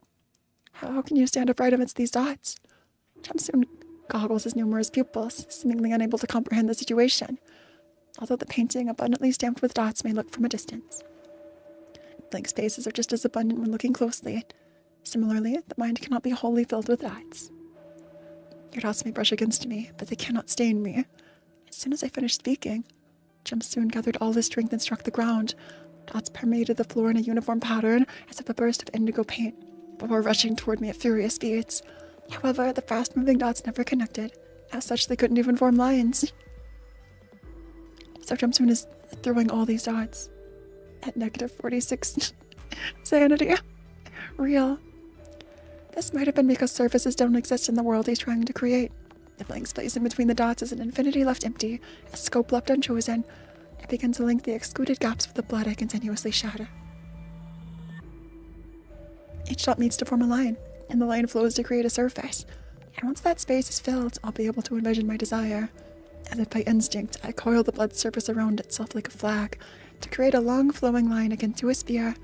A red spear made by neatly weaving dots one after another. I throw this line to Jumpsuit's chest with boundless indifference. Boundless indifference? In order to catch the spear, Jumpsuit swung his fist, unfolding a curtain made of countless dots. But there were too many leaking holes in that incomplete chain. The red line I created, both a surface and a red dot when seen from the front, penetrated through the curtain made of several blue dots, thus piercing Jumpsuit's right arm and shoulder. This is a sideways image. You're still using your moonstones too, to pierce Jumpsuit. All the mirror worlds in Limbus follow the same canon. True ending of Lovecore and LOR. But it might be the limitations of our mirror. Yeah, on Leviathan, there's a very different world because it's the plane. The plane world. The airplane world. It reached completion with only a single dot. The moment the dots become aligned, the beauty that enchanted you faded away, did it not? Humans have no choice but to walk along lines and live atop surfaces. For the ones who advance, a dot is merely fleeting. Dots are just moments. Perhaps as time passed and the many moments of despair that came my way accumulated one by one, the instance that were mere dots formed a line, opening of half the possibility. Jumpsuit in his obsession with the moment was fascinated by the simulation an instant could cause. The stimulation. He couldn't break free from the moments that gave him the ecstasy of soaring without limits, or the hopelessness of free-falling without knowing when he'll hit the floor. Now that he knows the contradiction of the dot, he'll be dragged down toward the endless abyss, like the branches of a tree that had its roots dug up. The branches of a tree that had its roots dug up. Like a golden boughs of a tree library that had its roots teleported. According to the voice, distorting is a form of rebirth under a new appearance. By fully embracing their craving, the value they consider to be the answer becomes their something. Rationale, prise d'etat, and their form changes to the shape they wished for. I'm not fancy enough to read this. If the very desire that encompasses their foundation collapsed, what would happen to the things that composed it? If it cannot exist, it would only be right for them to melt down. So Vergil's finding the same solution to distortions that Moses does. Like, causing a contradiction is all it takes to make a distortion self-destruct or go away. Jumpsoon stayed silent and all his movements came to a standstill. Is he entering the act once again? However, the world isn't so kind and convenient as to give someone so many chances.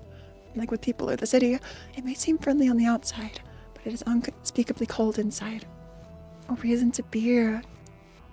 Jumpsoon kept staring at me. No expression was discernible from the face where the gaze originated. Then a blue liquid began to burst out from Jumpsoon's stomach. A machine arm wielding a saw blade divided Jumpsoon's chest in half. Something stirred from within him. It wasn't a cocoon, an egg, or anything similar, but a completely alien form. It had no point of contact with the series of dots that was the life of Jumpsoon. That thing, which had begun to vigorously cleave and stretch Jumpsoon's flesh, made itself born by dragging its huge size, too great to fit inside his body outward. It appeared to be an iron strongbox with saw blades attached to it, but it also looked like a bizarre sculpture with several arms resembling bug legs emerging from it. Schadenfreude? You became Schadenfreude? So some distortions, when resolved, become abnormalities?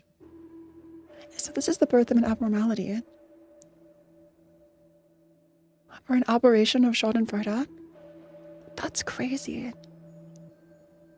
And at the center of it all, a gaze emanating from a single eye.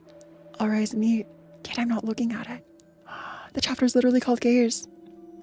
And the armor for that, it's literally Schadenfreude. That's crazy. I was going to say, gaze feels really familiar because you have gaze, ego gear, and lobcore. But this is it. It's crazy how you mentioned Schadenfreude. It's quite the guess. And at the center of it all, a gaze emanating from a single eye. I think the Schadenfreude, I did see this.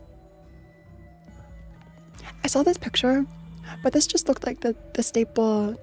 This is listed in the Project Moon comics. Oh, that's this chapter. I thought it was a reused picture or something. We know Schadenfreude is involved. We can see the Pikachu. That's so strange. Distortions happen when your desires overwhelm your sense of self. It's peeking at me. The pupil in that closed-off space is stealthily and at the same time persistently peeping at me.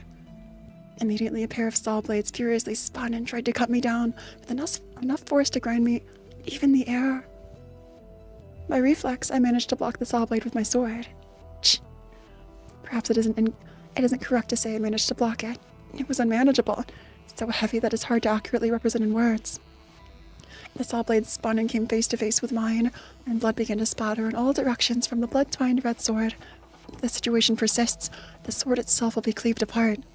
That by itself isn't an issue. I can always make a new sword from blood. That would necessitate new blood to be shed to maintain the blade. I'd like to avoid that. This implies there can be multiple instances of the same abnormality. I think this is talked about in Wonder Lab. How there are aberrations, really similar, but this looks almost the same as Schadenfreude. I wrap my body in my red cloak, becoming one giant drop of blood. The saw grinds even this, causing countless blood spurts to clammily drench the floor like a mountain. The fallen blood soon pulls together, forming a puddle, and I become one with the blood, hiding my body within, until all the blood on the floor dries up. I'll be able to reappear anytime I want. Now, to be more accurate, I had a feeling I could do so. This earned me just a little breathing room. Before the blood coagulates, I have to finish assessing the situation. The eye was still looking at me. The eye? So there's this thing called the head, and there's also the eye. Is this the eye? It's not an aberration, it's the same. Unless this one somehow escaped. Maybe you're right. Does our Schadenfreude have legs with saw blades? but it does look really similar. That's so weird. So our Schadenfreude, I don't remember. It does escape, right? I need to go look at what it looks like when it escapes. That's crazy. Okay. The eye was still looking at me. Unlikelier. It's not the eye. Faust explained there can't be the same Avno instances if they're close enough. So maybe it's because... So the library leaves with all the Avnos. Does that mean if the library is far enough in the outskirts, all the Avnos from Lobcore could reappear naturally in the city? Or like this way through distortions or whatever? There was a viscous greed to it. It was craving and coveting after me with its eye. Creak. While I was in the puddle, it changed its target and began tearing the things crawling in the lab to pieces. Even if they were only incapacitated, my efforts to save them had already been torn to shreds. Eventually, after slaughtering everything that moved before its eye, it turned its gaze straight to the next target. The 3 people standing behind one of the laboratory's shattered windows. Gubo, the researcher named Asia, and Nansuel. Oh yeah, Nansuel's still here. Let's look up Schadenfreude Lobcore. Was Schadenfreude a Vav? Is this the first Vav? This is just a he Abno. So our Schadenfreude still has this like the shape breaching.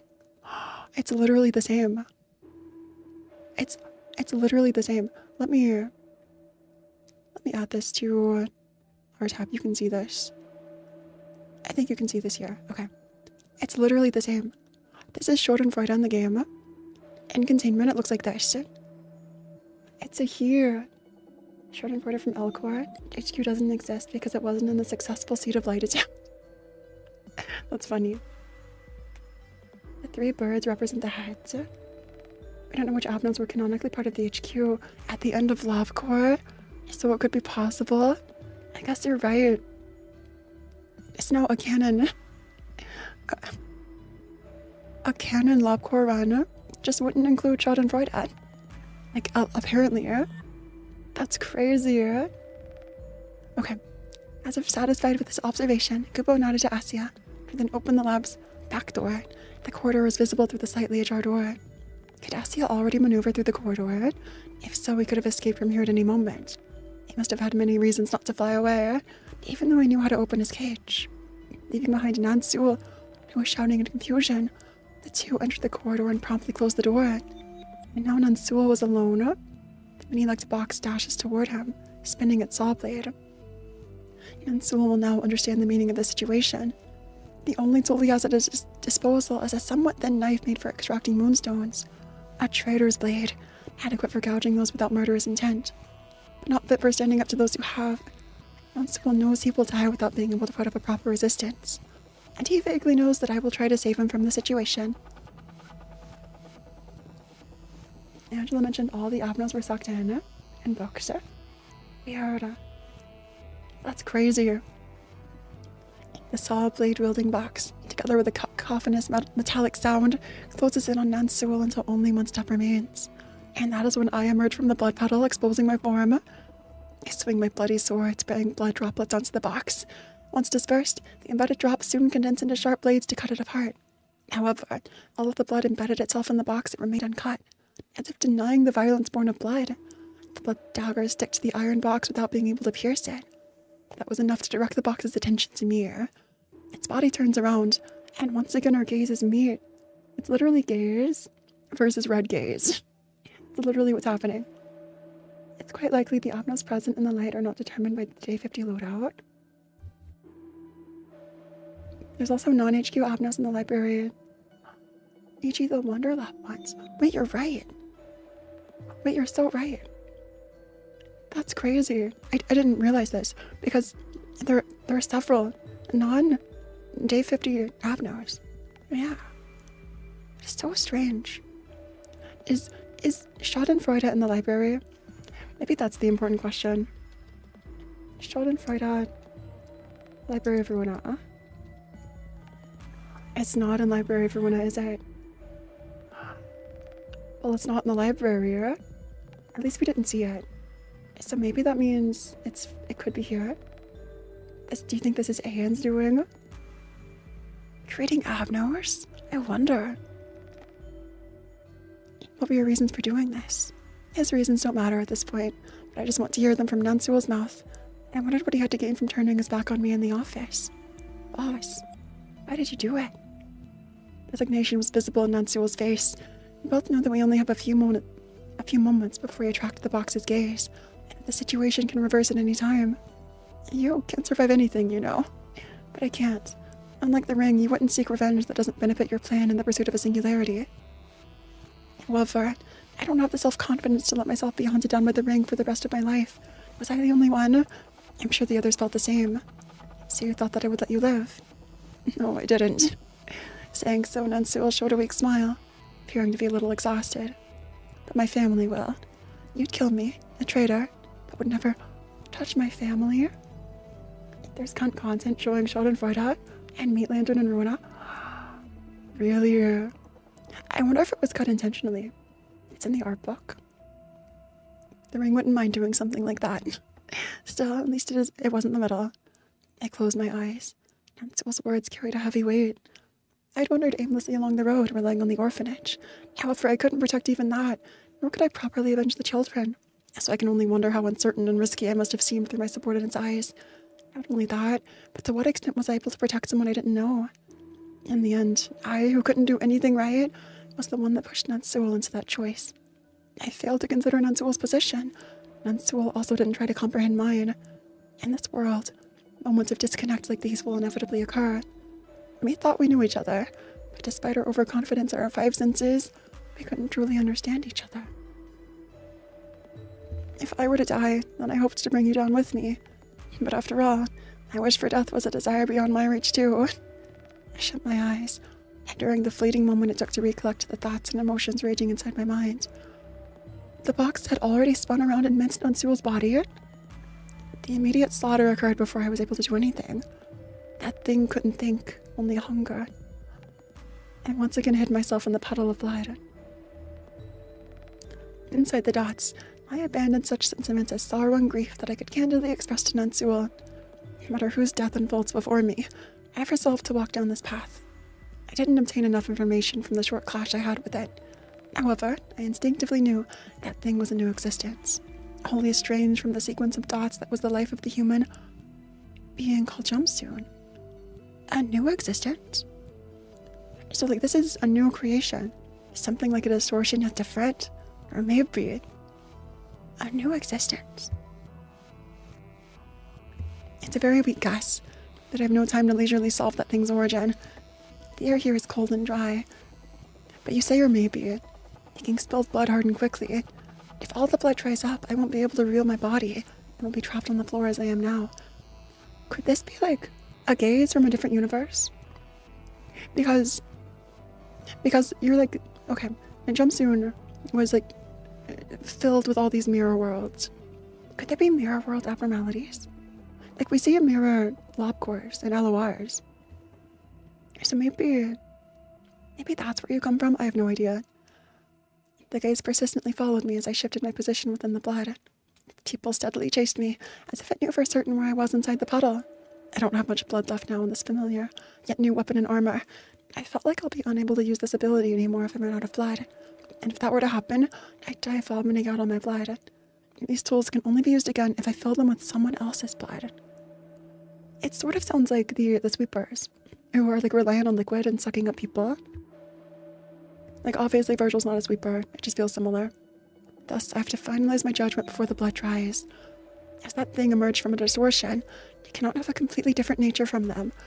Therefore, its existence as a being consumed by and that behaves according to its desire has in the end remained unchanged. That from the beginning may have been yet another facet of the distortions. However, I still have no solid information about any of this, only vague guesses.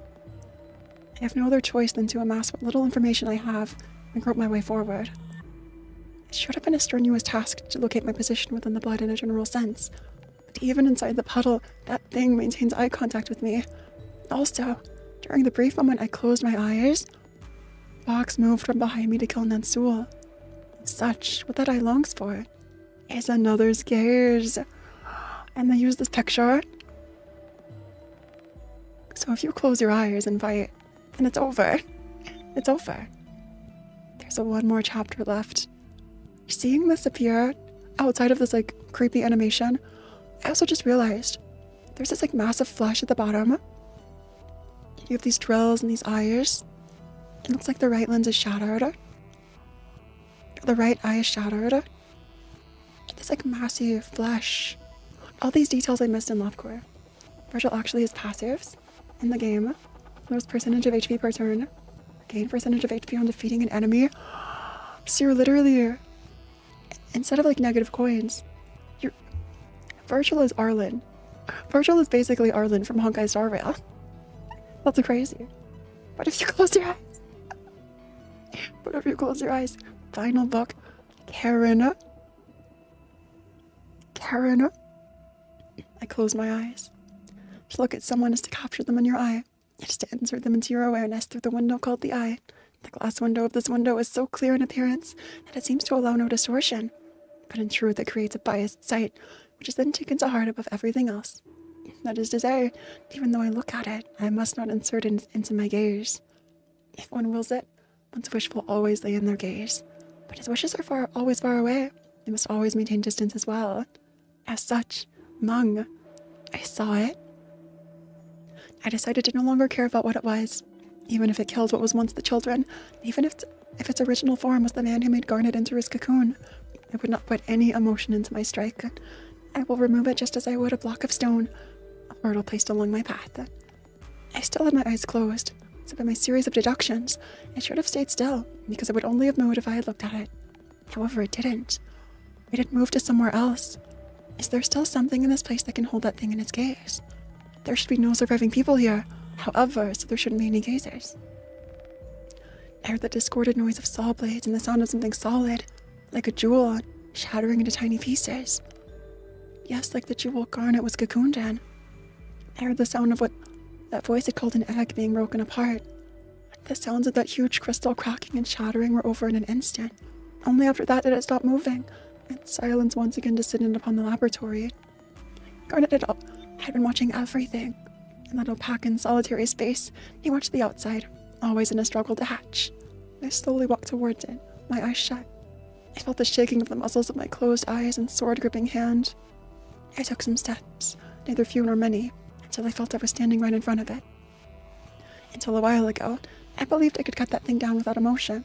If I were to attack with my blood-drenched weapon like that, I would be able to cut it as if only empty air was there. However, I adamantly wanted to see its form struggling in pain, and so I chose to capture it in my gaze. I opened my eyes. Soon after, I saw its machinery activate, and its open pupil from the gap in the box. Immediately, a mechanical arm bearing a saw blade flew in. I just realized how similar this thing looks to, like, the Saphira. A machine with, like, an eyeball on it. Like, it's obviously different. It feels similar. Something blunt was needed to catch it. For that sake, I strained my heart to coil the Mung.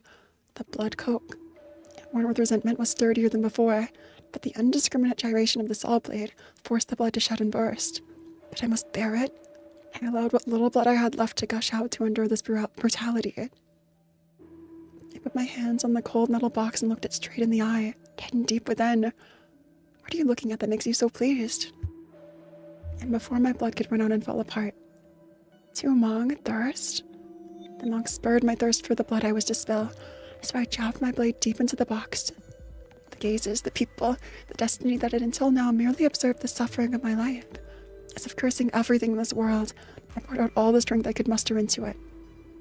The blade of blood embedded into its eye took on a sporadically pointed shape akin to a mass of thorns.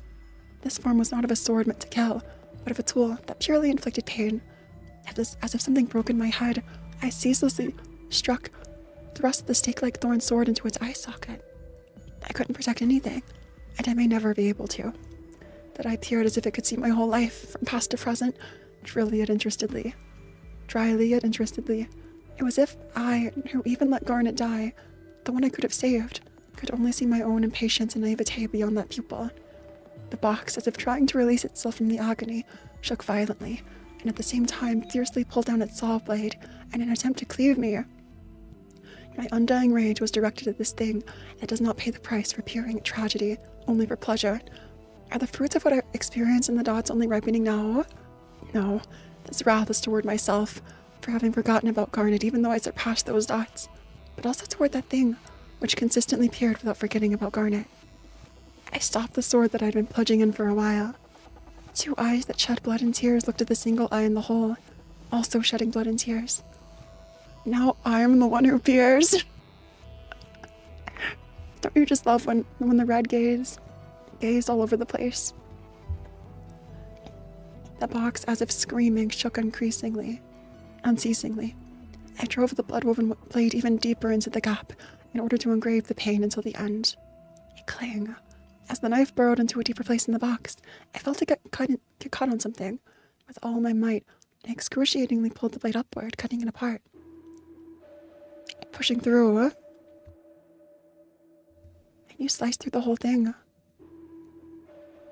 Everything.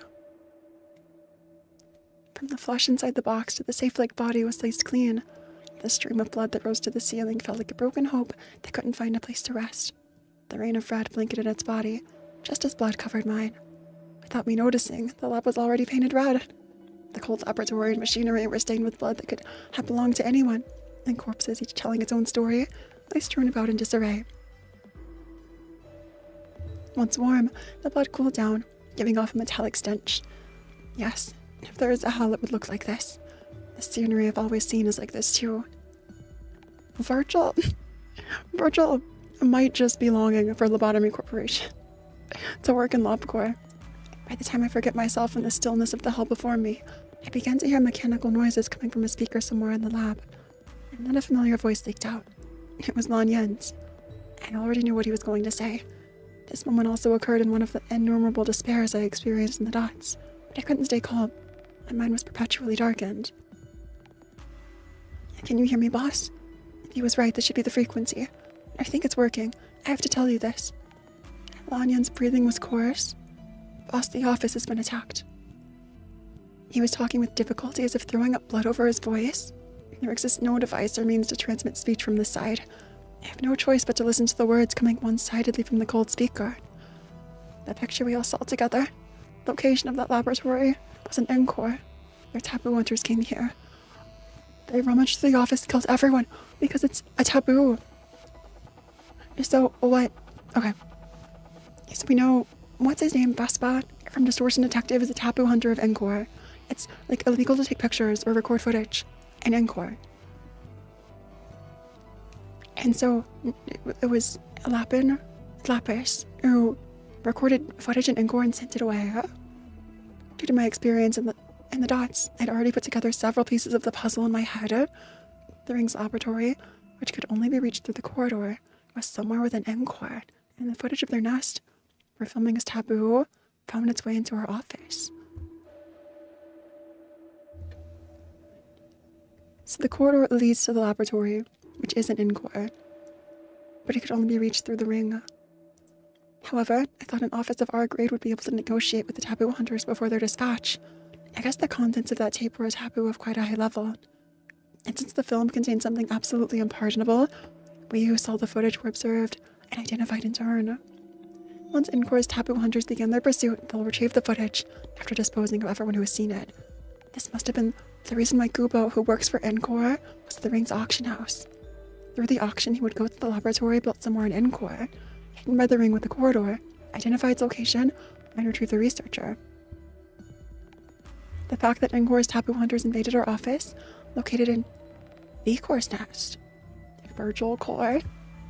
Vergil's office was in V-Core, which is, what's V-Core? Letter WXY 22. V-Core's 22. Also meant that the two wings had already finished the necessary agreements and approvals. One day I met with a group called the Elders of V-Core. They visited me under the guise of greetings and having a meal with me, and they spoke with the edges of their mouths stretched to their fullest. Contact us whenever you need it. We'll always be on your side, Mr. Vergilius, understand? Weightless empty words. They weighed the scales between Encore and I, and Encore was simply heavier. Their tedious lip service didn't impact the weighing scales at all. Well, boss, I'm sure you can negotiate with Encore's golden horses, so I'm not worried about that. Rikako, Nansul, and Denver. Please take good care of them. Yes, and their singularity is Vergil. Yeah, Vergil's a singularity now. Through the speakers, I could faintly hear the sound of someone walking from behind the door of the room where Lanyan was. In my special bonus, please pass it to those three when they grow up. Contact was lost when the roar of something being broken. No more words were left behind by Lanyan, only silence remained again. In the end, what I felt was no different from the emotions I endlessly experienced and jump soon starts. But compared to the myriad despairs, this was no different from the pain of a paper cut, so it shouldn't have hurt anymore. But the knife pierced the obsessed wound again before the calluses could form. I pressed down on the blood that was flowing out and endured it. Now, am I truly enduring it? I have already shed the blood, all the blood inside me, and at my end. Oh, Vergil. Here's the egg of the Abno. Oh.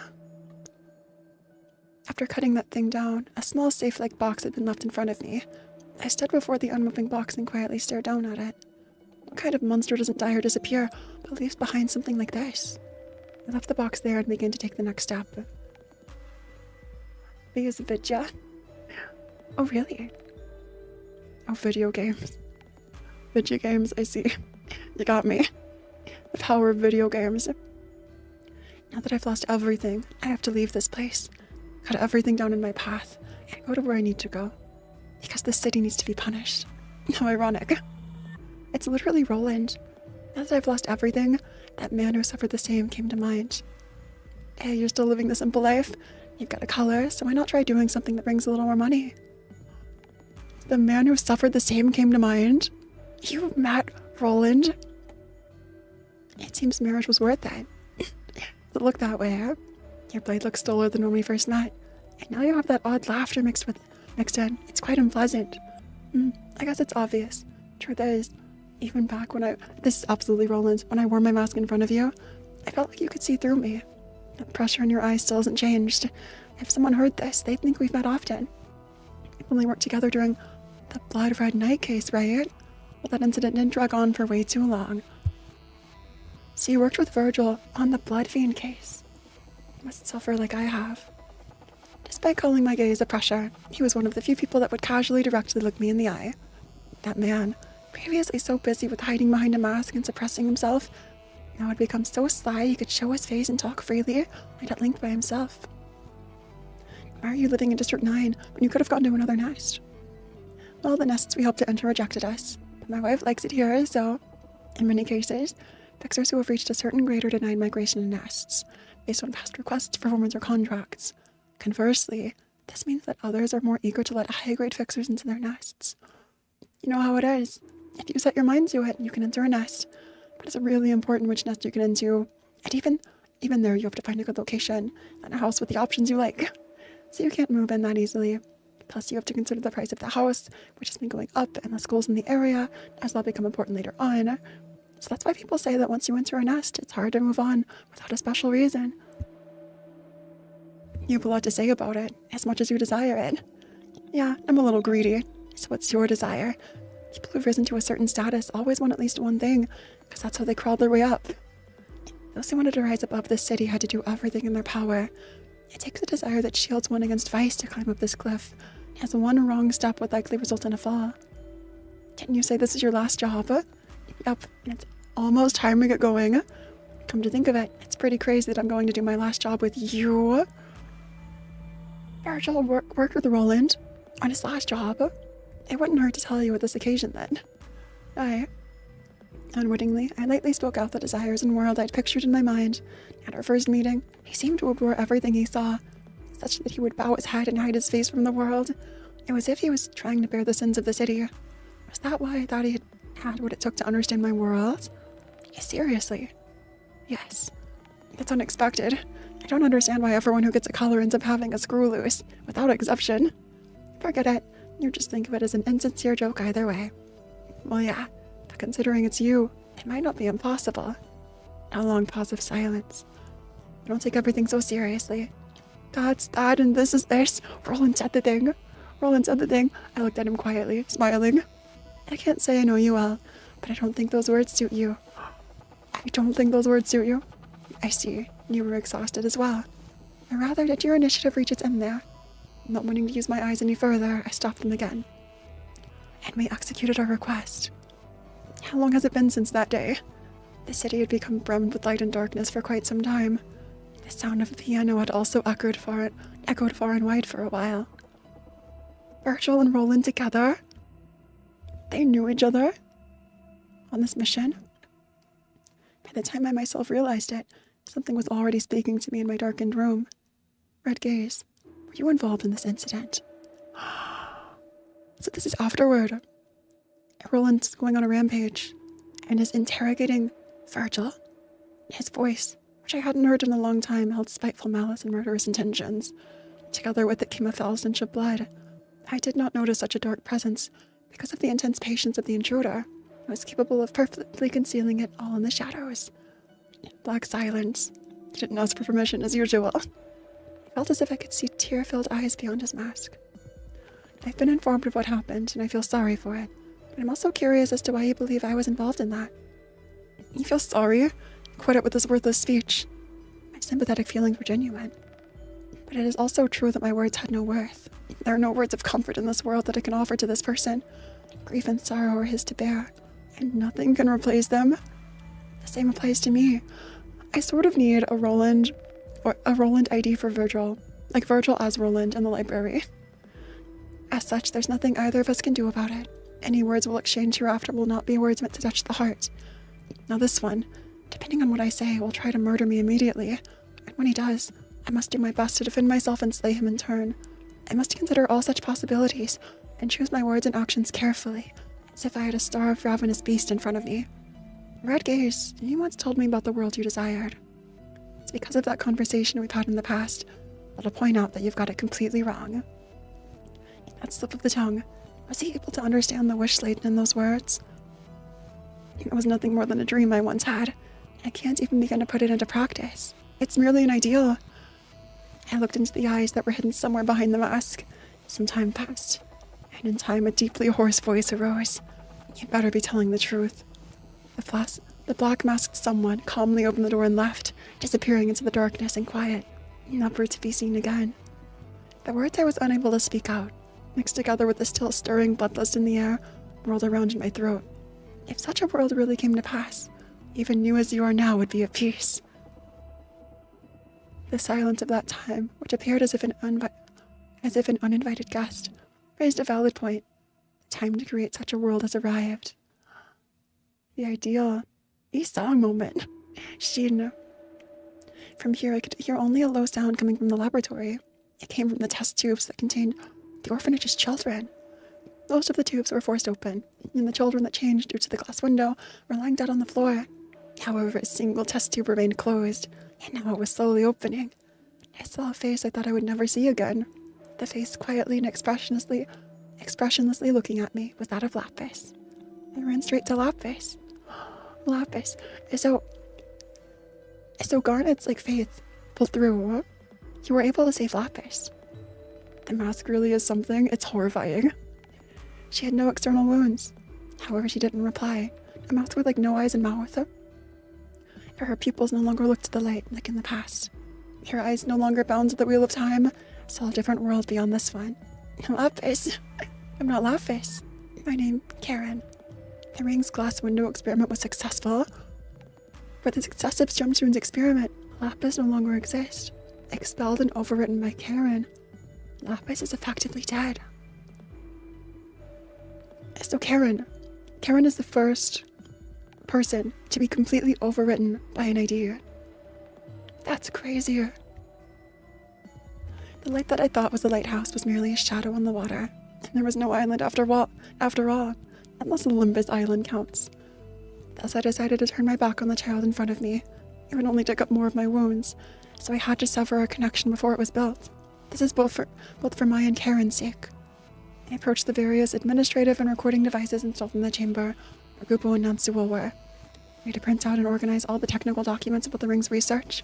I had to use everything available, so I paid no mind to whose and how much blood stayed in this data. The only thing that matters was whether it was valuable or not. A strange child in the shape of Lapis walked to my location. Karen, hungry. Without a reply, I kept collecting documents. The child, without any reason in particular, walked to another spot. These papers hold some high-value information. Companies and fixers who would make good deals came to mind. At this rate, I should be able to attain the power needed to take this final step. The first step. The moment I thought so, the corpses of Rikaku and Ansul entered the edges of my gaze. I stopped what I was doing and moved to Rikaku's front. His eyes fallen back and stabbed, looked at its shadows. I closed his eyes. Then I took off my coat and covered Nansul's minced body. And before I realized it, Karen was observing me. What are you doing? Karen found this shiny thing. It's warm. This thing. So this is Karen. The first time we see Karen. And there's Vergil's bloodstained head.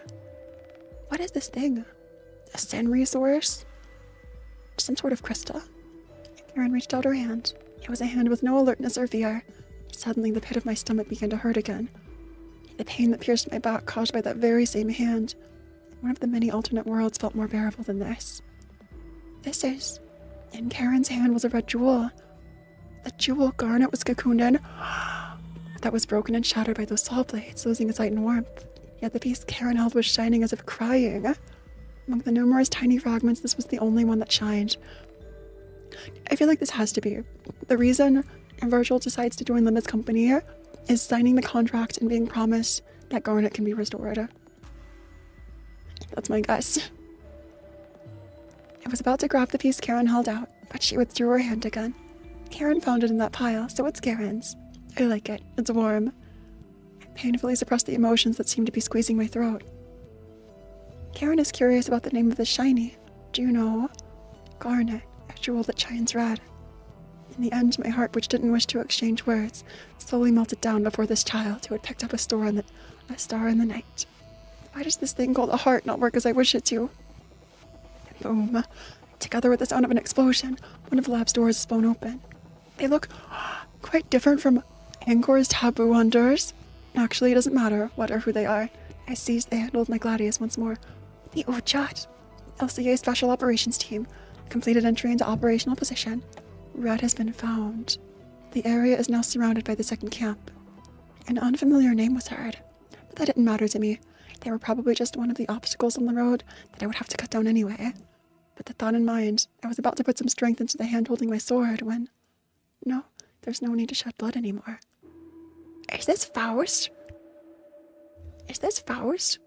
Someone walked out from the middle of the armed group. A person with hair that seemed white from a distance, but grayish up close, stood before me. She showed no agitation or nervousness toward my sword-wielding appearance. Garnet might be the core of Mephi? Mephi's Garnet? That's crazy. Rather than calm, she seems to simply be fatigued by everything.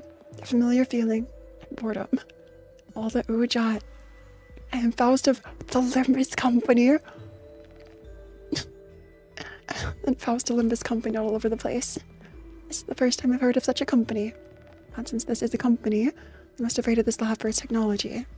I know what you want and I can help you achieve it. I regarded it as nothing more than the lip service of an employee, a truly worthless statement. Lapis and Garnet, we can give those two back to you.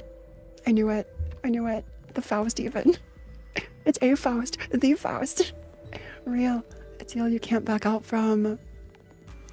So this is what they promised, Vergil. I motionlessly stared at her words. I felt my eyes tremble for a moment. I planned to walk the path on my lonesome, but the red light shining from a jewel shattered to pieces. The warmth of that light offered to me by a child, both familiar yet different.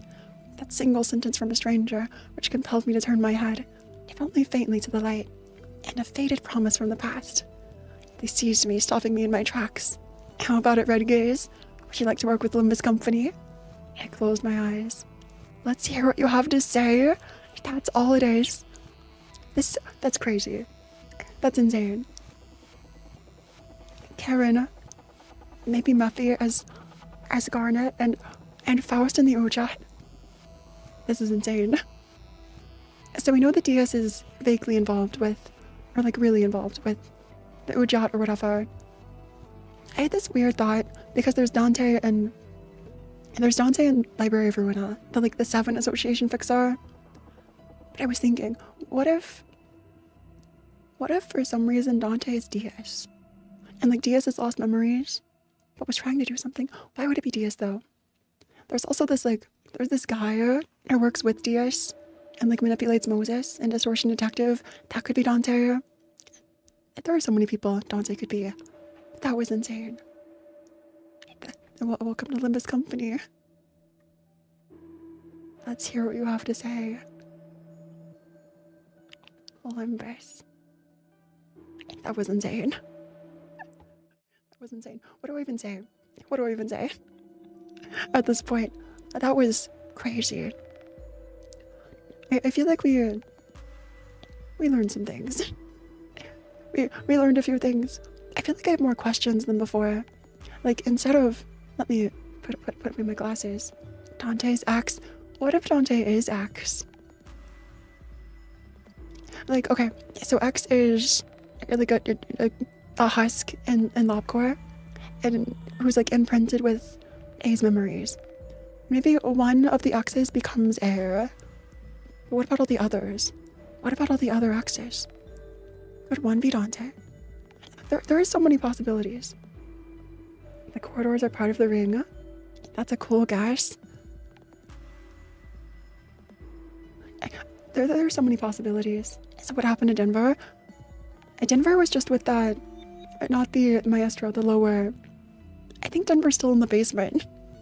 But after, I feel like the betrayal probably caused Denver to die because the ring found out, the maestro found out through N, the one whose name starts with N, Nansuo, that there was a betrayal going on, and that's what happened. You know why Vergil hates the ring and Picatula so much? That's insane. That's actually insane. Now we know. And why Vergil has that expression and hesitates to like build bonds with people.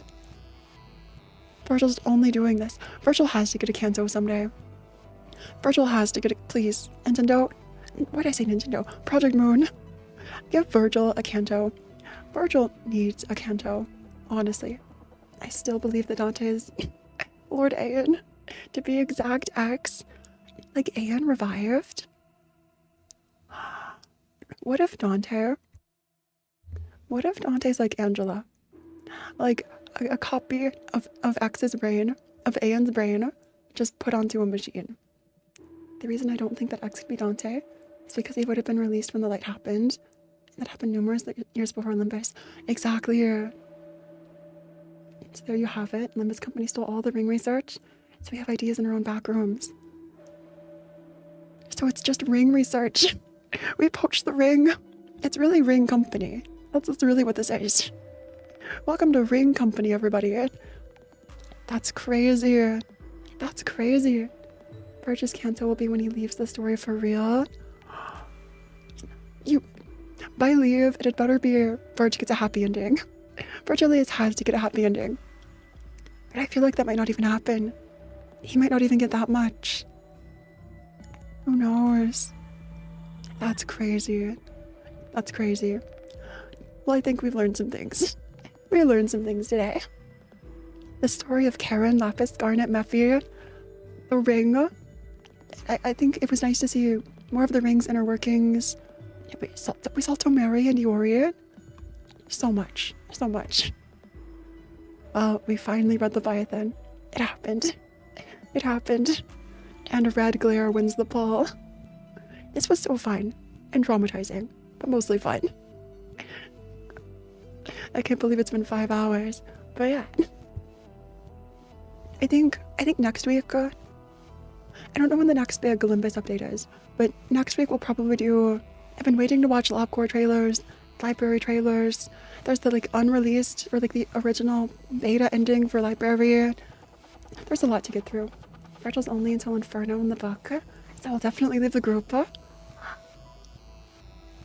That's crazy. So if it is like mirroring, if it is mirroring the parts of the book, the parts of Dante's Inferno, then Vergil leaves. And look how much they already established for Limbus and Leviathan. A's song was mentioned, the League of Nine was mentioned, Kupo, and Asahi, A was mentioned, Herman, so much. Question is, does he leave before or after the mass extinction event? Mass extinction? What do you mean? Do you mean AN? I also just realized that AN, or Benjamin and AN, worked with Diaz to like cause the smoke wars to happen. There's a lot. There's so much there. The Udjat are involved. We'll unpack this eventually. We'll get to the bottom of all of this. But yeah, more coming soon. The prologue, it felt like this was their first time meeting, all of them. It sort of did. Yeah, I have to go reread some of Limbus off stream.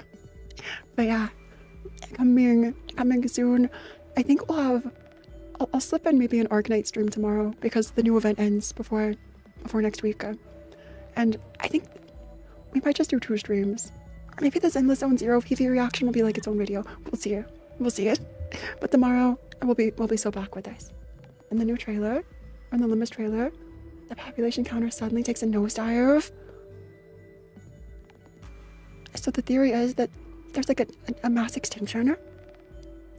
The part where you hear people screaming specifically. So we're winding up for that. That's crazy. Okay, well, we'll get to this in the future. If you have more thoughts, feel free to share them in the comments or in Discord. Links in the description. Yeah, thanks for stopping by, Starbuds. I appreciate all of you. We've come so far since Love Court. And I'll see you all Star